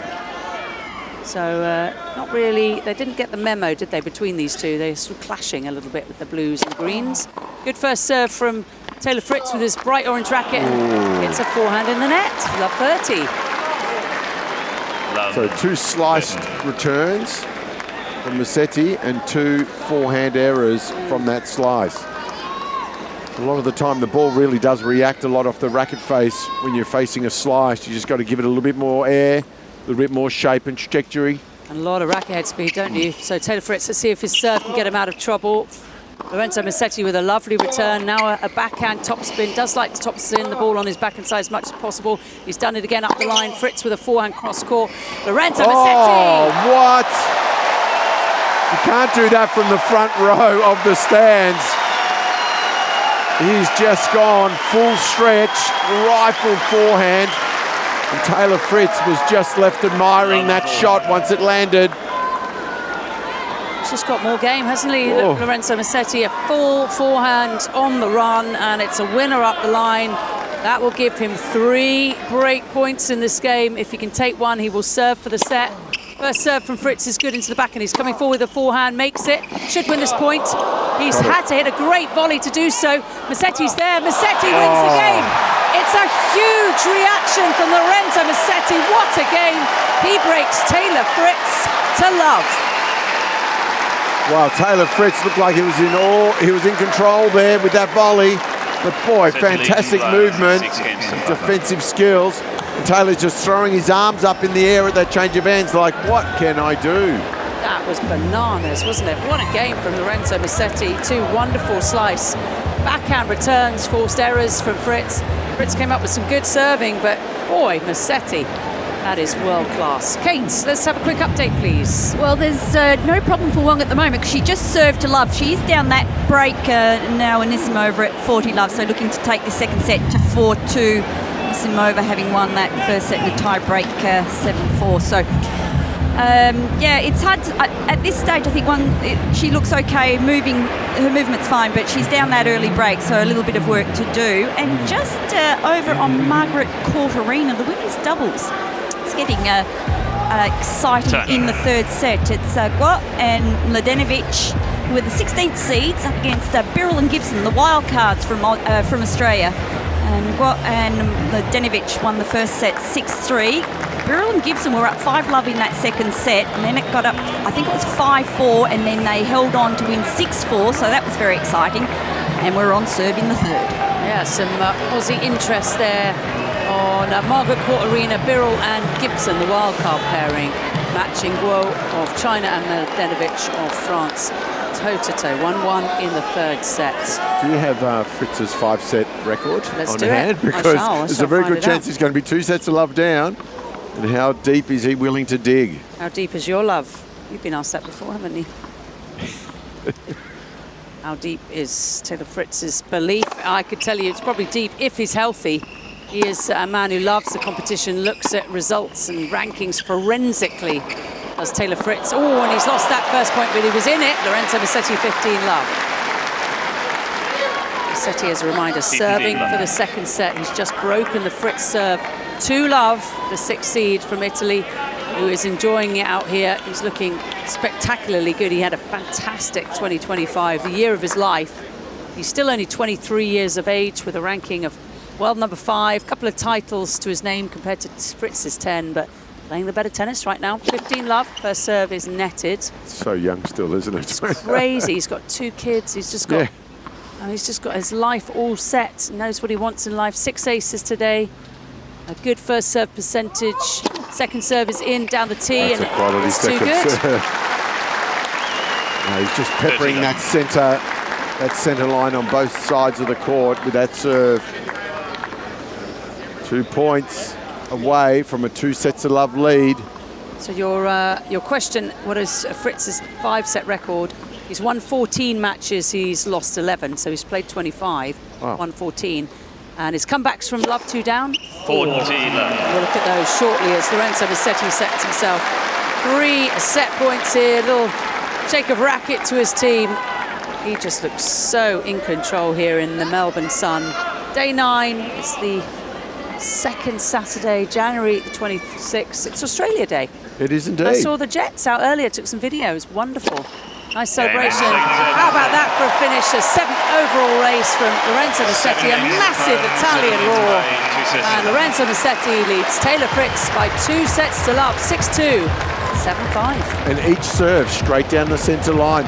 Fritz has got to get onto that. He's just got to take away that serve and force Musetti to serve it out wide on the due side to the forehand wing of Fritz. And then on the outside, get him to try to serve it out to the backhand or be ready for that. It's too much of a given right there. There's no real communication with Fritz and his team. He does like to keep them away and sort of figure things out himself. So I wonder if he's realised about the serving team. Must have. Yeah. Strange. Well, it's good for Fritz if he goes, I'm going to work it out and try to find a way. He's been very vociferous, hasn't he, about not liking the coaching corner. Kate, let's have an update, please, and then we'll go to your emails. Yeah, Wong in trouble here. She's at break point, 4-2 down in this second set. So, not that I'm saying that she's struggling on serve, it's just that Anisimova, she has upped her game here late in the second. Right, and she, of course, is the one to beat, Anisimova, in this matchup. Have we got any emails, Mark? Yeah, we've got Mick, who's in Chiba in Japan. Going Happy Australia Day and always enjoy the commentary. Interesting to hear you discussing Musetti's use of aggressive slice. When I think about offensive slice, I'm always reminded of Steffi Graf and many of the players from the serve volley era. Which of today's modern players is considered to have the most effective offensive slice? Do you think the pace of shot and weight of shot make it more difficult to execute in today's game? Well, yes. Yours, who's well, your... I think it's harder to create that good slice because of the ball pace coming at you. If you've got a Sabalenka, I'm talking about the women's side, you've got a Sabalenka hitting hard at you, to get that slice, to get the timing is difficult. So usually you put the second hand on it and almost bunt it back, use her power. But I would think on the men's slice, that's a tricky one. I think Novak's really improved his slice, but I don't think he has the best one. Yeah. Musetti's got a really good slice. Yeah. The one-handed backhands, it sort of lends itself. Your thoughts, Mark? Yeah, and to me, there's different kinds of slices. You've got the chip backhand, which is still imparting underspin. Just wait for this point to end. It's faulting on the first serve. He'll pick his head back up again, hasn't he? We talked about the 4 times he has won from love 4 down. I'll go through those shortly, but things have just got a bit pear-shaped for the American. Yeah, and you've got the chip backhand, which is a little bit more of a shorter action with a little bit more penetration. Then you got the Musetti, it's a big wind-up and a big finish where he puts a lot of spin and it can float through the air. Federer had the really good from the inside of the ball to the outside and kind of hook around, fade away slice. Just looking through the women's lineup just to see who's got a great slice, and to be honest, Karolina Mukova is the one that's got the best slice. She's world number 20, played Coco Gauff yesterday. And on the women's tour, for me, it used to be A. Barty. Oh, by a long way. Yeah, that was, she just made some players tear their hair out with that slice backhand. Such a good slice. And she was saying, wasn't she, because she played the exhibition right before this year's main draw tournament began, that she didn't really like her two-handed backhand. Sometimes, in my opinion, the two-handed backhand was quite stiff. Yeah. She trusted her slice more. She almost returned with the two-hander, and then once she could, she'd get on her one-handed backhand. What about the men's? Who do you think has the best? Alcaraz has a decent slice. Right, Taylor Fritz aces down the tee. It's hard to picture what used to players used to be forced into hitting a slice with their athleticism. Now that's just turning into a full-on drive. So it's almost getting harder to force a player to play a slice. Go down the list, and it's very difficult. You'd have to say the one-handed backhand guys like Denis Shapovalov, like Lorenzo Musetti, hit a very good slice, because of course you have to, don't you, if you're a one-handed backhand. And maybe Mark can tell us why as we enter a rally here. It's 15-40, Fritz facing early break points as his crisis moment. Already 2 sets to love down. He's missed a forehand cross. And Lorenzo Musetti not only has a 2 set to love lead, but now a break early in the third. And I don't see Fritz doing anything different to get out of it. He's kind of going with his same game plan, which at this stage, 2 sets to love down. He's won 7 games. Talking of slice, just quickly, I forgot a couple of people. Hugo Humbert from France, the lefty, has a very nice slice. And of course, Grigor Dimitrov, who's 2 sets to love up on Sinner, but played very like Federer. Moutet? Yeah, he's got a good one. And added with that slice is just the other option of then throwing in the drop shot. So you're so prepared for the slice, and then that ability just to take even more pace off the ball and just dink it over the net. And Mark, why, in your opinion, do one-handed backhand players have decent slices? Hang on, just after this one point, as I go to ChatGPT to find the answer. Hang on 1 second. First serve from Musetti is in. They're into a forehand cross-court rally. Musetti's just changed direction. Now he's on that beautiful backhand topspin of his. He's going to be forced to slice out of the corner, though, get some depth. Taylor Fritz with a forehand. He's dominating with the forehand, Fritz, but he's finding himself up against a brick wall, and that one's long as well. Enforced errors from Taylor Fritz. Yeah, and that's that loopier forehand to forehand ball that Musetti does so well. It almost feels like a mishit, but he really just hoiks it high over the net. And that's the difference, forcing Fritz to miss. He's getting some balls right in the wheelhouse where he likes it, then he's just getting a totally different trajectory. Not easy to control. 21 forced errors by Fritz. That, to me, that number is more important than the unforced errors. How is your opponent moving you around? Are they putting you in difficult positions? That is the case here on Rod Laver Arena as Musetti throws in a slice, a topspin, now another slice. He's just moving the ball, changing the trajectory, changing things, not giving Taylor Fritz any rhythm. He throws a high loopy ball up to the Fritz back and he takes the ball on the rise. That's long from Musetti, good work from Fritz. And Fritz is persistingly staying close to the baseline there on those loopy balls. I guess Musetti is trying to get Fritz to back up on those high shots. And Fritz is just holding his ground, taking that ball early. Both players working hard in this early game. The only category, Mark, that Lorenzo Musetti is not winning, 0 to 4 shots, he's winning most of the points. 5 to 8 shots, Fritz is winning more when they go above 9.9 shots. Musetti is in front 11 to 4. So that's the middle category is the one that Taylor Fritz is enjoying more, in that 5 to 8. And then the serve direction, just having a look at that, where they are going. This is Lorenzo Musetti who's serving right now, 30-15 in the second game of set 3. 2 sets to love up and a break to love for Musetti. He was attempting to serve and volley. Don't forget to get in touch with us. We'd love to hear from you.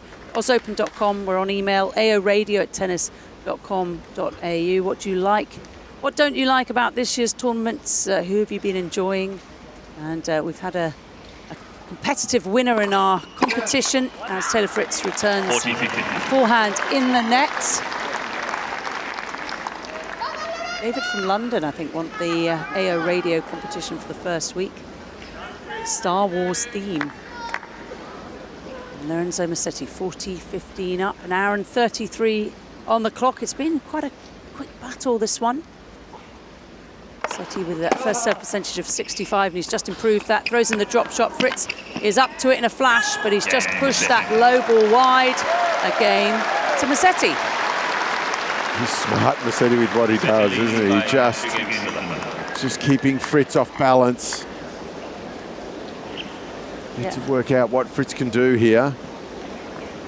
And he's trying Musetti for a first ever win against a top 10 player on the ATP side on hard courts in a major championship. We are looking at the serve direction. You're bang on. Musetti has hit 28 serves down the tee from the juice court, 20 from the ad side, which is way more than any other direction. And let's have a look at the Fritz service direction. He's been going a lot down the tee, hasn't he, from the juice side, Taylor Fritz, but slightly more out wide from the ad court. So aiming for the Musetti backhand, which makes sense. Although I always found when I played a guy or a woman who had a good slice return, it was more advantageous to serve into their forehand because I knew what kind of ball I was going to get back. Yeah. Serving here from Taylor Fritz, 30 love. Just hit another ace. Hasn't hit a double fault today. Also hasn't converted a break point opportunity. Musetti has converted 4. Just throws down another ace down the tee. Taylor Fritz, 40 love. 205 kilometers per hour on that serve, just casually. Musetti won't care at all, will he? Yeah. All he needs to do now is hold serve 4 more times, Musetti, and he is through to the next round. An incredible feat for a player who's just playing the best 10 of his life. Lorenzo Musetti has got a 6-6 5-set career record. As Taylor Fritz's ball hits the net tape and diverts way longer than the service line. So 40 love becomes 40-15. This is a 4th round battle. Michael Russell, Paul Annacone watching on with a little worry. They are the long-term coaches of Fritz, who they've guided into the top 10. Fritz finishes off that game with a beautiful serve, and he's now down 1-2. And as we bake in sunshine here in Melbourne, Alex is in Montreal, and he's listening from Montreal for more than 10 years now.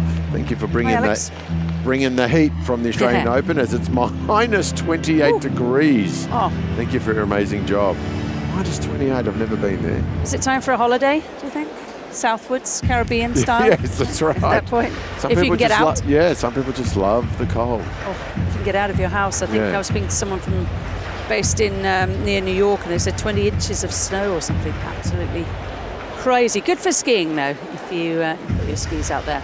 All right, Kate Kearns, let's have an update, please. Well, Anisimova is 2 points away to going into the quarterfinals. Of course, she'll see another American, Jessica Pegula, who got through this morning against Madison Keys. But Anisimova, 30-love and 5-4, having taken that first set 7-6. How about that Jessica Pegula result? She's knocked out the defending champion Madison Keys.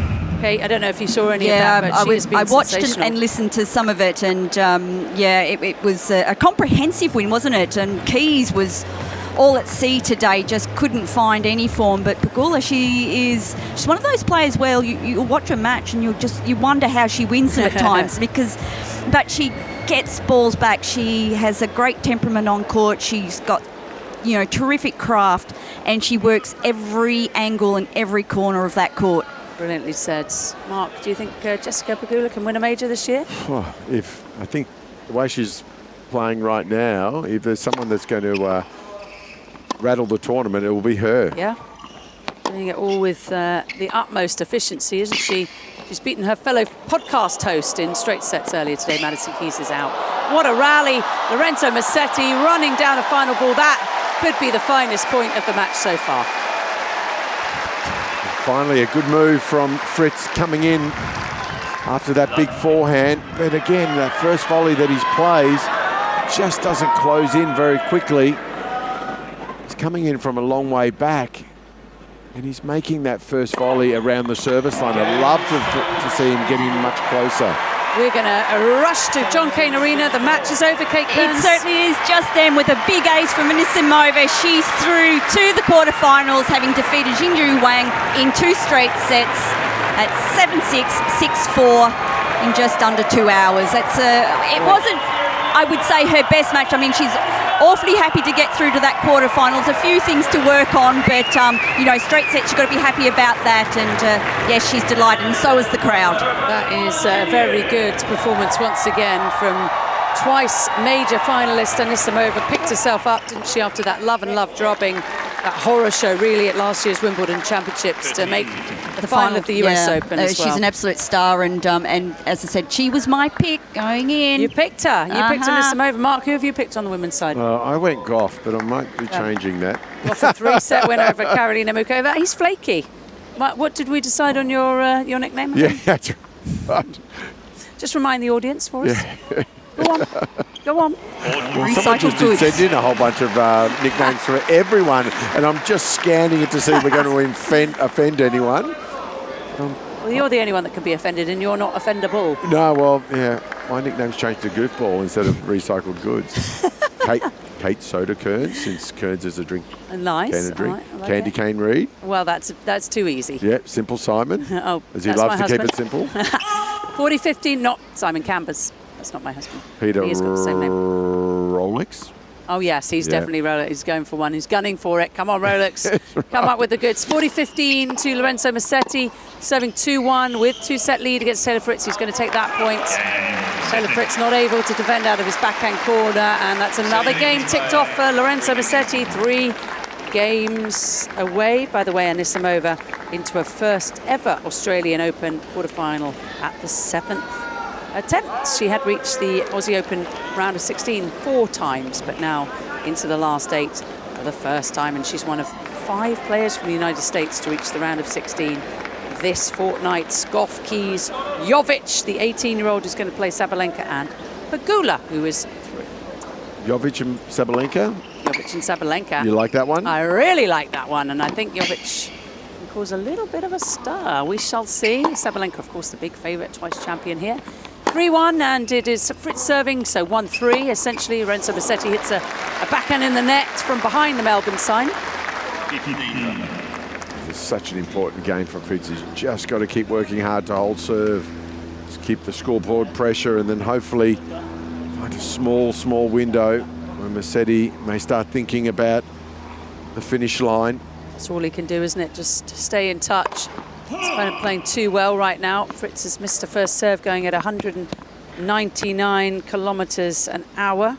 Lorenzo Musetti, by the way, broke through into the top 10 last year in May.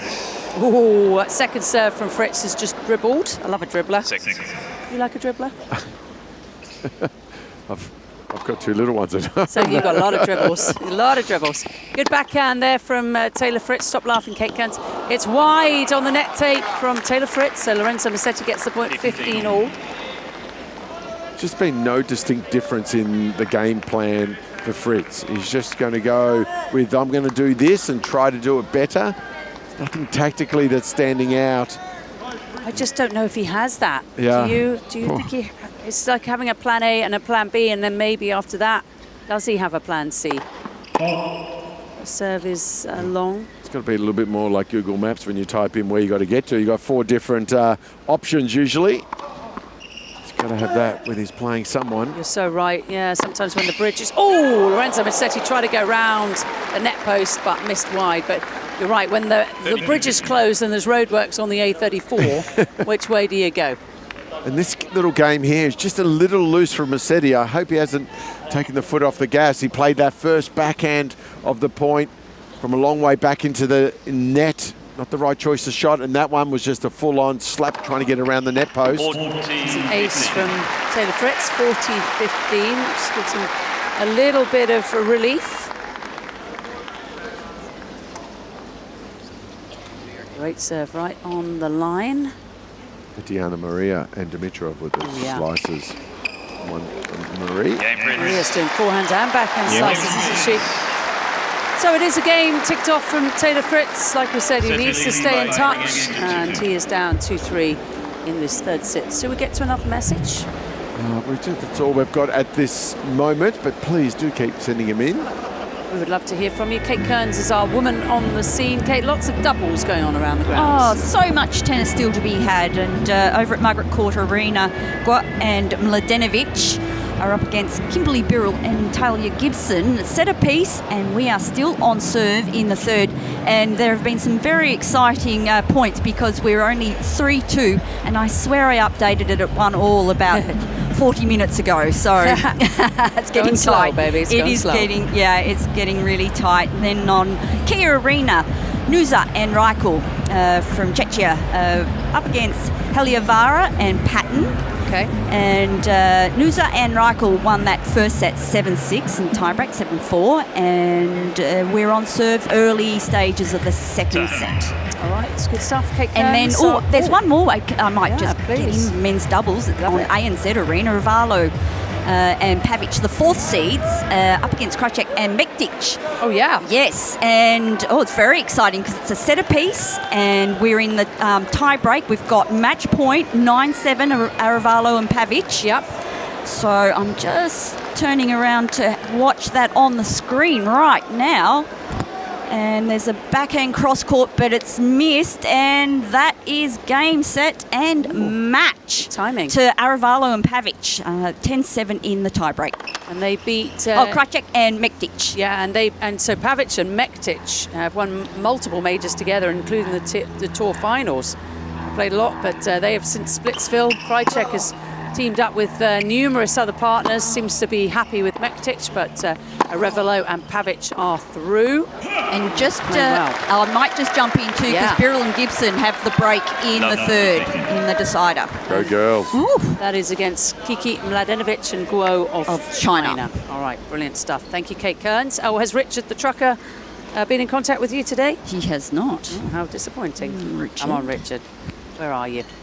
Which part of the world are you in right now? Okay, let's concentrate back on the action on Rod Laver Arena. Richard the Trucker's got a bit of a thing for Kate Kearns, and who doesn't? He's only frankly, human. Quite frankly. It is 3-2 to Lorenzo Musetti. Third set, the Italian superstar, the 23-year-old, up 2 sets to love on Taylor Fritz. We thought this was going to be a close match. It could be straight sets. And we played an hour and 45 minutes. They're into a backhand cross-court rally. Taylor Fritz hitting over the ball almost exclusively.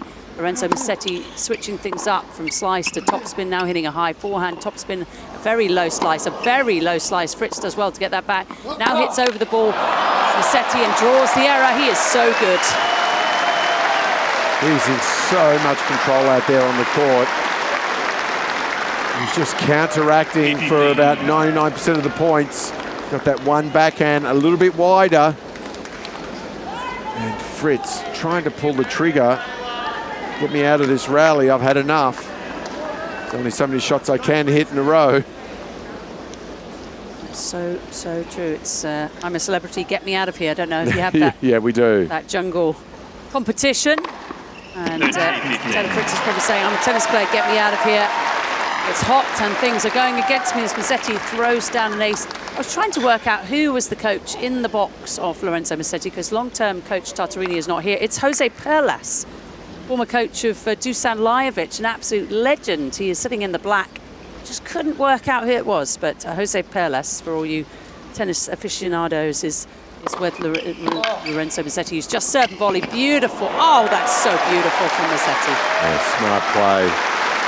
Just keeping Taylor Fritz guessing on what's going to happen. It's so much variation. How good was that volley? He just took care of it because the return was low. Yeah, and got him so close. It's a bit awkward to see an Italian serve volley on Australia Day in Melbourne. What is happening? Yeah, it's all right. It's Twilight Zone. It's a cultural shift. 29 winners now for Musetti compared to 19 from Fritz. He's been forced into 18 errors. That's 8 fewer than Fritz. And he's hit 20 unforced errors. That's 10 fewer than Fritz. So you can tell by the numbers that Lorenzo Musetti is winning. He's also won, Mark, 85% of first serve points and 65% behind a second serve. That is crazy. Players looking for about half second serve points. He's just won another. Taylor Fritz going big up the line, but missed long. And time is running out, Mark, for the 9th seed. And then I'd really love to see Musetti step it up here. Let's raise the intensity. Just put enormous pressure on the Fritz serve. This is going to be absolutely massive now, because this is the next couple of games really that Fritz firstly has to hold, and then secondly he almost certainly has to break. If Musetti gets 5 on the board and serving, I think that he will have absolutely no problem. We shall see. Getting closer to the edge of the plank that he's walking, Taylor Fritz, unfortunately. He's taking small steps. And he is like Peter Pan, isn't he, Taylor Fritz? Slightly older than his opponent, in the late 20s now, 28s. It seems weird, doesn't it? Because he, Tommy Paul, Tiafoe, Riley Peckel, all similar age, all grew up together. They're getting into their late 20s. This should be prime time for the Americans. Can they, one of them, win a major title? Fritz is probably the front runner out of those. We know that Tommy Paul has been knocked out by Alcaraz. Is Fritz going to be knocked out by Lorenzo Musetti? He's hoping not. That's a great bounce smash. Oh, very good defensive lob from Musetti on full stretch. Wasn't an easy overhead for Taylor Fritz. It was out by the double sideline on the left part of the court. Could have made that look very, very ugly, but it generated great angle. Musetti just able to frame it into the sideboard. 30 left. That's a big ace from Taylor Fritz. I'm just looking up an article that I must have missed.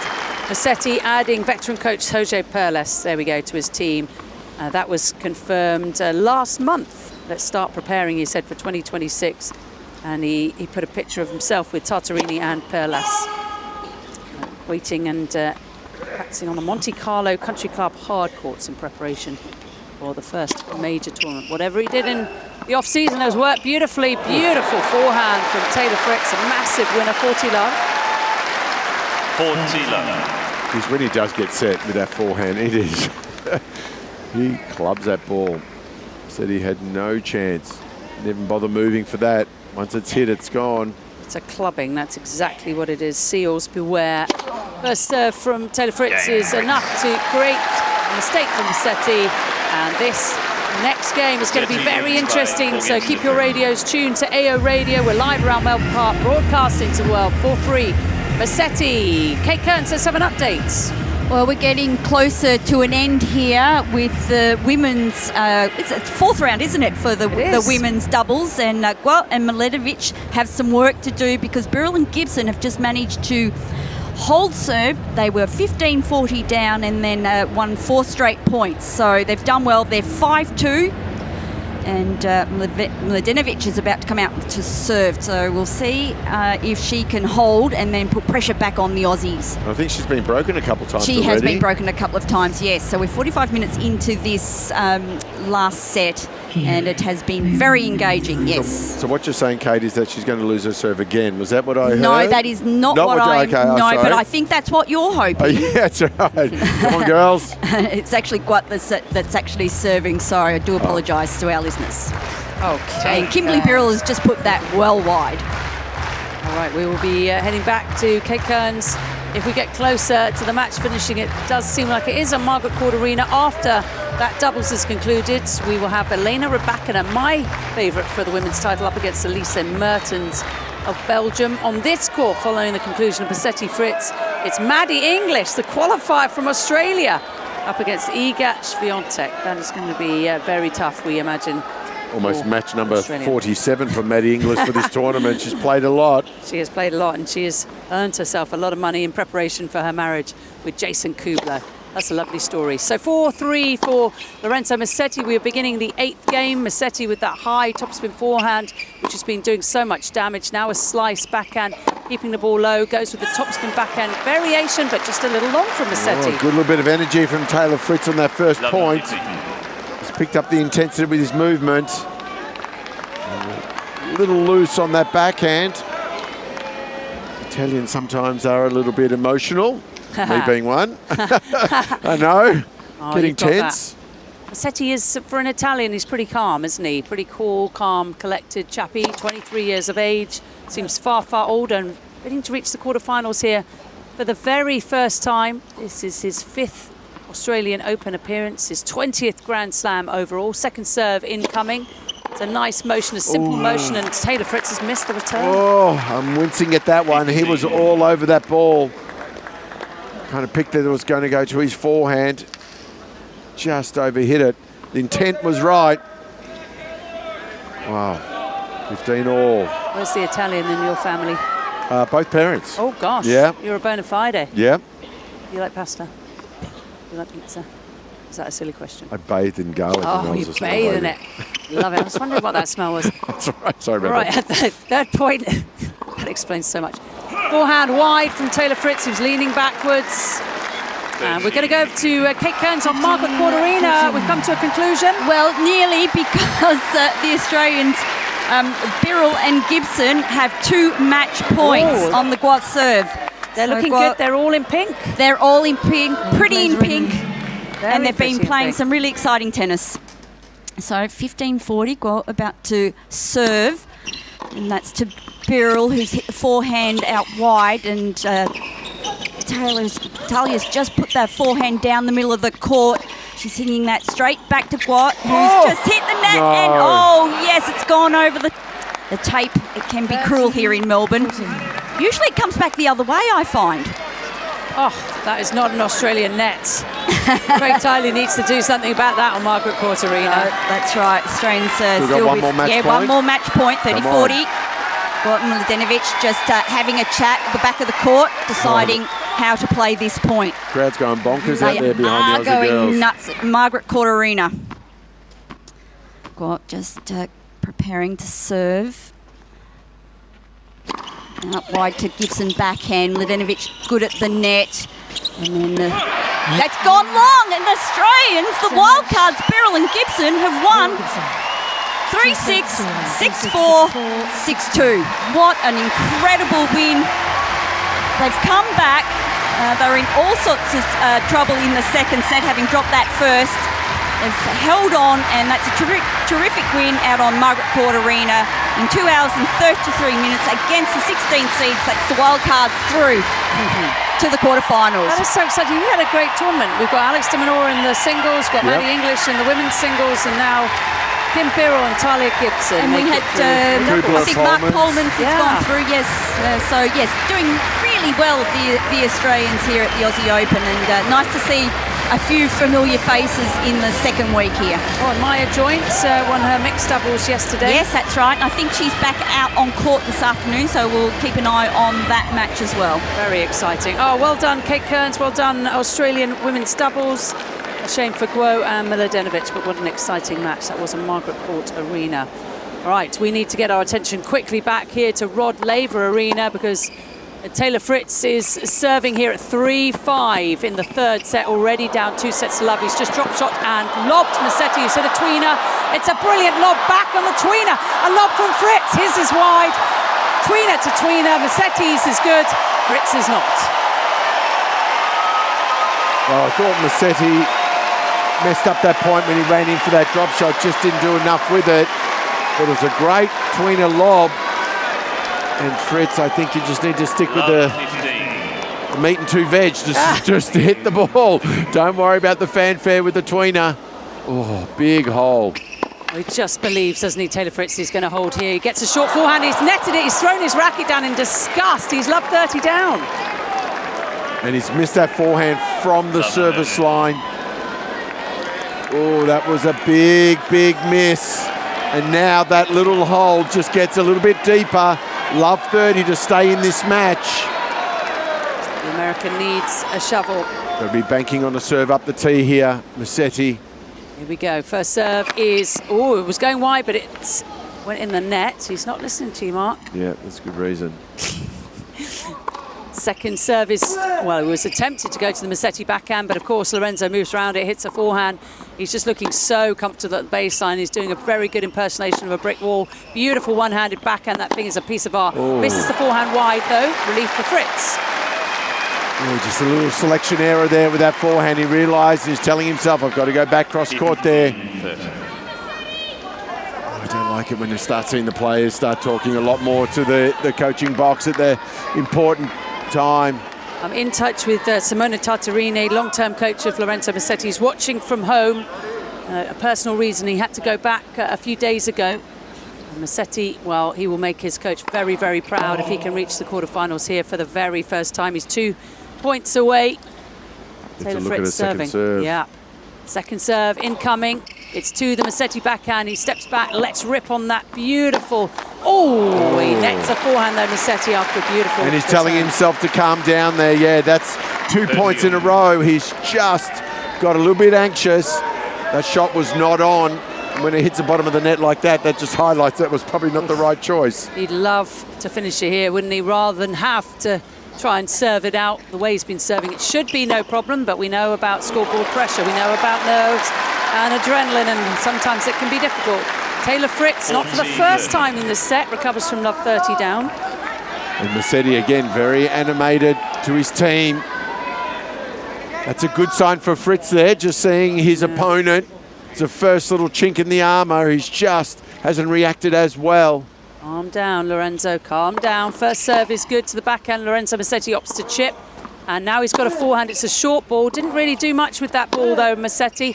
They're into a rally. Fritz hits the net tape, and it bounces the wrong way as far as he's concerned. Back to Juice. Oh, that's a let-off for Musetti right there. Just got to keep your game plan. Just be present. Don't start thinking too far ahead. This is the best point you've got to be able to play right here. Juice. Where's he going to serve? 1 hour and 59 on the Rolex.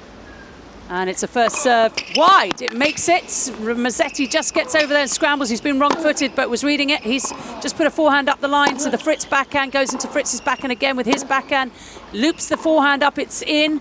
Another looper. Oh, that's a miss from Musetti. That is a miss. Yeah, a couple of very, very loose points.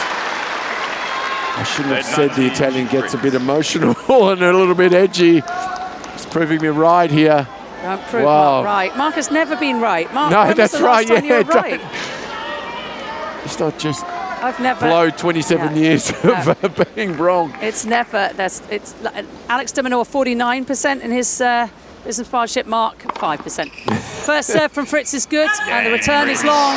So Lorenzo Musetti is going to have to try and serve this out. Fritz holds from love 30. Hold on to your hats, everyone. This is going to be tight. It's a long way to go for Musetti right there. Well, that's the first game that he really just showed a little bit of tension. And that tension came through with some poor choices of shot and a few errors. Kate, not much going on. I think we're waiting for Rebecca and Mertens on Margaret Court Arena. Anything that you're keeping your eye on? I am keeping my eye on Cain Arena. It's a men's doubles match between Nusa and Reichel. Oh, yes. From Czechia against Heliovara and Patton. Henry Patton. Henry Patton from Great Britain. Yeah, former Wimbledon champ. Well, Nusa and Reichel won that first set 7-6 in the tiebreak, 7-4, and we are on serve in the second 2-1. And the other thing we need to keep an eye on, John Cain Arena, Kate, because of course Leila Annie Fernandez and Nicholas Kyrgios. That's right, the wildcards have made their way onto court, and they're up against Tracy and Danilina. I love Tracy. Sounds like Thunderbirds, doesn't it? He plays with Cash, and I think Robert Cash. I just think that's the most wonderful doubles team. Tracy and Cash. Tracy and Cash. And are they on this afternoon? They might be, but I just think they're like an 80s sort of police. They are. They're following Starsky and Hutch. They should come out in leather jackets. That's brilliant. And the A-team, Pity the Fool, are following them. Hannibal and Face, who is my childhood crush, Face. Dirk Benedict. What a man. And the crowd are just trying to get Musetti over the line here. Ooh. Fantastic atmosphere. Listen to the roar. We're on Rod Laver Arena, where Lorenzo Musetti is trying to finish off the match against Taylor Fritz. It's almost 4 p.m. local time under bright sunshine here in Melbourne. First serve ace. Fritz, you just got to be covering the centre line. You just have to.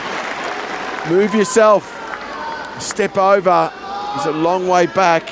So many balls and so many serves from Musetti have gone straight up the centre line. 13 aces for Lorenzo Musetti. He was 2 points away in the last game when Taylor Fritz was serving at love 30. Couldn't get it done, got a little nervous. First serve is in, drop shot. It's an absolute corker of a drop shot. And that's great awareness, knowing that Fritz is a long way back to return serve. That drop shot, he's got a little bit more time and space to do it. Wow, what composure. Ooh, that drop shot was bananas. All right, I'm going to buy you dinner if he hits a sliding serve out wide. That he loved, and he goes down the tee. Uh-oh, drop shot back from Musetti. Fritz gets there, it's long. Musetti has hit an ace down the tee and 2 drop shots, and he's 40 love up here as he seeks his very first Australian Open quarterfinal. This has been sensational from the Italian. He reached the top 10 in May of last year. He is now a bona fide top player, is the 23-year-old. Match points. First serve is way long.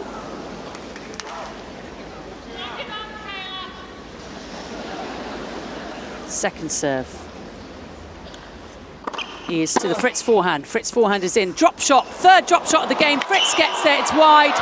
3 drop shots and an ace. Lorenzo Musetti points to his head. He is bright as a button. He is in the form of his life.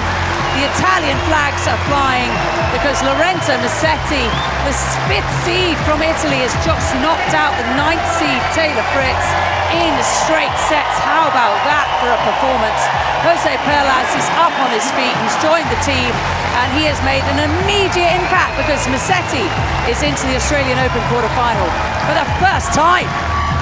Wow, and 3 drop shots in the final game. Wow, that's some composure from the Italian. After the previous game, he was a little bit shaky. He settled himself so well, and he had all the answers for Fritz. Fritz didn't seem to change his game style and his tactical play. Unfortunately, when you lose the first 2 sets and you do the same thing, you're going to get a similar result. But hats off, Musetti. Fantastic play. And the winner of this match, Musetti, to play It's going to be a blockbuster. Musetti Fritz is going to play Novak Jokovic, who's been super fresh with a day off. Fritz has made his way off, very disappointing for the American. Is his chance ever going to come in the majors? Yeah, he's got some work to do. Just needs another element, doesn't he? He's sort of wandering off. He looks in a lot of pain. He has been injured, Fritz. Played the United Cup for the USA. I don't believe he's 100%. We're going to go down on court because there is a man who is. He's speaking to Jim Courier. Lorenzo, congratulations. You're into another major quarterfinal. You've done it at Roland Garros, you've done it at Wimbledon, but you've never done it here in the Australian Open until now. So congratulations. So what does it mean to you to finally make the quarterfinals here in Melbourne? Well, honestly, I feel very proud, honestly, because I know Taylor very well. We played many matches, many battles.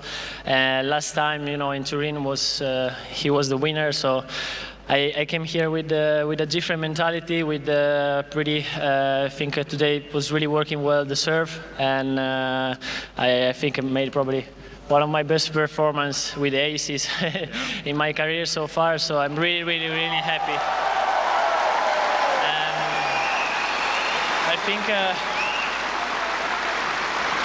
when I finished pretty late the season last season, of course the goals were to start well the year, because for me, as you mentioned, I never surpassed the first week here. So making the final in Hong Kong, winning doubles in Hong Kong, and now being the quarterfinal for me is really a dream. So I want to thank my team over there and the team at home to be there every day for me. Thanks.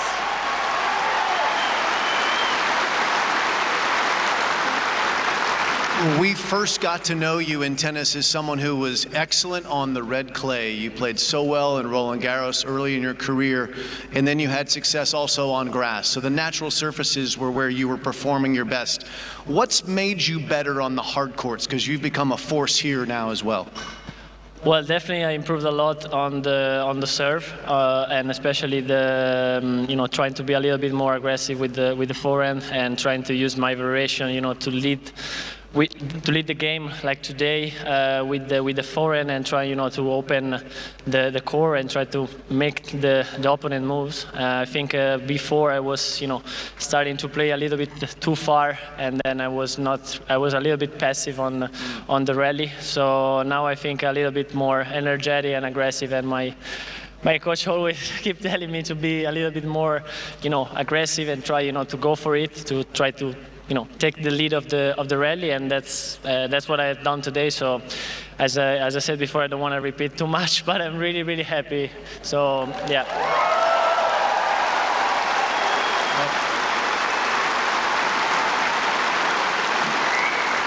You and your team deserve some happiness, because while it's been a great start for you on court, it's been challenging off court. Both one of your coaches, Simone Ciattarini, your physio Demiano, they both were here and they had to leave for personal reasons. So do you have a message for them? Because I'm sure they're watching back home.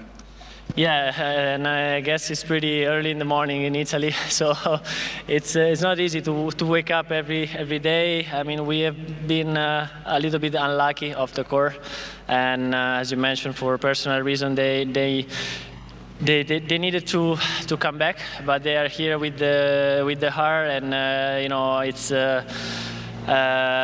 it's tough also to speak, because when real life knock the door, it's something really surprising, and you always understand life better, and I think I feel more mature on the court, and probably I'm playing better also for that and for them. So I want to continue, and I want to keep pushing myself for more and more. Now have a huge challenge ahead, so I feel ready to do it. Before we get to that challenge, I want to emphasize something positive in your life, because you've become a father for the second time just in November. So you and your partner Veronica now have two really small boys.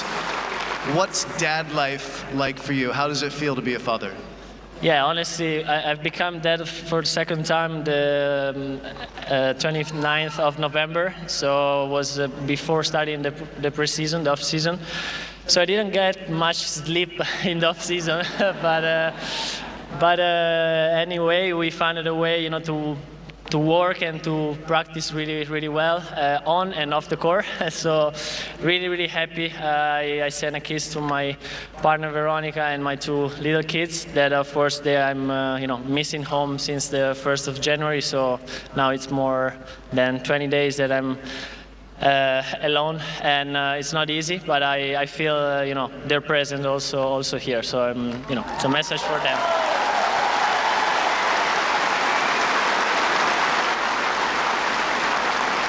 Well, if you have to be away on a work trip, you might as well make it great, and so far you have, and you have a great opportunity to go up against the greatest player, certainly on this court and everywhere, really, in men's tennis. Novak Jokovic is your next opponent, so what do you think about that challenge in the quarterfinals in a couple of days' time? Well, I mean, Novak, we played many times, and every time it's a lesson, first of all, and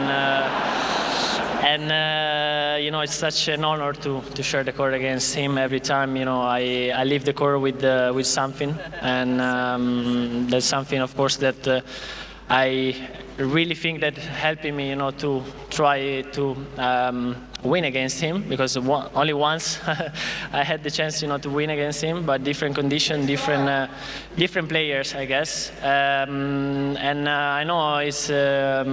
I didn't have to play today, so it's pretty. For sure, won't be tired, but hopefully, the rhythm that I have right now with the great match of today will bring me luck for the next one, and I feel ready, to try to push him at his maximum. Everyone, join me in congratulating Lorenzo Musetti on a terrific performance. And what a terrific interview. Jim Courier speaking to Lore Musetti. Who's happy to talk about his improvement made on the serve and forehand, his family life with 2 youngsters back at home. Not much sleep, Mark. You're in a similar position. You know what he's feeling. Yeah, well, don't win matches like he's winning matches, and don't need a pre-season like he's needing a pre-season. But yeah, that's a very composed young man. Like he's just seems like his maturity is way beyond his 23 years. Boys, he's experienced a lot. He's cramming it all in, and then he's thrust into this environment of a lot of external pressures, a lot of external noise, and trying to be the best athlete and the best tennis player he can be. So, wow, he's got a lot on his plate. and he's keeping a great it all team. Focused. He's got a great team. Think of his partner that is at home, coping with the situation of having a youngster like that. Yeah. 2 youngsters and your partner's away. So, hopefully she's got a good little support network around her to help that. It's not easy. Not easy at all, but they are making an absolute fist of it, aren't they? Musetti is going to be there for a while, signing some hats, signing some balls, and he is going to now prepare for Novak Djokovic, Mark Helawati. We're looking at the ATP head-to-head record. 9 for Novak, 1 for Lorenzo. Do we have their last meeting? We sure do. 2025, they met in Athens. So okay. Novak Djokovic, as we know, has moved to Athens and played the 250 there. His brother is tournament director. And they met, and Novak won that match in the final on indoor hard, 7-5 in the third. Okay, so all right, so that's the last match, the closest match. So I think Novak now is a little bit different to the Novak that he lost those other 8 times. The only time that Musetti won was 2023. That was actually their 4th matchup. It was on the Monte Carlo clay in the round of 16, and it was a 3-set win for Musetti. That's his only victory. Okay, yeah, I think Musetti's in both players are in a different situation and a different phase of their tennis life. Musetti is definitely coming up the elevator, and I think Novak is slightly coming down the elevator. But it would not surprise me if Musetti wins. Let's just do the age. So Musetti is 23 and is 2026. So that means he was born in 2003. Yep. Have I got that? And that's the year that Novak turned pro. Okay. Isn't that crazy? He's been out there a while. That's pretty 4 and crazy. 5th ranked. Novak is number 4 in the world, and Musetti number 5 is going to be intriguing, isn't it? And Novak has won almost 200 million in career prize money. 191. $191 million in prize money. US. 101 career titles. Does it have how many career wins?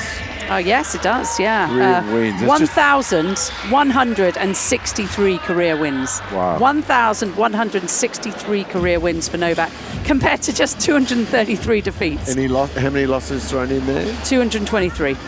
Isn't that bananas? Bananas. Yeah, that's... Bananas, not even in pyjamas, just peeled. And we say you're always going to lose points. I remember reading a stat that... it was one of the years that Jokovic had an absolute blinder of a year. 2011 was one of the years. years. Yeah, and he won everything and barely lost a match. Yeah. And the percentage of points won throughout the year, I think it was like at 51.7% of points won. So just over 50% of points won, which was amazing. It's an amazing stat. If you ever have a chance, listen to the Roger Federer speech. He went to Dartmouth College and he spoke, and it was all about, he was speaking to students about life and how you're never going to win everything, everything's not going to go your way, but being resilient. And he said, I only won 54% of points, generally speaking, and look at all the titles. Career. Yeah, the other amazing. speech to listen to, Taylor Swift at New York University, NYU. Yep. It is unbelievable. Every person, whether you're old, young, male, female, whatever you are, you should listen to that. All right. It's just phenomenal. Hang on a sec. Taylor Swift at New York University. I am writing this down. Yeah, listen to those two speeches if you want to be inspired. Taylor Swift and Roger Federer. Right, we're going to have a little bit of a quick break, and then we're going to head over to Margaret Court Arena. Kate Kearns, are you watching that one for us? Kate is not in the building yet, but we will have eyes on that match on North Margaret Court Arena. In fact, we will be going over there very, very soon. We've also got a match on Rod Laver Arena coming up in a few hours' time. It is 4:30 local, so it's 7 o'clock. Maddie Inglis, the qualifier, up against Iga Świątek, the second seed from Poland. And then the final match of the night on Rod Laver Arena, Ben Shelton up against Casper Ruud. I think Ben Shelton will take that one. Yeah, I would think so, yeah. Playing a bigger game. Yeah, a little bit bigger game. We've got Sinner out on an outside court almost at Margaret Court Arena tonight. Margaret Court Arena, which is where we are heading next after a quick commercial break. Please do stay with us, though, on AO Radio. Kids making a racket? Nothing hits like Hot Shots Tennis. Perfect for kids aged 3 to 12. Book your free trial at a participating club. Hit up tennis.com.au. Hot Shots Tennis. It's different. If you're looking to reclaim your game, try Cardio Tennis, presented by Chemist Warehouse. This high-energy group class is where fitness meets fun. No competition, just genuine connection. Set to great music, you'll mix tennis drills with constant movement for a workout that never feels like work.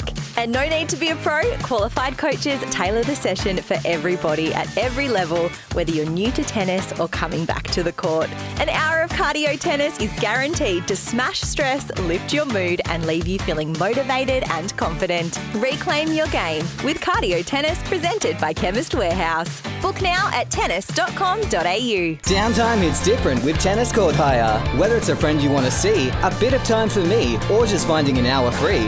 Whatever you're into, get out on court. Tennis.com.au. Player features, exclusive interviews, game insights, and much more. That's Australian Tennis Magazine. And this AO, Australia's only tennis publication, turns 50. Join us in celebrating our special milestone by picking up a copy or subscribing at tennismag.com.au. Message our commentators. Go to ozopen.com/AO Radio and click on Ask the Booth. You're listening to AO Radio.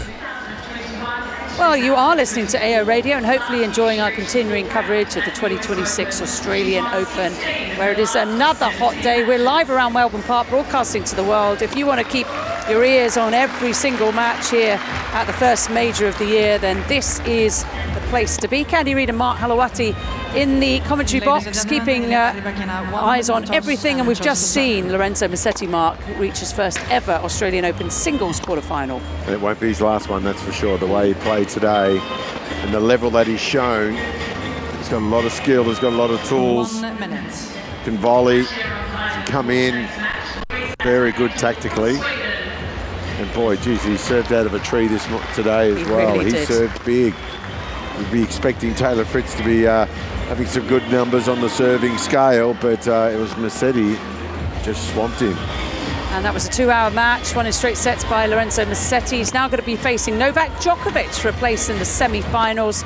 Novak has won 9 of their 10 meetings. And in the bottom portion of this part of the draw, which is this bottom half, we'll have Ben Shelton up against Casper Ruud later on. And Luciano Darderi will face Jannik Sinner, the twice Australian Open champion. So that's the bottom half of the men's singles draw. At the top half, we have, of course, Carlos Alcaraz, who's taken out Tommy Paul, Mark, and then Alex de Minaur. He was excellent against Bublik. Yeah, he was really, really good against Bublik. He just didn't give Bublik a sniff in that match, destroying him like 1-1 the last 2 sets. Alexander Zverev got the better of Francisco Cerundolo, and Lerner Tien, who won 5 times against top 10 players, has beaten Daniil Medvedev again. That was rather straightforward, wasn't it? Yeah, he's played him same part of the draw last year here in Melbourne, and that was a 5-set monster battle. Both players just absolutely gassed out with nothing left in the tank. This one was very, very straightforward. Kind of shows the improvement of Tien and maybe a little bit of lack of form from Medvedev. Medvedev, of course, working with Thomas Johansson. He just doesn't know quite what to do with Lerner Tien, does he? He sticks very close to the baseline. Yeah. Loves to hit low slice. Very, very good hand skills, Tien, now coached by Michael Chang. Amazing what a good coach can do for a player. Tien, of course, winning the next-gen champs last year. Being one of those left-handies. They all should be on an island playing their own little tour, I reckon. Do you think that should... Oh, yeah. I quite like the thought of left-handers having to start from the ad side. Oh, really? Yeah. What do you think about it? I just love that concept. Okay. Ready? That would just be so interesting. Now, we have turned our attention to Margaret Court Arena for a women's 4th round match. Elena Rybakina up against Elise Mertens. Rybakina represents Kazakhstan. I think it's wrong to say she's from Kazakhstan because she's not. She does represent Kazakhstan, and she's playing the Belgian, who is Belgian, does live in Belgium and has Belgium association. That is Elise Mertens. So an all-seeded battle. It's the 5th seed, gets the 21st. Elise Mertens, we've just seen her run to this portion of the draw, the 4th round in the women's singles, and it was rather straightforward. She's playing well once again, Mertens, who loves to play singles and doubles. Had a great doubles career, hasn't she? Amazing doubles career. So won major championships with Aryna Sabalenka. That was before Sabalenka decided to concentrate on singles. And the first couple of points have gone to Rybakina, who's the bigger player in this matchup. Yeah, she has the firepower. She's coming in with some form as well. She's got some game. She's got a big serve. Very big off the ground with her forehands and backhands. Mertens, that last forehand just clubbed the net post and broke the little advertising. Or actually, it's that the lighting. It is the lighting bar. Yeah. At night time, that lighting bar comes red if a player misses a shot. And we've had a couple of instances where the red bars haven't come off and someone's had to go and switch it off and switch it on again, which is what my IT husband always says when things go wrong in our household, IT-wise. I don't know if you have the same. So it always seems to work, annoyingly. You always think it's going to be more complicated. 30 love, now 30-15. Rybakina is slightly late on a forehand. About to get there head-to-head. You hear in the background long-term coach of Elena Rybakina, Stefan Fukov, a controversial figure, but he's back in the box. And he is a constant chatty man. It's actually a talk show in the UK called Chatty Man by Alan Carr, winner of the Celebrity Traitors. You're familiar with that. Very exciting show. Very funny man, Alan Carr. He is, and he's also a chatty man. As Rybakina hits a beautiful backhand cross-court winner, 40-15. And Rybakina is one of those players that if you don't make her move and she's able just to stand still and just take a step to the ball, she can hit that shot anywhere and hits it so cleanly. Very fluent with her swings. Very clean. Got a scary serve, hasn't she? Way more aces, almost double than number 2 player on the WTA Tour last year. She is a tall player representing Kazakhstan. Just dragged her forehand wide, 40-30. There's no light and shade with her game style, is there? It's just Crunch, crunch, crunch. Finished third last year. As we see her team, she's added another coach to her roster. It's Stas Kamarski, who was a long-term coach of Yelena Ostapenko and also the fiancé of Ludmila Kichenok. And he actually kept coaching Ostapenko in singles, even though she and Kichenok broke up in doubles, which must have been awkward. Lasted for about 6 months, and then he stopped coaching Yelena. It's Juice here. It's good that he lasted that long. Yeah. Yelena has gone through a few coaches in her time. He's a very patient man, Stas Kamarski. Every time I see him, I ask him, are you married now? And he says no, because they've been supposed to be married many times, but of course of things, Ludmila Kichenok hails from Ukraine, because of things going on in her homeland, it's been rather difficult. And they've kind of put it off and put it off, so we will keep you posted on that one. Juice here on Margaret Arena, Elena Rybakina versus Lise Mertens. Rybakina, the heavy favourite, but she's facing a break point.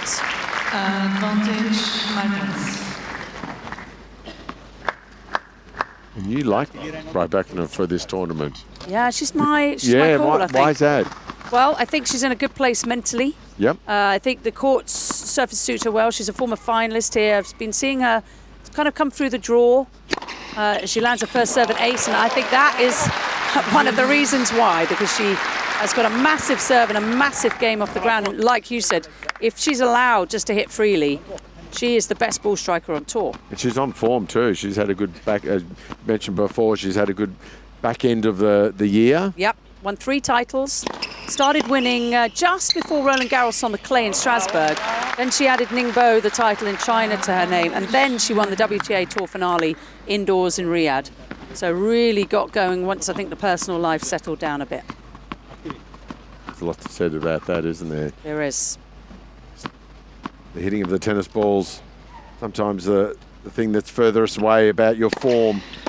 Is that kind of 10%? We'll talk to Mark, who has coached so many players. Rybakina throwing a forehand wide, back to Juice. But I think, especially for the WTA side, and I can say this is more difficult for you, but women are certainly more emotional, and I think we reflect on things that are going on outside the court a lot more than ATP players do. Yeah, but from the guy's point of view, sometimes we just lock down and shut down way too much, and are not open to change or open to information in that sense. And sometimes our guys' responses is put the wall up and block it all out. So That's which really can be a hindrance. Really interesting. A hindrance, yeah, it could be a hindrance. But yeah, it's Rybakina just looks like a wholly different person outside on the court. I thought she looked very drawn and pale for a lot of 2024 and summer 25, but the colour has come back, and she's just got out of trouble there with her big serve coming. She's had a comfortable run so far leading into this round. Get you the results so far. Straight sets wins. Let's see. So she started off against Kai Juvan, and that was straight sets. Juvan has been playing well as well. She's had a lot of personal problems, a lot of injuries, Juvan, a Slovenian who was a contemporary of Iga Swiatek when they were growing up, and almost as good as Iga. So slightly lost her way, Juvan, but coming back. So that was 4-3. Then Rybakina got through Gracheva, who represents France, 5-2, and most recently against Teresa Valentova, the young Czech, and also straight sets at 2-3. So results actually been getting slightly better. Just looking at the win predictors, 65% in favour of Rybakina, 35% for Mertens. Is that fair in your eyes? Yeah, I think that's about right. Mertens can play. Boy, she's got some game as well. An all-court game. Very handy with the serve. She's clever. Doesn't have the power, does she, of Rybakina? But what a career Mertens has made. In my eyes, she's very much a maximiser. She's got the absolute most out of her ability, both on the singles court and the doubles courts. And the resilience to be able to do that at the big tournaments as well, to play singles, play doubles and back up and continue winning. She's one of those players where if you needed someone to play a point for you and win it, you'd probably put her in, because she wouldn't make a mistake like she's just done there. Yeah, that's right. She's just double faulted. Get her returning, not serving. She is the current world number 21, Lise Mertens, and had a phenomenal career. 10 WTA singles titles. She's won 23 WTA doubles titles. Fires a serve down the tee at love 15. Now in the baseline, hits an open stance backhand. It's thumped back from the Rybakina backhand. It's just got more power off the ground, but hits that one late, Rybakina. 15. Just the 18 million in career prize money for Elise Mertens. Not bad. It's a little awkward on court as well with the shadow slightly creeping across the court. The ball comes in and out of the shade. In Margaret Court Arena, the tram line up and down is completely in shade, as is the umpire's chair. The rest of the court is in sun. That can be tough, can't it, depending on where the ball's coming out of. Mertens at 15-all, second game. Rybakina has held after a little trouble. Mertens throws a high forehand up, and then we'll have to do that again, keeping Rybakina pinned back, and Mertens nets the backhand.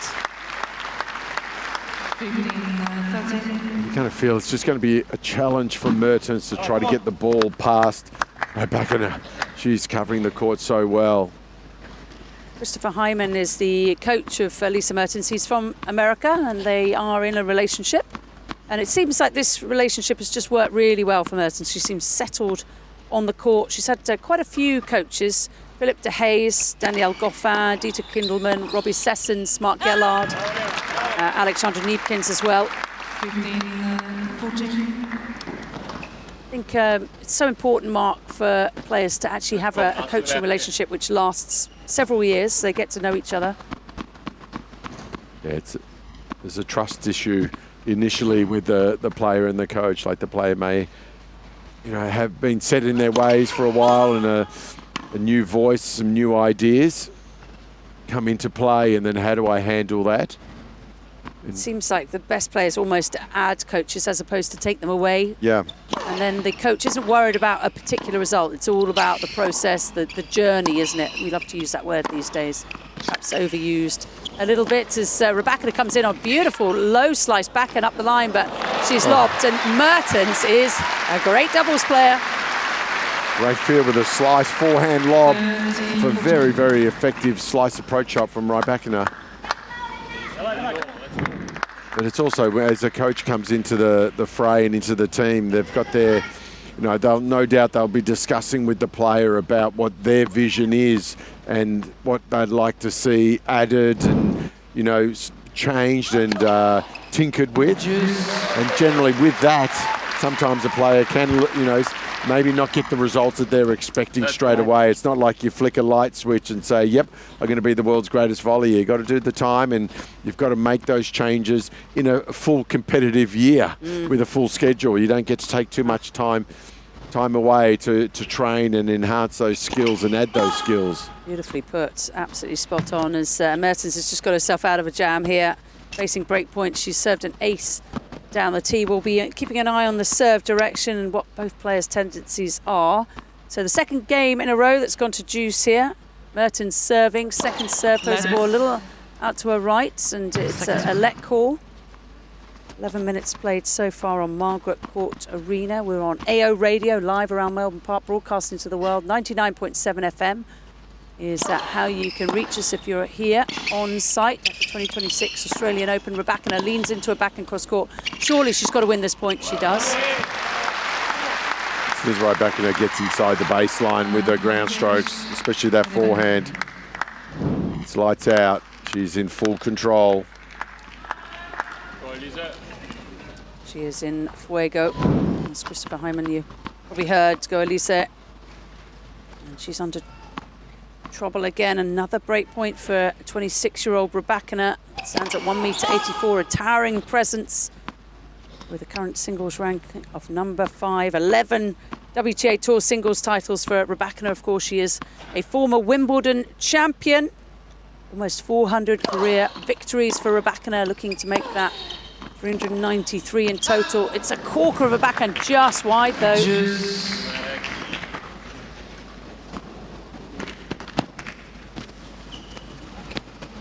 watching the team of Rybakina are looking for a little more energy. Stefanov Vukov just indicating that he wants more from Rybakina here. Started playing this sport at the age of 5, loves hard courts most of all. Rybakina born June the 17th, 1999. Has enjoyed a career high of world number 3, but hasn't added to that Wimbledon title. Surely she's got more majors in her though. We're at deuce, second game, first sets. Rybakina versus Mertens. Margaret Court Arena is the venue. First serve from Mertens is into the backhand of Rybakina, who throws a backhand cross-court at pace and depth. Does it again, but down the line this time she's forward and puts that forehand away. That's impressive ball striking from Rybakina. Just controlling the direction and controlling the court. All Mertens can do is just scramble, get racket on ball, and hopefully force a mistake. Both players coming into this match having not lost a set, so something's got to give. Mertens, the 21st seed, beat Taraduri 5-1. Then Uchijima 3-1, and then Bartunkova, love and 4. Bartunkova had beaten Belinda Bencic earlier in the tournament, so that was a good result for Mertens. She never loses really to players that she shouldn't via ranking. Just one of those players, but she is a break point down once more. It's a big forehand for Mertens. She's on the move forward, puts the backhand away. Back to deuce. Somehow Mertens has got to try to find her way forward a little bit. She's not going to win this match by defending. I think the other thing, Mark, I don't know if you agree, is Mertens almost needs to make this scrappy. Rybakina, meantime, doesn't want to let Mertens give her that time. Almost wants to just power off the court. Yeah. Once they get into sort of a cat and mouse contest, then the advantage favours Mertens slightly more. Stuck at the baseline, hitting hard. Rybakina is going to be the winner. So can the player get what they want today? We shall see. Wow, massive return winner from Rybakina. It's just so effortless, generating power. Very big swings, long levers. On Rod Laver Arena, Iga Swiatek is just beginning her warm-up. She will be playing at Maddie English, the qualifier from Australia, a little later on. Iga Swiatek, we're not really talking about her in the women's game, just like we didn't at Wimbledon last year, which she won for the first time. Astonishing. That was her first title of 2025. And Mertens is broken. Disappointment for her.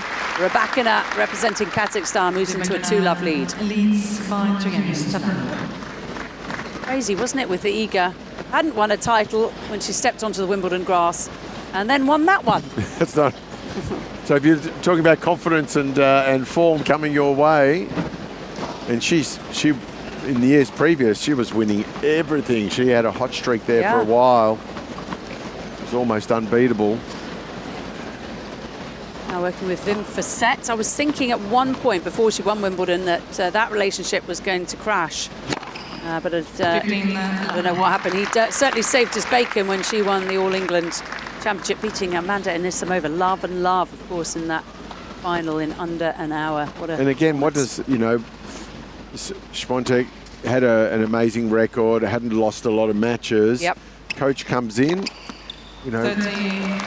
interesting discussion for both player coach to have about what he sees as the areas that she can get better. Pretty sure it won't be anything technical, probably a little bit more tactical. But he was under pressure, because if you're working with a top player who doesn't lose and suddenly she doesn't win, Wim Fissette must have been really, really struggling for a bit. You know, in those cartoons where people have sort of smoke coming out of their ears, and just envision. He'll be just chomping his nails, like a corn on the cob. When's the call going to come? When am I going to get the red card? But he survived. Of course, Iga's former coach, Thomas Witorowski, with whom she won so much, now coaching Naomi Osaka, who was forced to pull out of this tournament. Just like Jakub Menšík on the men's side. Menšík withdrawing, and then Novak Djokovic then advancing to the quarterfinals. That happened yesterday. It will be Novak Djokovic versus Lorenzo Musetti for a place in the semi-finals. 9-1 in the head-to-head.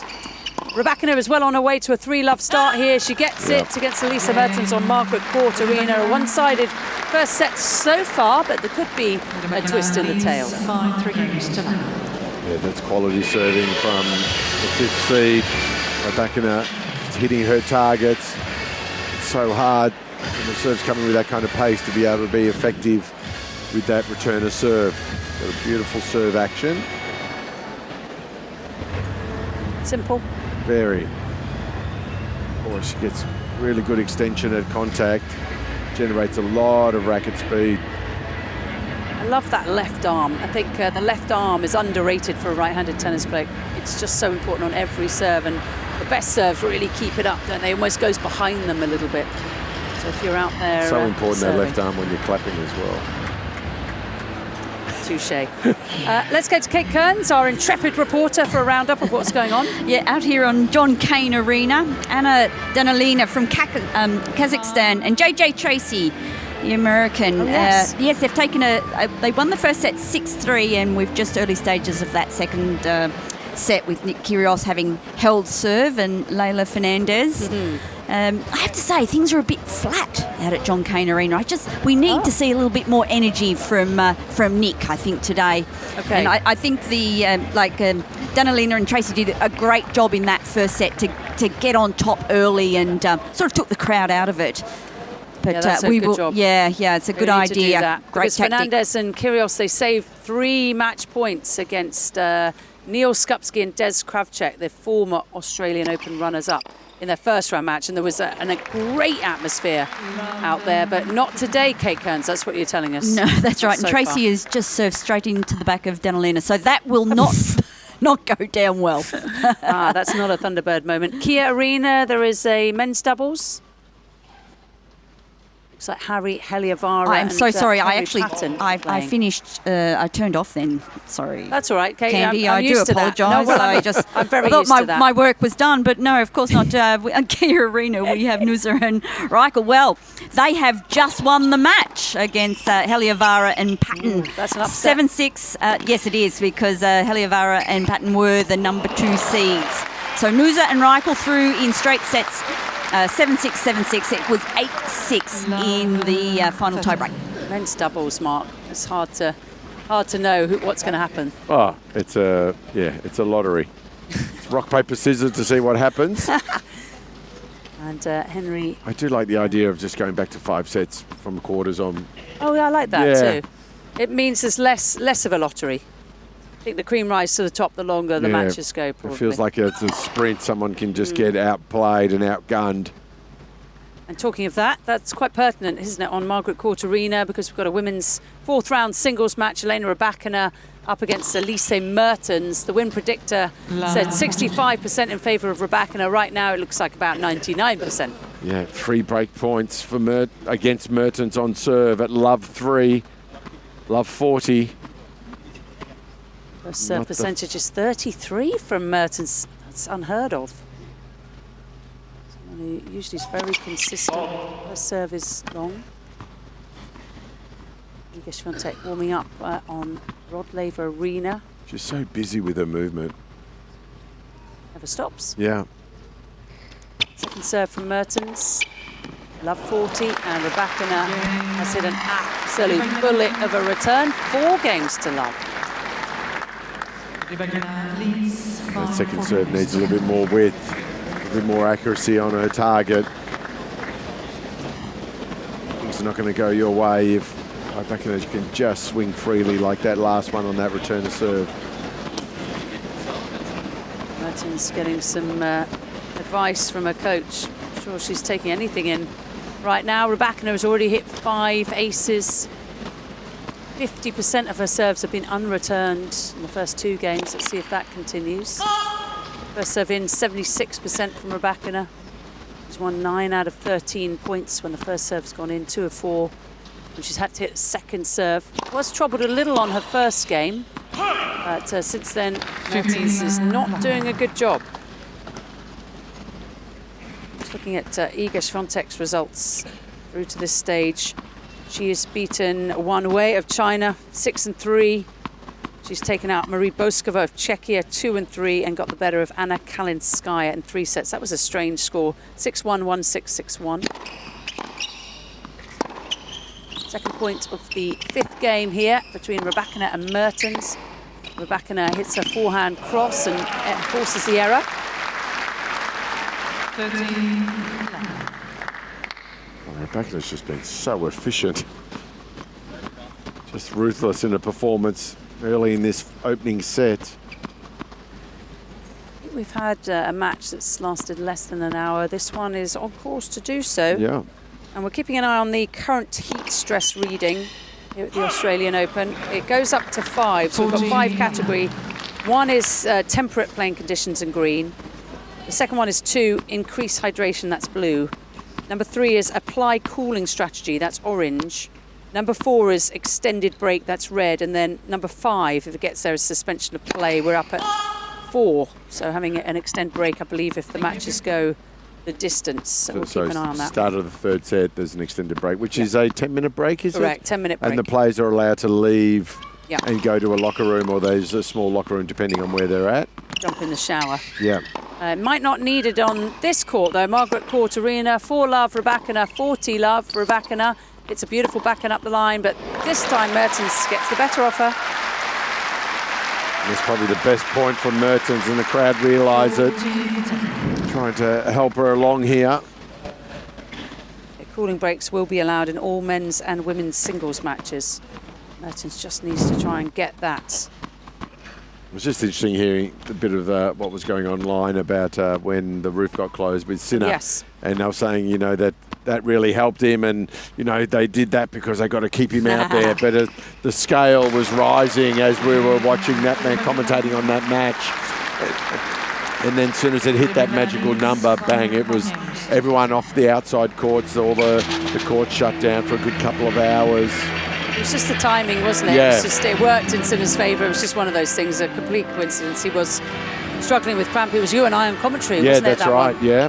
And we were just looking, the heat index went from 4.6 to 4.7 to 4.8 to 4.9 and then 5, the magic number. And that's when Sinner had a little bit of relief and the roof was closed. He was struggling against Elliot Spitzeri, who played a beautiful match.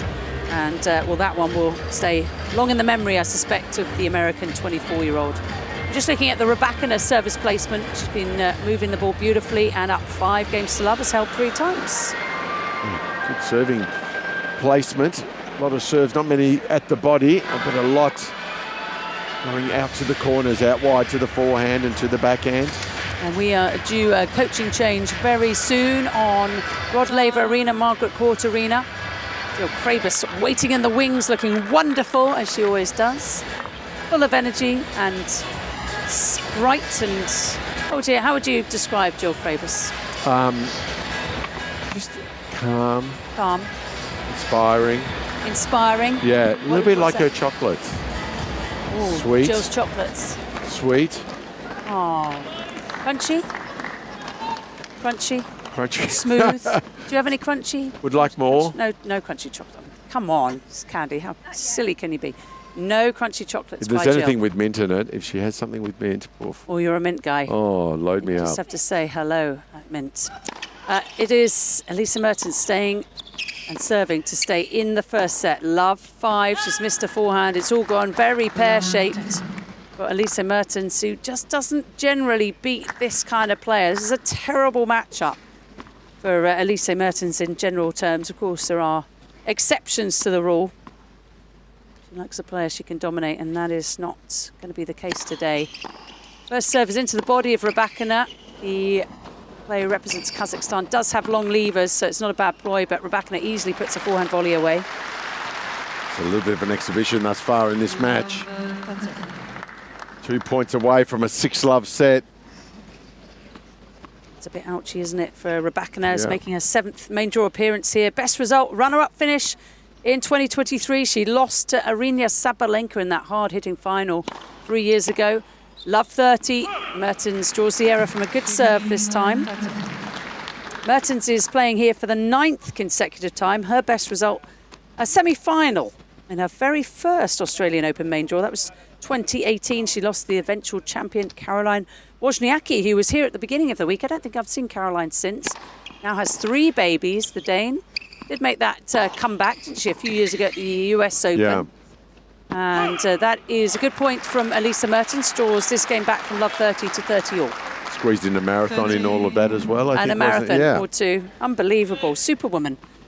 How do these people do it? It's like Taylor Swift. How does she fit in the time? How does she do it, Mark? We can always squeeze in a Taylor Swift. And she makes sourdough bread for her friends. Oh. I've never had sourdough bread from Taylor Swift. And by the way, if anyone knows Taylor Swift, I believe she's getting married this summer. Right, 30 all. It is love 5. Rebekina's just thrown up a really high ball. You don't usually see that from Rebekina. Mertens is up to it, plays a volley into the corner, and it's a winning volley. There's an unusual point there. Maybe that was a mistimed shot from Rebekina. High and short. Finally, Mertens gets a game point. That ball was awkward because it sort of had a bit of side spin, didn't it? Great volley skills from Mertens, just pushing it well deep up the line. That's what I think, Mark, she needs to do in a match like this. 7 volley and get to the net, like you said early on, because she's one of the best at the net. Yeah. Courtcraft is phenomenal. Not going to win too many from the back of the court against Rebekina. You've got to look at your opponent and go, yep, this is what they do better than me. Yeah. What can I do a little bit better than them? She is about to get on the boards, maybe, serving at love 5, 40-30. Oh, but it's a double fault. She's just so much under pressure, isn't she, behind that second serve? Ouchie, ouchie. The 1 game point you get to stop a 6-love set. Yeah, the numbers are pretty horrific for Mertens. 3 points won behind the second serve. That's a success rate of 25%. And she's going to have to hit one here. That ball toss, Mark, is looking like it's going far too far over to her right. Second serve here from Mertens. Does let this one drop. Second serve is to the Rebekina forehand, who whacks it back. It's just long, though. Advantage, Mertens. So another game point, 29 minutes played on Margaret's Court Arena. Lisa Mertens twice won last year from match point down. She gets a game. A little ripple of applause on Margaret Court Arena. Mark Halawati. Big cheers. Come on. There'll be no bagel. Yeah, let the comeback begin. She's got all the momentum. 1 game in a row. That's all you need. You got to start somewhere. Yeah, exactly. So you're saying there's a chance. 1-5. Yeah, Mertens coming back twice from match point down last year. She was facing trouble in the Australian Open against Victoria Golubic 12 months ago. Saved 2 match points in that round 1 encounter, and she did it again on the Sertogenbosch grass. That was an unbelievable match in the semi-final against Ekaterina Alexandrova. She saved 11 match points in that one. 11 match points. Yeah, and then went on to win the title. That was a semi-final match. Yeah, you would have had to win the title after that. Yeah, that is crazy. Wowzers. 11 match points Mertens saved. Can she save? That's got to be almost the most, for sure. That might be the most. Actually, I don't know. I'll look that up, but it's got to be there somewhere, hasn't it?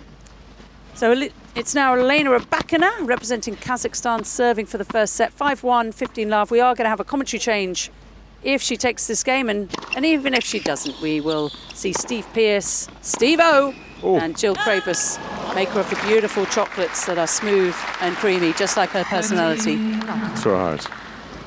30 love. She didn't hear me there. I just said you're smooth and creamy. Sorry. In a wonderful little package. Lovely chocolate package. Very sweet. 30 love, 5-1. First serve is good. Block back on the forehand from Elisa Mertens, who's running to a backhand, now running to a forehand. She's running all over the place. Her ball hits the net tape, should be put away. It isn't. Like 12 net cords in that one rally. Thought that was a great approach, a great length on that from Rebekina. Mertens on full stretch with the 2-handed backhand. Just getting it to clear the net. Great angle. We're just seeing another replay of it. Mertens on her knees, just kept her eye on the ball, didn't she? Flicks it past, but again, doubles coming to the fore there, because you've got to do that shot in doubles on the doubles court. That's why it's such a good idea to play both. It's a big ace from Elena Rebekina, though. That's number 7. And it brings up 2 set points. This has been a fast set of tennis. And Rebekina playing awfully well. Has won 1 major title, of course, the 2022 Wimbledon final. Beat Ons Jabeur in the final. Ons, of course, pregnant and not here. And Jabeur talked about starting a family. Had she won Wimbledon, she may have even completely retired. So we've had her for a little longer, but whether she comes back from little baby Jabeur is another matter. We hope she is, because what a player she is, the best drop shot on the women's tour. Oh. It's an out return from Mertens. She smacked it long, and Elena Rybakina in this 4th round women's contest has just taken the first set against the 21st seed, Elisa Mertens, 6-1. Right, Mark and I will say goodbye. Jill and Steve-O coming into the booth. Do keep enjoying our coverage on AO Radio. Here's a commercial break. See you soon. Kids making a racket? Nothing hits like Hot Shots Tennis. Perfect for kids aged 3 to 12. Book your free trial at a participating club. Hit up tennis.com.au. Hot Shots Tennis. It's different. If you're looking to reclaim your game, try Cardio Tennis, presented by Chemist Warehouse. This high-energy group class is where fitness meets fun. No competition, just genuine connection. Set to great music, you'll mix tennis drills with constant movement for a workout that never feels like work. And no need to be a pro, qualified coaches tailor the session for everybody at every level, whether you're new to tennis or coming back to the court. An hour of cardio tennis is guaranteed to smash stress, lift your mood, and leave you feeling motivated and confident. Reclaim your game with Cardio Tennis, presented by Chemist Warehouse. Book now at tennis.com.au. Downtime hits different with Tennis Court Hire. Whether it's a friend you want to see, a bit of time for me, or just finding an hour free, whatever you're into, get out on court. Tennis.com.au. Player features, exclusive interviews, game insights, and much more. That's Australian Tennis Magazine. And this AO, Australia's only tennis publication, turns 50. Join us in celebrating our special milestone by picking up a copy or subscribing at tennismag.com.au. Message our commentators. Go to ozopen.com/AO Radio and click on Ask the Booth. You're listening to AO Radio. Right around the world. Through ozopen.com, through the AO app, or through a number of our partner stations. Sirius XM on the ESPN network, iHeartRadio, Vision Australia Radio, tune in around the world, or I did try and use that on the way and for some reason it didn't work. Anyway, SEN in Melbourne, or 99.7 FM if you're in or around Melbourne Park within about, 15 kilometres or inside any of the arenas. And of course Margaret Court Arena is where we're at the moment for this women's 4th round match between Elena Rybakina and Elisa Mertens. And fair to say things are going very well for the 5th ranked player, the 5th seed at the moment, Elena Rybakina, who has taken the opening set by 6-1. Steve Pearce with you now in commentary. Great thanks to Candy and Mark for the last couple of hours. Hopefully they've been entertaining you. They were quite entertaining, I thought. I don't know if Jill Krabus agrees. Let's see. Yes, they were very entertaining. They were very complimentary. They were. In a complimentary mood with your today. smooth and creamy personality. And you rough and saucy. Rough and saucy. Rough. Rough. What does that mean? Sort of rough. With an extra G in front. Okay. Well, if you're gruff, you're sort of maybe a bit abrupt, which isn't actually. Well, I don't like to think that I'm that abrupt. Maybe I'm abrupt with Candy when I'm giving her tips on how to improve her tennis. Yes. I don't think she'd take any of them, really. No, I think she would have you in that category. Oh my gosh, I don't know what I'm doing on this computer. No, it's become clear to me you haven't got a clue what you're doing, because all I can see is a blue swirly We rose. got a tutorial on this too, and I just can't figure it out. Can't you just double click on Outlook and that'll bring the emails up? This one? Yeah, and then Outlook. Oh, here's this one? Mertens has new balls here because there were 7 games in the first set, so it's super convenient to kick off the second set here. Just in the sunshine, Mertens serves onto the forehand racket of Rybakina, who then skips inside the baseline to hit a backhand, surprisingly, into the net. We'd love to hear from you, although we may never be able to see your email because Jill's still struggling to get those emails up. Anyway, I'll give you the email address and we'll take potluck as to whether we get through. I need help. aoradio@tennis.com.au. You can contact Jill probably on Instagram or something like that if you want to give her a hand, technically. Ozopen.com. You can use the Ask the Booth form as well, and through the AO app. AO standing for Australian Open, of course. You must know that if you're listening. Mind you, this could be your first time tuning into AO Radio, and if it is, welcome along. It is lovely having your company. 15 all here as Mertens gets this second set underway, and she's got to She's got to change the course of this match, which went horrifically towards her opponent in that opening set. The sun's creeping its way across the court. It's just still in the deuce court where Rybakina is serving from here at... sorry, Rybakina. Mertens is serving from down the far end. Rybakina waiting in the shade. Goes with the off backhand. Beautifully struck by Elena Rybakina. And that just skimmed across the court, landing near the sideline. And... Mertens was nowhere near at 15-30. Trouble again for the Belgian here, the 21st seed in the AO 2026. Lots of 20s there. Jill's still struggling. She might say something soon, though. There she is. What? Oh, there she is. I knew she was here. I might say something eventually. Pulled wide on the backhand that time by Rybakina out to 30. Might have to sign into your account, I think. Okay, because I'm not getting the required text. The password is my son's full name and his birthday with an exclamation mark at the end. Perfect. That should give you a tip. Should be able to work that out, shouldn't you? Serving here into the net is Mertens. Big point for her here. She's got to get on the board right here at the start of this second set. Vying for a place in the quarterfinals. Mertens serves to the forehand of Rybakina. She'll be delighted to see that flying long. Is your pick Rybakina? I can't remember. No. Iga. Oh, Iga. Okay. Iga. We'll see how... Rybakina would be a good one, too. Yeah. But I went for Iga. I went for Anisimova. I had a nice narrative to my picks when I gave them to Fiona Darmody, whenever that was. Feels like over a week ago. In fact, it was. Into the net from Rybakina on that occasion. So Mertens does well and holds serve to start off this second set. I went for Iga and Carlos to complete their career Grand Slams. Ah, that's a good one. Yes. That would be an amazing storyline. It's a lovely storyline. It's a great storyline, yeah. Whether it'll happen or not. I went with Anisimova and Sinner. Which is also nice. So it would be 3 in a row for Jannik. And of course the full circle redemption. Well, maybe not a full circle. But anyway, the redemption 3 finals in a row and Anisimova finally breaks through. Nice. I like that story as well.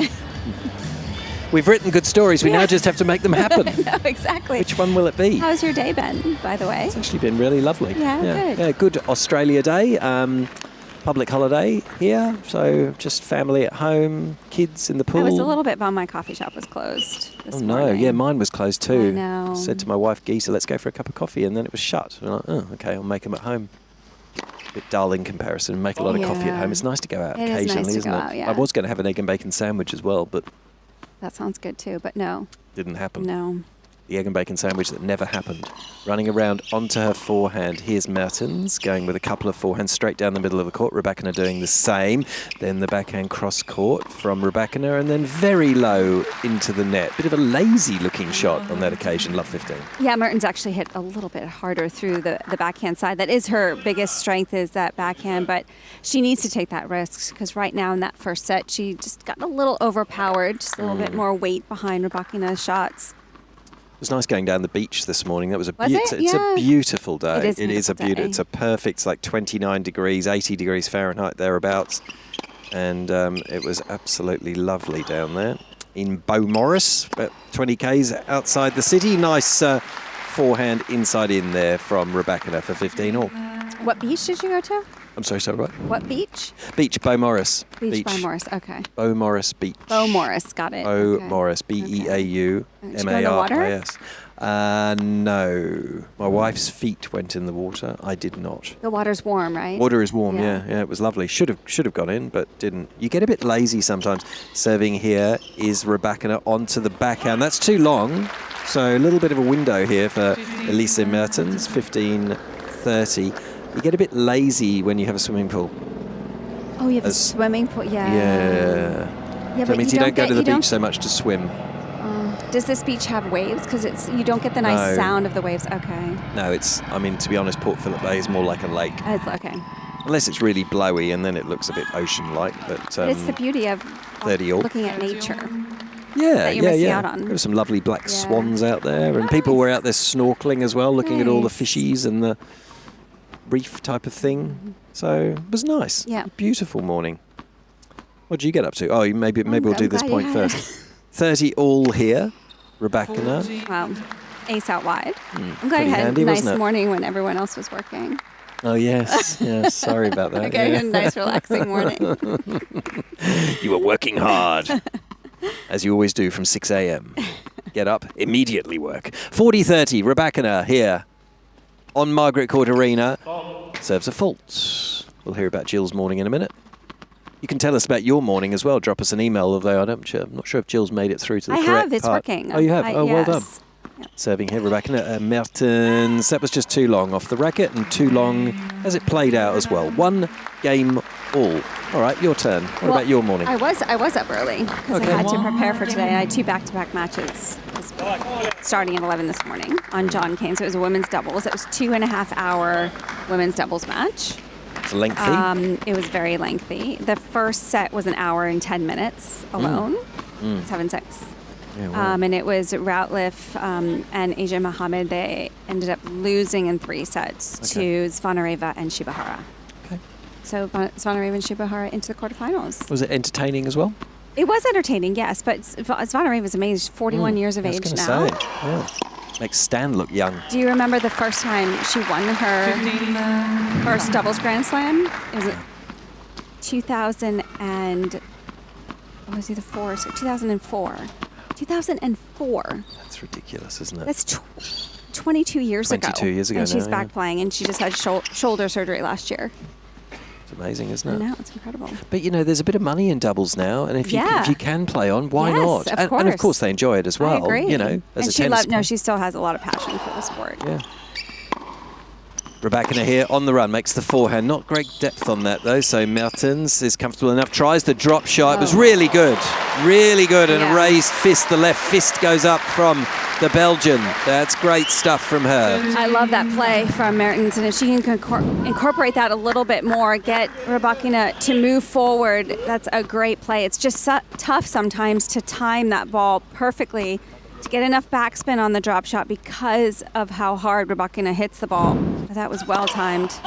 Still very high over the net, wasn't it? It was, but it had so much backspin on it, yeah.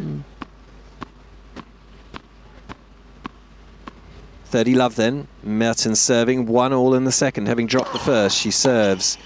Straight back goes Rybakina, and then switching onto the backhand, straight down the middle of the court. The pair exchanging blows until Rybakina loses patience with that rally and goes for an expansive backhand, misses it into the tram lines. She's starting to miss a little bit more. So if Mertens can keep up this consistency off the ground, just try and go toe-to-toe and defend against the pace of Rybakina, be a close second set. Mertens serves. That one clipped the tape and flew beyond the service box.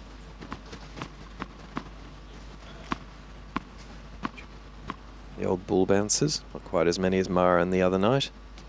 And she serves down the middle. That's a good response from Rybakina. Forehand clipping the tape heavily and still beating the outstretched racket from Mertens. 40-15. What's your coffee of choice when you go out for coffee? I get an almond milk cappuccino. Almond cappuccino. Okay. Almond milk cappuccino, yeah. I used to get a regular cappuccino, but I've started going off the taste of milk. I don't know why. It's weird. Yeah. I was fine my whole life. I don't have any reaction, nothing. I just don't like the taste of it So anymore. you're a recent almond conversion? Probably in the last year. Oh, that's recent. Yeah. Okay. Yeah. It's weird how that happens, though, right? It is. That's weird I because know. it changes the taste of the coffee completely. Totally. Yeah. Mertens, 40-15, serves at the backhand of Rybakina, who hits that too long. And Mertens holds, and she started off the second set in much better shape. She already won more games than she did in the first set, and it's 2-1 on serve in this women's fourth round encounter. I'm still a, what do you call it? I mean, in England we used to call it semi-skim milk. I think here it's called skinny milk. That's sort of not the fully... Yeah, the semi-skim, or light. Light, yeah, light. Yeah. Yeah. And I do like a coffee I discovered recently is a cortado. Oh, yes. I really like that. That's one of my friend's favorites, the cortado. Yeah. It's my favorite. It's like the now. perfect little size. The portions are, or the proportions, I should say, are perfect. Equal amounts of milk Yeah. and coffee. And I really discovered that a But little. it's an espresso, right? Well, it can be. I think it can small? be a double or a single. Someone will correct me on this anyway, but because I don't know about the technical, I just like drinking it. But I got told it was equal amounts. I think is it a double espresso and then the same amount of milk? I think, which is quite. I thought it was less milk than that. I'm not quite sure. I'm going to look it up. I might have to do a little bit of research. Yeah. But the way I make it at home, which may not be an official cortado, which is a Spanish coffee, I think. Cortado. Cortado. Yeah. I just aim for the same amount of coffee and milk. So I'm not sure if I can get away with that. Maybe someone will tell me that I'm actually making it incorrectly. But the premise is that it doesn't become this milk festival. That's what I don't like, when it's super heavy milk. Yes, Yeah. a cortado is a Spanish espresso drink made by mixing equal parts, 1-to-1 ratio, espresso and warm, lightly steamed milk. Yeah. Well done, Pete. Steve, sorry. Did you call me Pete? No, I don't know. I know who you are. Oh, my gosh. That's all right, Candy, no problem. 15 love as Rebecca gets us back under. I know it's been a long day, Jill. Yeah, anyway, I shouldn't mock you. Today. You've done 2 more matches than I have I'm a already. tired today. I discovered that in a nice little cafe in Victoria in London. I can't remember the name of it now. But it's near Eccleston Street. Okay. You remember the street? I do, yeah, because it was a life-changing moment discovering the cortado. Onto the backhand goes Rebecca, sliced back also from Mertens. Mertens then flattens this backhand out, went for the baseline, just missed it. 30 love. You feel like you have to go for a shot like that because of how hard Rebecca hits the ball. And Mertens got way off court, and you just feel like you have to go for broke when you're in that position. And maybe you don't. Not absolutely broke. Maybe a few feet inside the baseline, play the percentages a bit more, maybe. Yeah, but you just feel like you're going to be in trouble. That's... Serving here, Rebecca Mertens again, putting the very short ball, but Rebecca doesn't do much with it. Then better depth from the Belgian. Nice angle on the forehand from Elisa Mertens. Yeah, really good. She's getting a better whip on that forehand side. I noticed that in her previous match where she was getting a lot more rotation on the ball, getting more acceleration through, which is allowing her to get more pace on her shots on the forehand. We already know how good her backhand is, one of the most solid on the tour. 30-15 as Rebecca serves, misses down the middle.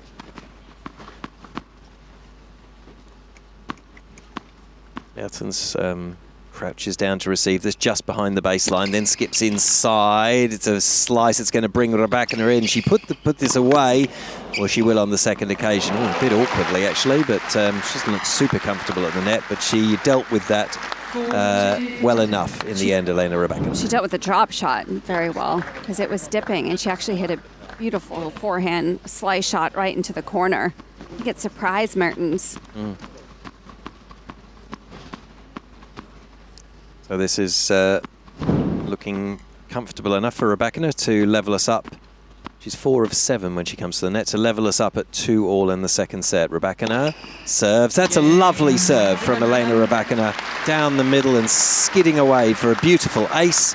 51 minutes on court. It's a set to Rebecca and 2-2 in the second.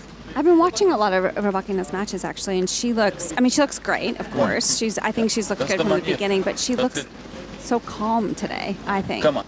I mean, it helps, I guess, when you win a 6-1 set, but she has a becalmed nature to her. She has a her. calm demeanor, yeah, but sometimes you can see in her face when she's like, she barely shows emotion, but you can tell sometimes when she's getting a little bit flustered. So Mertens, semi-finalist here 8 years ago. 2018, right? 2018, a long time ago. Now 30 years old, Elisa Mertens, and she puts that ball away beautifully for 15 love.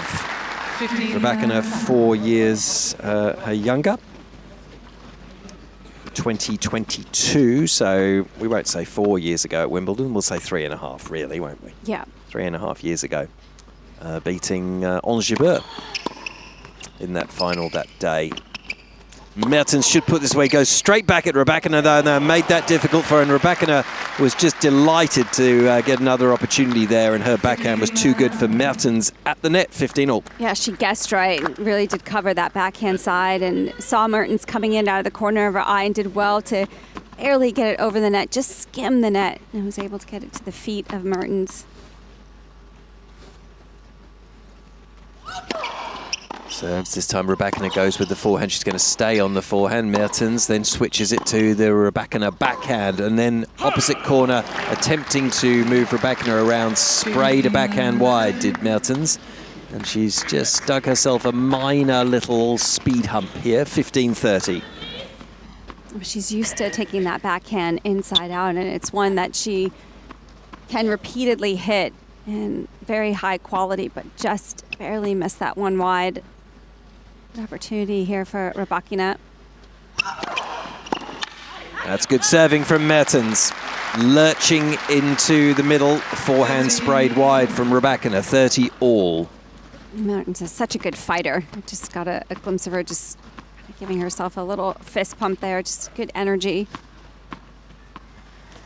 2-all, 30-all. Mertens down the far end, now in the shade, serves heavily down the middle. The backhand from Rybakina is good, but the open court, nice put away from Elise Mertens. I like that aggressive play off the serve, got a short reply, and already had 2 feet inside the baseline to attack that return.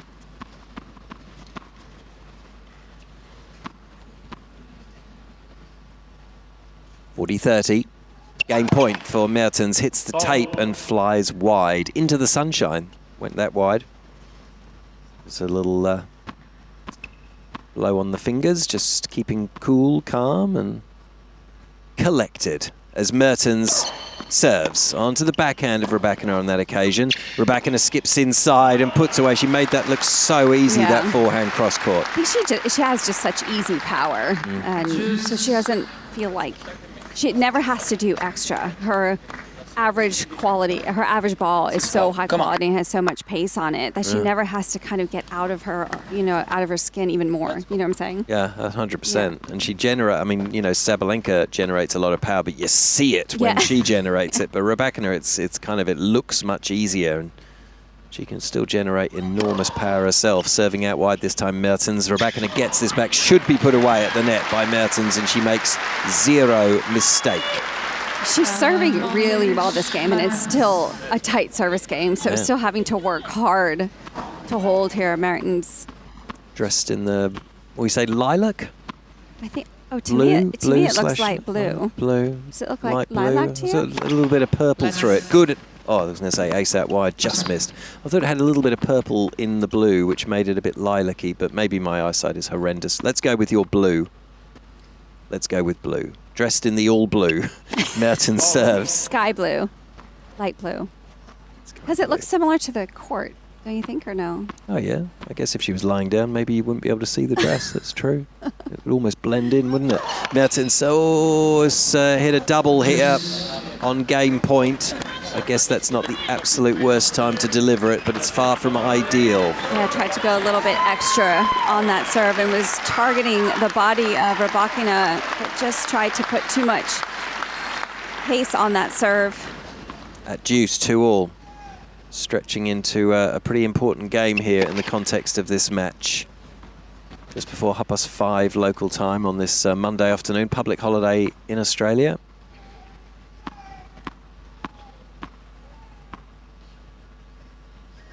Mertens just put off there. It sounded like maybe a baby crying. Sounded like it, yeah. Not a great day to bring your baby to the tennis, I wouldn't think. It's pretty hot. Anyway, backpedaling there, Mertens stays in this point with a couple of backhands. Rybakina there and looking for a delightful angle, and she found it. Wow. That was outrageous. That was ridiculously good from Rybakina. It's those moments where you feel like you finally might have her in trouble, but she's so long and her arms are so long that she can take just 2 steps, but the way she was able to create an angle from the position she was in was outstanding. Yeah, just inside the sideline by a couple of inches, not much more than that. Great accuracy from Rybakina. So she's 2 from 6 breakpoint opportunities today. Elena Rybakina, can she break through here? It's an awful first serve from Mertens, missing by a long way, looking for the tee.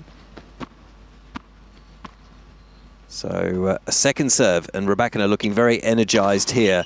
Oh no, she completely mishits it. Landed in though, the forehand. That's awkward for Mertens, and Rybakina is the beneficiary. She slaps away the backhand winner. That's a tough moment for Elise Mertens. It was a complete mishit from Elena Rybakina. It landed in, but she was able to take the ascendancy and the point from there, and she breaks serve for a 3-2 lead in the second set, having won the first. That was really unfortunate for Mertens. She actually did well when she took that ball on the rise to actually time it well, because the way Rybakina hit it, it would have had a weird spin off the bounce. It's not easy to time that perfectly, and she actually did it pretty well, but she couldn't get enough pace on it to cause any problems for Rybakina, and Rybakina just hit pretty much the exact same shot that she had on the previous point. It's a bit of luck for 1 or 2 points can decide a match sometime, you know. With the way the set's going, it seemed that way.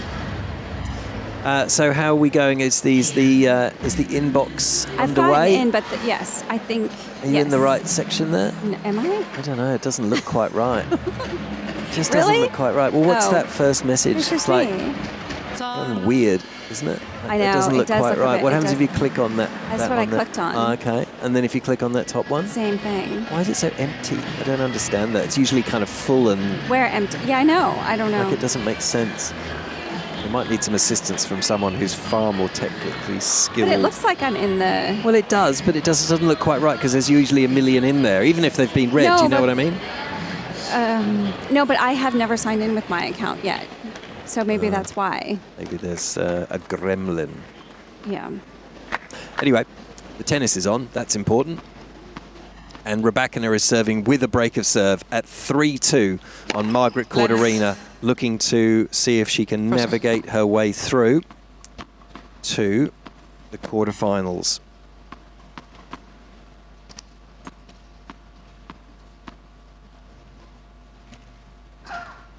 Serving here, out wide, that's great, good stuff, very heavy serving from Rybakina. The forehand racket of Mertens could only slump its way towards the net, playing for the quarterfinals, where the winner of this will play the winner of Inglis and Swiatek, which is on first up on Rod Laver Arena this evening. In an hour and a half or so, those players should walk out onto court as Rybakina advances on the net and makes a real hash of the backhand volley.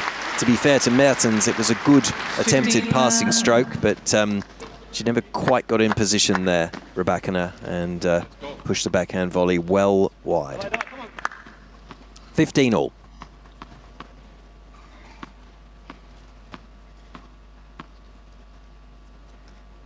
Couple of bounces of the ball, and then Rybakina serves, and Mertens just gets this back into play. It spins away and makes it a little bit awkward for Rybakina, but she was almost on top of the net. She could have almost sat in the umpire's chair to play that shot. Well, she did well Slammed it to away. move up to that ball, yeah, because if it dropped any lower, it would have been a little bit tricky to handle. Bit of a call of "come on" in the crowd. Good crowd inside Margaret Court. This is the only fourth round match underway in the singles at the moment. As jumping into this, Mertens gets that near the baseline and gets the mistake she wanted from Rybakina. That's good effort here from Mertens not to get discouraged from that previous game. She does such a good job of staying in the moment, still trying to work through every single point.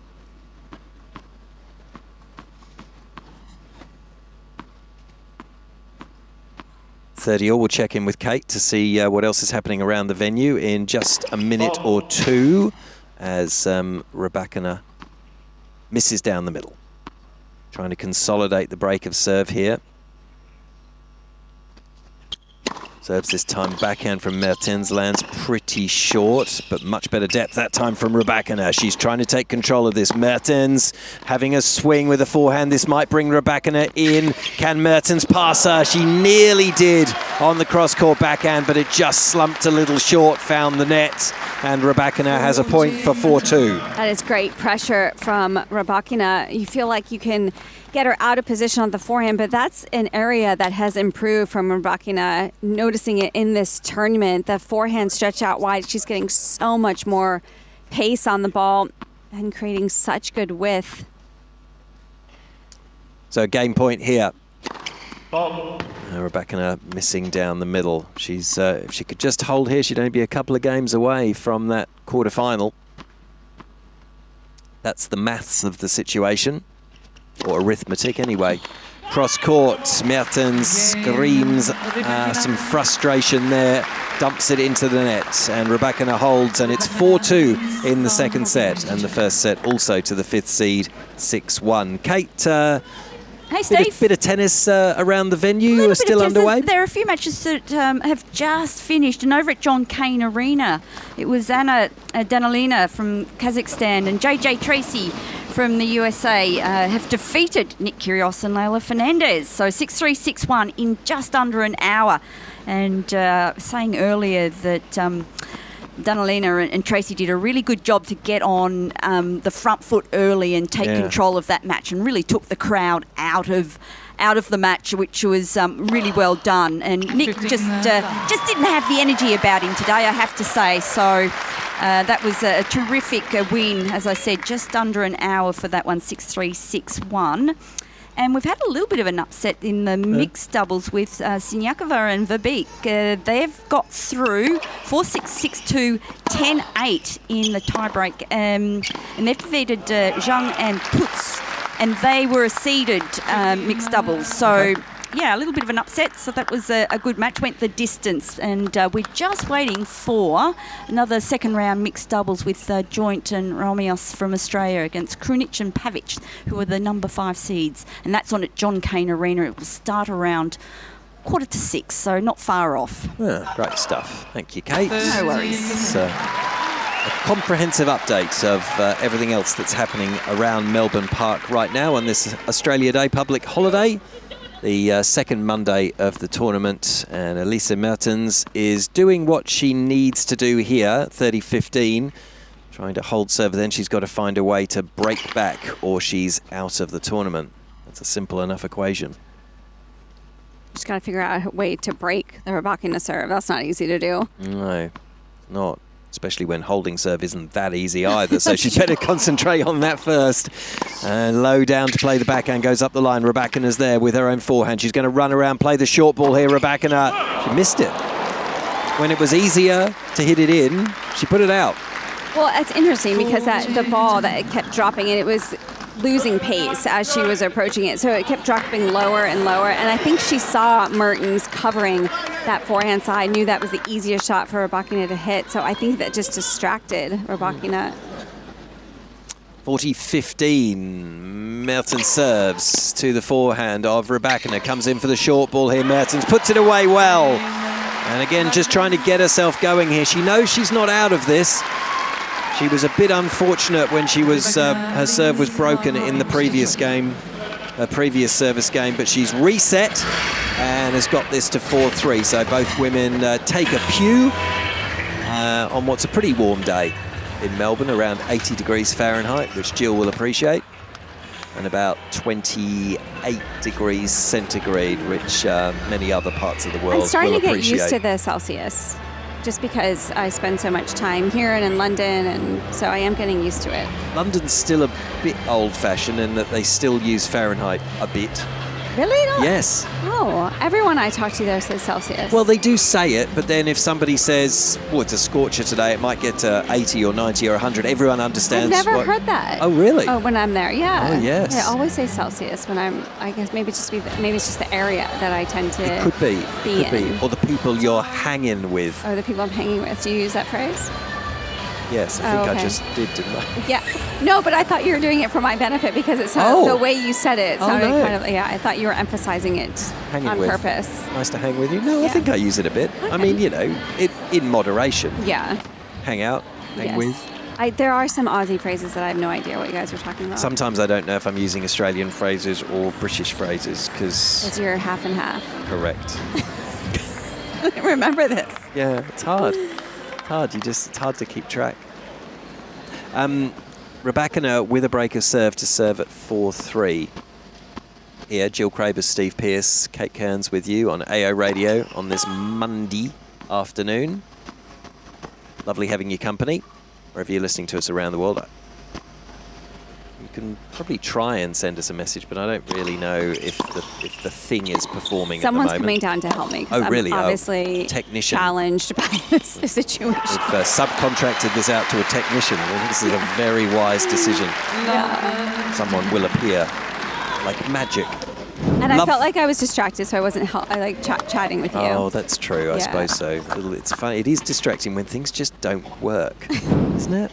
Yes. It's just distracting. You just want things to work. They just work, but it's not working. Love 15. Rybakina. So just maybe a little window here for Mertens, and now she gets a look at a second serve as well. It's kind of the moment, isn't it? At 4-3. Got to jump into this, the Belgian. Oh, back that's horrible. That was a good second serve. It was a great second serve, that one. She saw Mertens sneaking forward inside the baseline, which Mertens should get aggressive on that second serve. So Rybakina did well to purposely hit it a little bit shorter angle, and it just really bounced away from Mertens. 15 all. Rybakina serves out wide. Beautiful serving from the 5th seed. That's great stuff. Full intensity and be ready after this. Utterly unreturnable. No one would have got near that.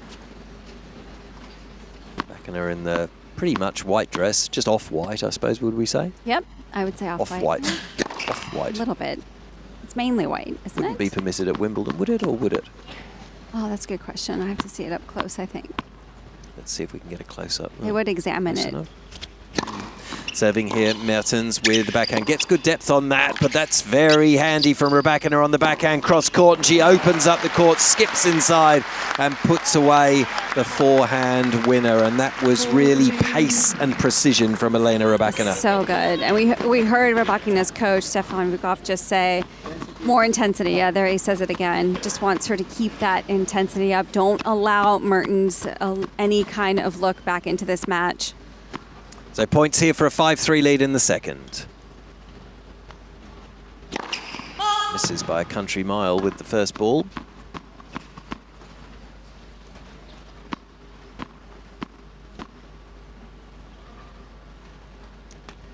And there's the second serve. Lands that just in. Mertens has a bit of a swing at it on the backhand. She had to go after that. Just missed the baseline. And Rybakina is a game away from the quarterfinals. She leads 5 games to 3. Good. Let's go. Just continuing the signs of encouragement. Of course, the coaches' boxes now are on the side of the court on the main stadiums, and Rybakina utilizes it pretty often, actually, just to get that extra advice, extra encouragement from the sidelines. Lots of great tennis still coming your way. Luciano Dadari, the Italian, will be taking on the other Italian. He's actually the better known one. Jannik Sinner, twice the champion here, double defending champion. That match will follow this one on Margaret Court Arena, and it'll be our main match for broadcast to start things off this evening. Although we will pause. We won't pause. It's always the wrong way of saying it. We will have Nat with the evening show at or around 6:30 local time. That'll be very early stages of that Dadari Sinner match, and then the live tennis will continue this evening at around 7 o'clock local time with that all-Italian affair, and then we'll jump back into Rod Laver Arena at the end of that, and we'll most likely be bringing you Shelton and Rude a bit later as well, and we'll obviously be keeping in touch with the Swiatek and Inglis contest. So plenty of live tennis coming your way, and Rybakina is looking like she's trying to ensure that there's not much more live tennis right now in this one, because she has hammered that cross-court forehand. We know she always hit the ball hard, but I think it looks even harder. That went 138 kilometers an hour. And that's another forehand. I mean, I always felt like her backhand was the one that was just the absolute strength, but she's hitting so much harder on the forehand and looks a lot more confident, especially on the forehand cross. It's really good. Mertens in a tough situation here, but she's just got to stay focused, stay composed. 3-5, 15 all. Serves heavily at the backhand of Rybakina. Here comes another backhand from Rybakina. It'll be another one, but that went back behind her brilliantly, Mertens. Rybakina not expecting that. That's a great play. Trying to back foot Rybakina because she likes moving side to side. It's when she has to change back the direction in the opposite direction that she can struggle. But it's tough to do that when she's hitting with such a high quality ball, but Mertens is the one that's capable of being able to change direction. Tried to go down the tee with that serve, but missed it. 30-15. Only a bling hanging from the neck of Elise Mertens. So she serves a double. 13. She's trying to go to the backhand side again, trying to put so much pace on it, but missed it by a few feet. So 30 all. Je kin gaat naar beneden. Kin omhoog. Omhoog. Naar die bal toe. Kom maar.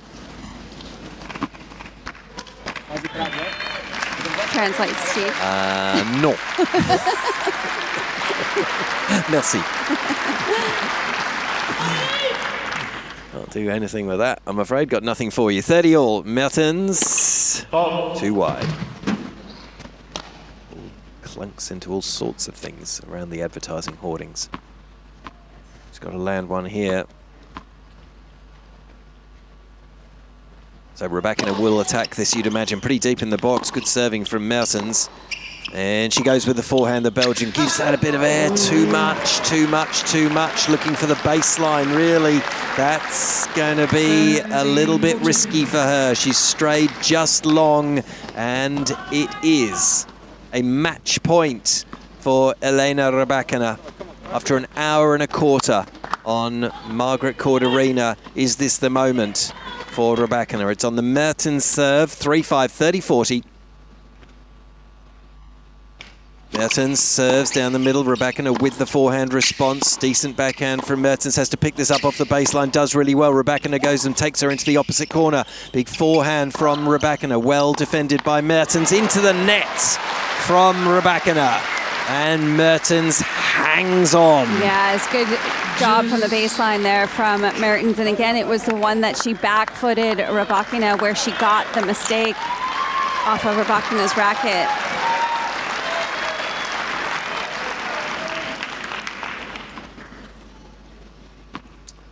So at deuce and 3-5, Mertens sets herself and serves to the backhand of Rybakina. Backhand also from the Belgian, and she gets another mistake from Rybakina. And she is delighted about that because it's got her out to a game point here to try and force the issue and see if the fifth seed can serve it out. But first of all, Elisa has to get this done. Game point, advantage Mertens. It'll be a second serve.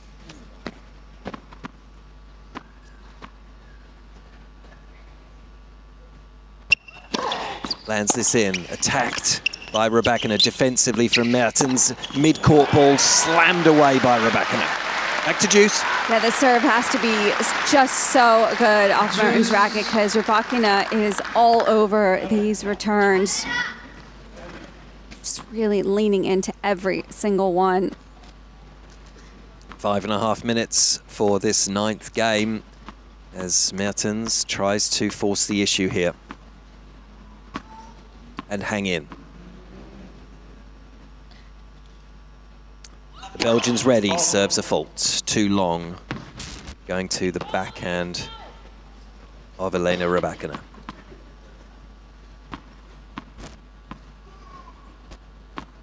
Four more ball bounces now for Mertens. Now she's ready with the second serve. It's a double. Oh my goodness. Double doubles in this game alone, and the pressure is right there. You can understand, I mean, because you know the ball's going to come back on top of you so quickly. In de baan, kin omhoog, explosief, ga ervoor. And you can't just roll the balls in, can you? You can't just roll them in and start the rally because Rybakina will annihilate it. So the pressure is there to do something with your second serve. But really, of course, what she needs is a first serve right here on match point for the second time for Elena Rybakina. Mertens serves. Landed it in, but it just caught the next board.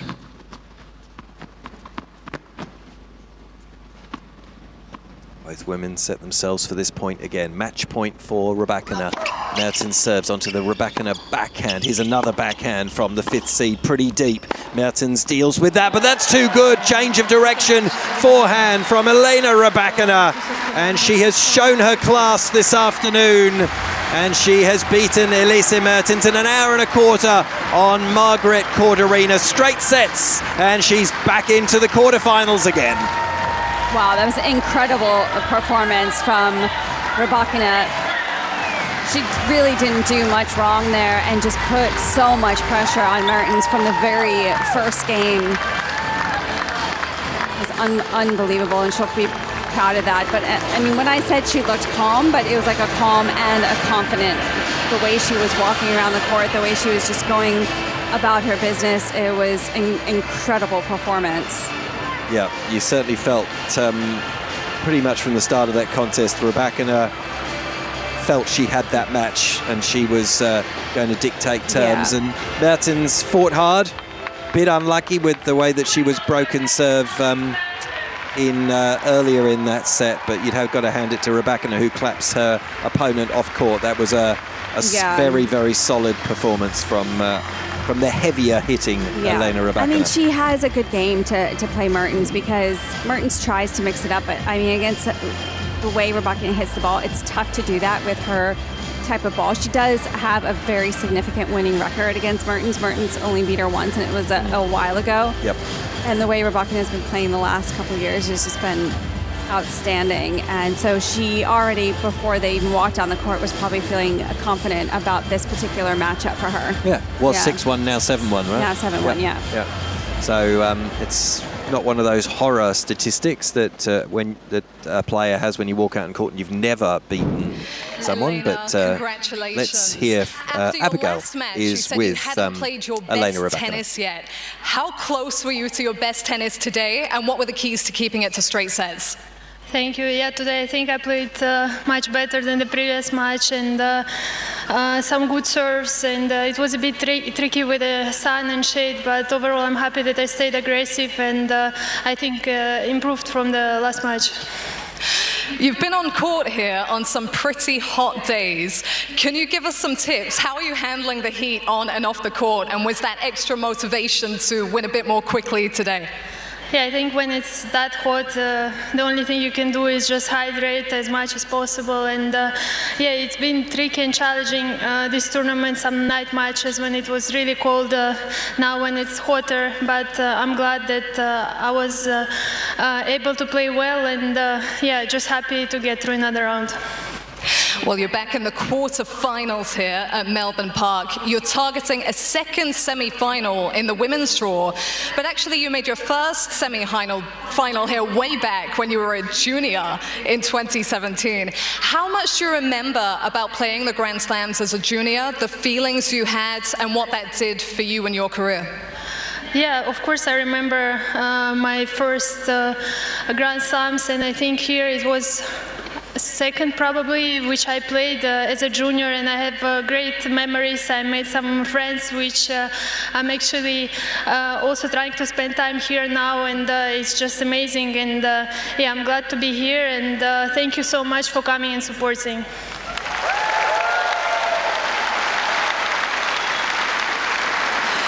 Well, just lastly then, before we let you get into the shade, in your quarterfinal match, it'll either be Australian Madison Inglis or a player you have faced many times before, Iga Swiatek. What are your thoughts on those two players? Yeah, let's see who is going to win, but definitely I need to focus on myself, and yeah, with Iga we played many times, and we will see what's going to happen, but I will try to recover and just play my best. Well, very impressive today. Congratulations one more time for Elena Rybakina into the quarterfinals at the Australian Open.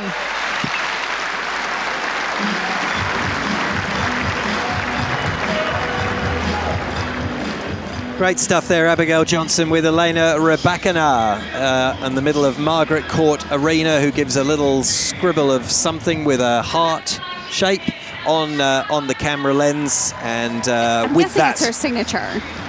Could be. I'm guessing, yeah. Could be. It looks nice, actually. What, as a signature? Yeah, I liked it. Okay, well, let me show I you. don't think Hang you're on. supposed to understand people's signatures. Do you like that? No, hers is way better. Way better. Hers Whoa, is way really? I've always quite liked my signature.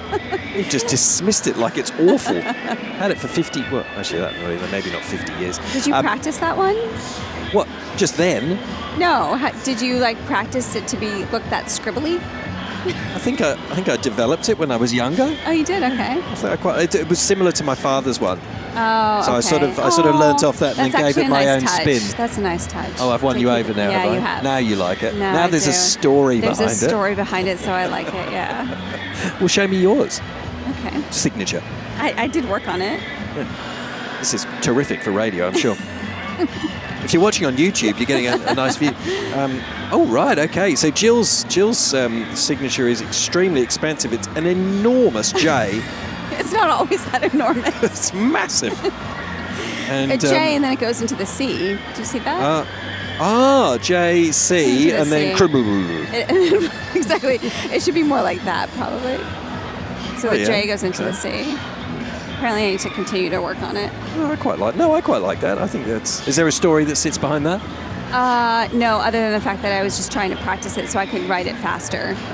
As I was writing Because you had to sign so many autographs when you were leaving. I wish that were the case.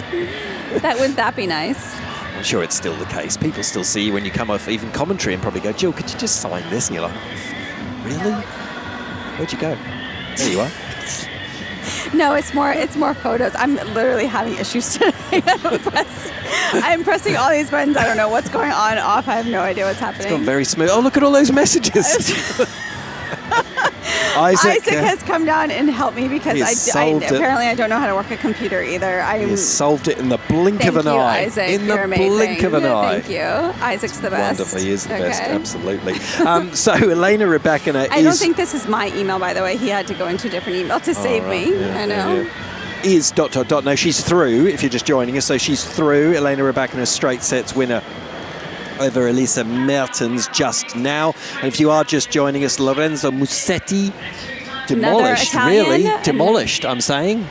3 sets, straight sets. I don't know about demolished. Well, it's a bit extreme. Taylor Fritz looked a little bit befuddled. Yeah, well, I just ran into one of the American coaches who was watching the match, and he was like, Lorenzo played amazing. Tactically, were you watching a lot of that match? I saw a bit of it, yeah. Yeah, just tactically super smart and just knew exactly what to do. And I saw a tweener. She hit a tweener, and then Fritz hit the tweener and missed it. Oh, I didn't see that bit. It was back-to-back tweeners. Oh, wow. Yeah. So that'll make a highlights reel, won't it? Probably. Without a doubt. And then earlier today, the end of the road for the defending champion, Madison Keys, beaten by her good friend, Jessica Pegula, 6-3, 6-4. So I saw Pegula's coach, too, Mark Glenn. Well, there's 2 Marks. The other Mark is Mark Knowles, but he's not here. And he said... She was just moving through everything, really well, going to the ball and just flowing through the shots, which I was working on another match, so I didn't really see that much, but that means Pegula would have been on top of the ball before Keys was. Yep. Which is a good strategy. Indeed. So we have got coming up for you next, we've got some men's 4th round action for you of the highest quality. We have Luciano Darderi, the Italian, up against Jannik Sinner, the Italian. So safe to say that an Italian will progress to the quarterfinals from that and join the other Italian that we were just talking about, Lorenzo Musetti, which means local pizza place in Beaumaris will be incredibly busy. Because Musetti and Jannik Sinner are both regulars at the pizza restaurant in Beaumaris. Which what is the name of the pizza restaurant again? Sorry, it's kind of Steve, like if it's that good, I need to know where to go. I know.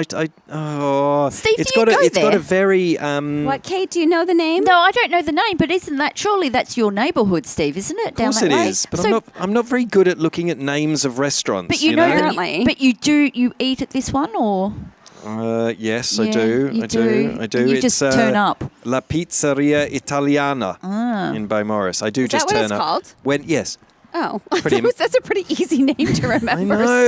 I know. Come on. I know. It's terrible. I keep forgetting it, but I do. And the owners are lovely. And yes, they serve the Bowie and around community all year round. But then, of course, great.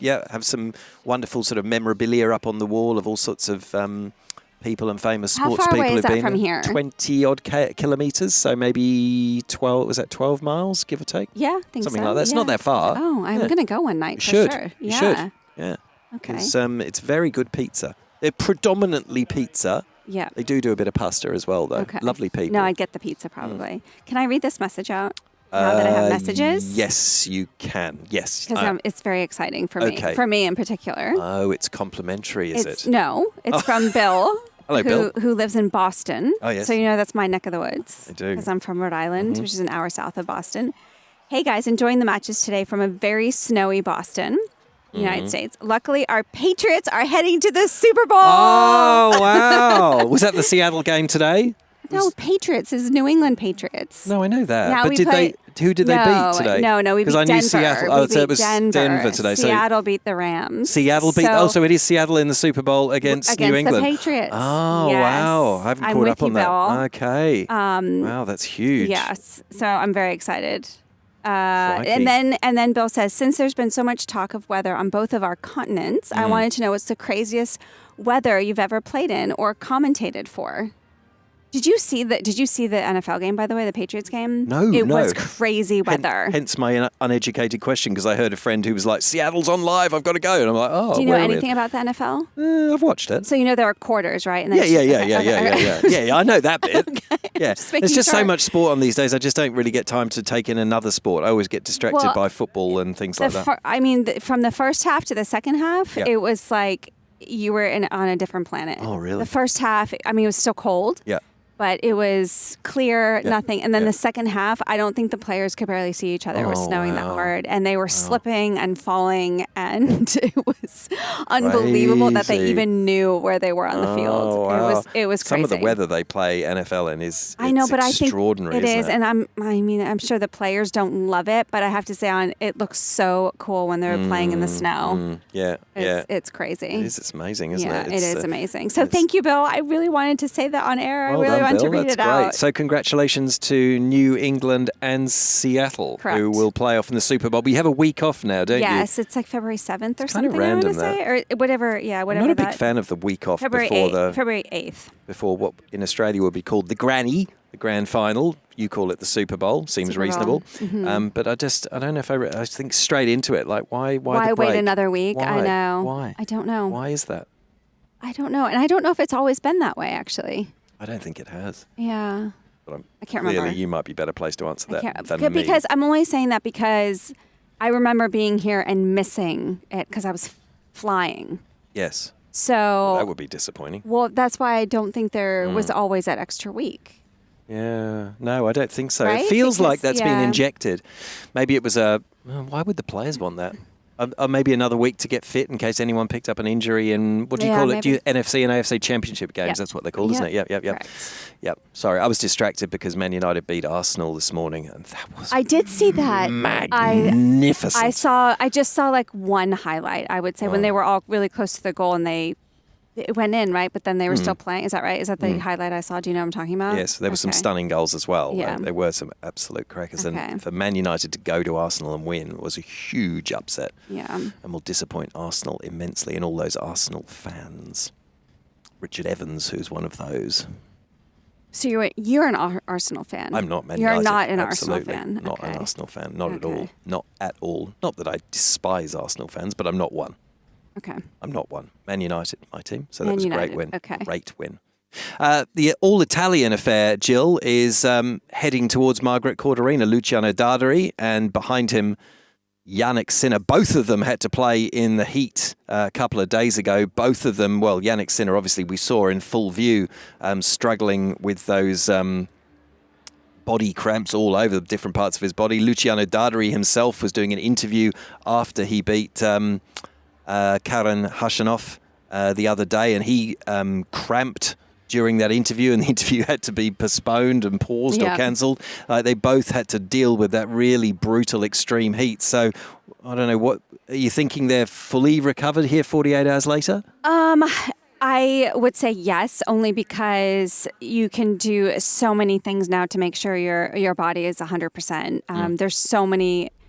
These guys know how to take care of their bodies, even with the cramping. I feel like, I mean, Jannik in particular, I know he gets in ice baths all the time, and that does wonders to be able to get yourself ready.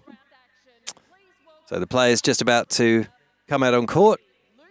I feel like I can hardly hear it. I know. I was thinking the same thing. If I didn't. There we go. Oh, there we go. I felt like I didn't. Do I not have my volume up? Or so bright sunshine on this beautiful Monday afternoon on the second of the show courts here, if you like.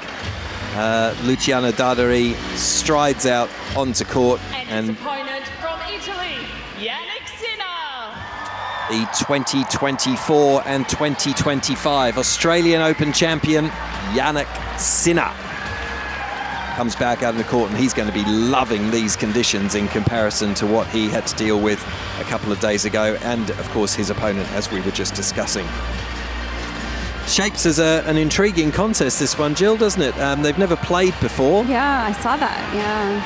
Which is and playing your compatriot can always be a little bit tricky, and Darderi really has nothing to lose. I mean, I'm sure you would guess that since they've known each other and they're compatriots, they would have practiced together probably a little bit. I mean, you would figure. You'd figure. They're very similar in age. It's always different when you actually walk on the court and play the match, you know, because that adds all the tension and the stress and a little, you know, expectation maybe. But I think Darderi will handle it really well. I mean, he's seated here at the Australian Open. He's had some great runs, or beaten some great opponents en route to this encounter, so he'll be ready. And I think, like I said, I feel like he has nothing to lose, so you might as well just go after it and freely swing. Freely swing. Yeah, they had a nice little... Swing freely. Swing freely. Well, you can do both, can't you? They had a nice little moment in the tunnel, so they seem very friendly with each other. Darderi grew up half of his childhood in Argentina before moving to Italy. He's going to be helping me out. Now, of course, representing Italy, I think, through a connection through his grandfather, isn't it? Because his father is Argentinian, and his coach, and has the same name. He's going to be Luciano. He's going to be helping me out. All right, guys. So just a few reminders: toss or a photo facing that way, please. After the toss, live ELC video review. Take the white, please, for your towels. White, blue, please, for your towels. Besides that, any questions? Nope. AO or player? Player. Okay, go ahead, buddy. It is player. Receive. Quick photo, please. Right in the middle. Yep. You can hear the players being instructed by the chair umpire there, Gregory Allensworth. Good match, guys. From the US. Coin. Not sure quite how we managed that, but I think we missed the coin toss.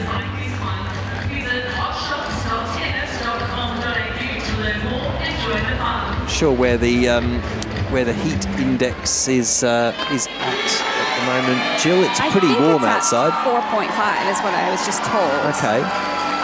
But it didn't feel that way when I was just outside. It felt a lot cooler than that, I would say. But right now it says it's at 4.5. So, and it's nice too because the court's in the shade. Yeah, which will be a nice reprieve as well. And it'll only cool off from here. Mike Cation is outside the box. Hi, Mike. Quite lovely to have Mike down here as well. He has a gift. Oh, a gift. It's what? Leave Jill to have that discussion he has a with Mike. Pokemon card for his daughter. Oh, that's Snore. What was his name? I don't know. I can't talk Pokemon. Snorlax. I can't. I've kept open on my Google thingo. I've kept the image of Snorlax on there because as soon as Mike and I got into a discussion about Snorlax the other day, isn't it cute? It is super cute. And Mike has a huge Snorlax chair at her beanbag type chair. I want to get a little. Now that's so cute. I want to get a little stuffed animal. Can you get a little stuffed animal? 3 minutes. What? Oh, he has an extra. He's going to bring it to me. Oh, Mike, thank you. Oh, look at that. Now I got to get Mike a gift, I think, so I don't feel You do. guilty. You absolutely do. You have to do that. So, Jill, Yes. what we're going to do here is probably we're going to have about 14 minutes of this, the initial stoushes between Dadari and Sinner. Yes. Then Nat's going to bring us the evening serve. She's got the esteemed Kiwi tennis journalist Dave Worsley with her this evening, and they're going to have a look back at today's play and a look ahead at tonight, while also keeping one eye throughout that, I'm sure, on this match between Sinner and Dadari. And then we'll be coming back here for live coverage from 7 o'clock of this match between the Italian pair, and we will have ... Mike Cain, of course, in the chair with Kate Kearns for the early part of that, with Pete Mercado being part of the team as well. So that's how we're shaping up over the next couple of hours here on AO Radio. Jannik Sinner, not bad, your Australian Open history. Is it champion? So good thing to fall back on over the last couple of years. So you've been pondering this match since 6 a.m. when you got up, Jill. Not solely on this match, but one of them, yes. Without predicting, what do you expect to see unfold as regards the sort of contest here between Dadari and Sinner? I think it could be tricky. Like I said, I think it's always tough when you're playing someone that you probably know well, even though they haven't met before, but playing one of your compatriots. But I mean, these are the type of situations at this stage of the tournament where the top players get stronger and stronger. So I feel like Sinner is probably going to lift from the previous match. It was a tough one against Svizzeri, of course, where he was struggling with the heat, and he got a little bit lucky at the timing of when they delayed probably the match. 20 minutes away maximum from having to retire, you would think. Yeah, he could have probably walked through the third set and given it away and waited for and then waited to take that 10-minute break, correct. Yeah, and Ladies and gentlemen, he did take some time when he was starting to cramp, and he ended up getting a time violation warning just because he was taking that time, but he was okay to get the warning at that point, just because he needed the time to recover. But he would have done everything in his power to be ready today, and it is good for both of these guys that they are playing at night at this time of day. So early evening, really, isn't it? Yeah. I mean, I just feel like what has stood out to me when Sinner's been completely 100% is how well he's been returning. And I know that's one of his strong suits of his game, of course, but I felt like it even increased the way he was in his first couple rounds, pretty much like flying through the court. And he was standing pretty far back and taking a huge leap forward. And so it was allowing him to get even more power on the return. And it's that first strike. And then once he gets into a rally, I mean, he's just unbelievably consistent and strong. Sinner won 6 titles in 2025. 2 of those, of course, were the Australian Open and Wimbledon. But he also was successful Beijing, Vienna, Paris, and the ATP finals, beating, of course, Carlos Alcaraz. Yeah. It's quite the year for Jannik Sinner. And even with all those titles and that success, he finished number 2 behind Carlos. Shows you how well Carlos did last year too. And Dadari had a good year as well, with the titles at Marrakesh, Bastad, and Umag. Not quite as glamorous, if you like, but I suppose his resume isn't quite Jannik Sinner's either. So the all-Italian affair for a place in the quarterfinals is on here on Margaret Arena. We'll bring you the first few games here before we include the evening serve, and then we'll be back with further live coverage of this with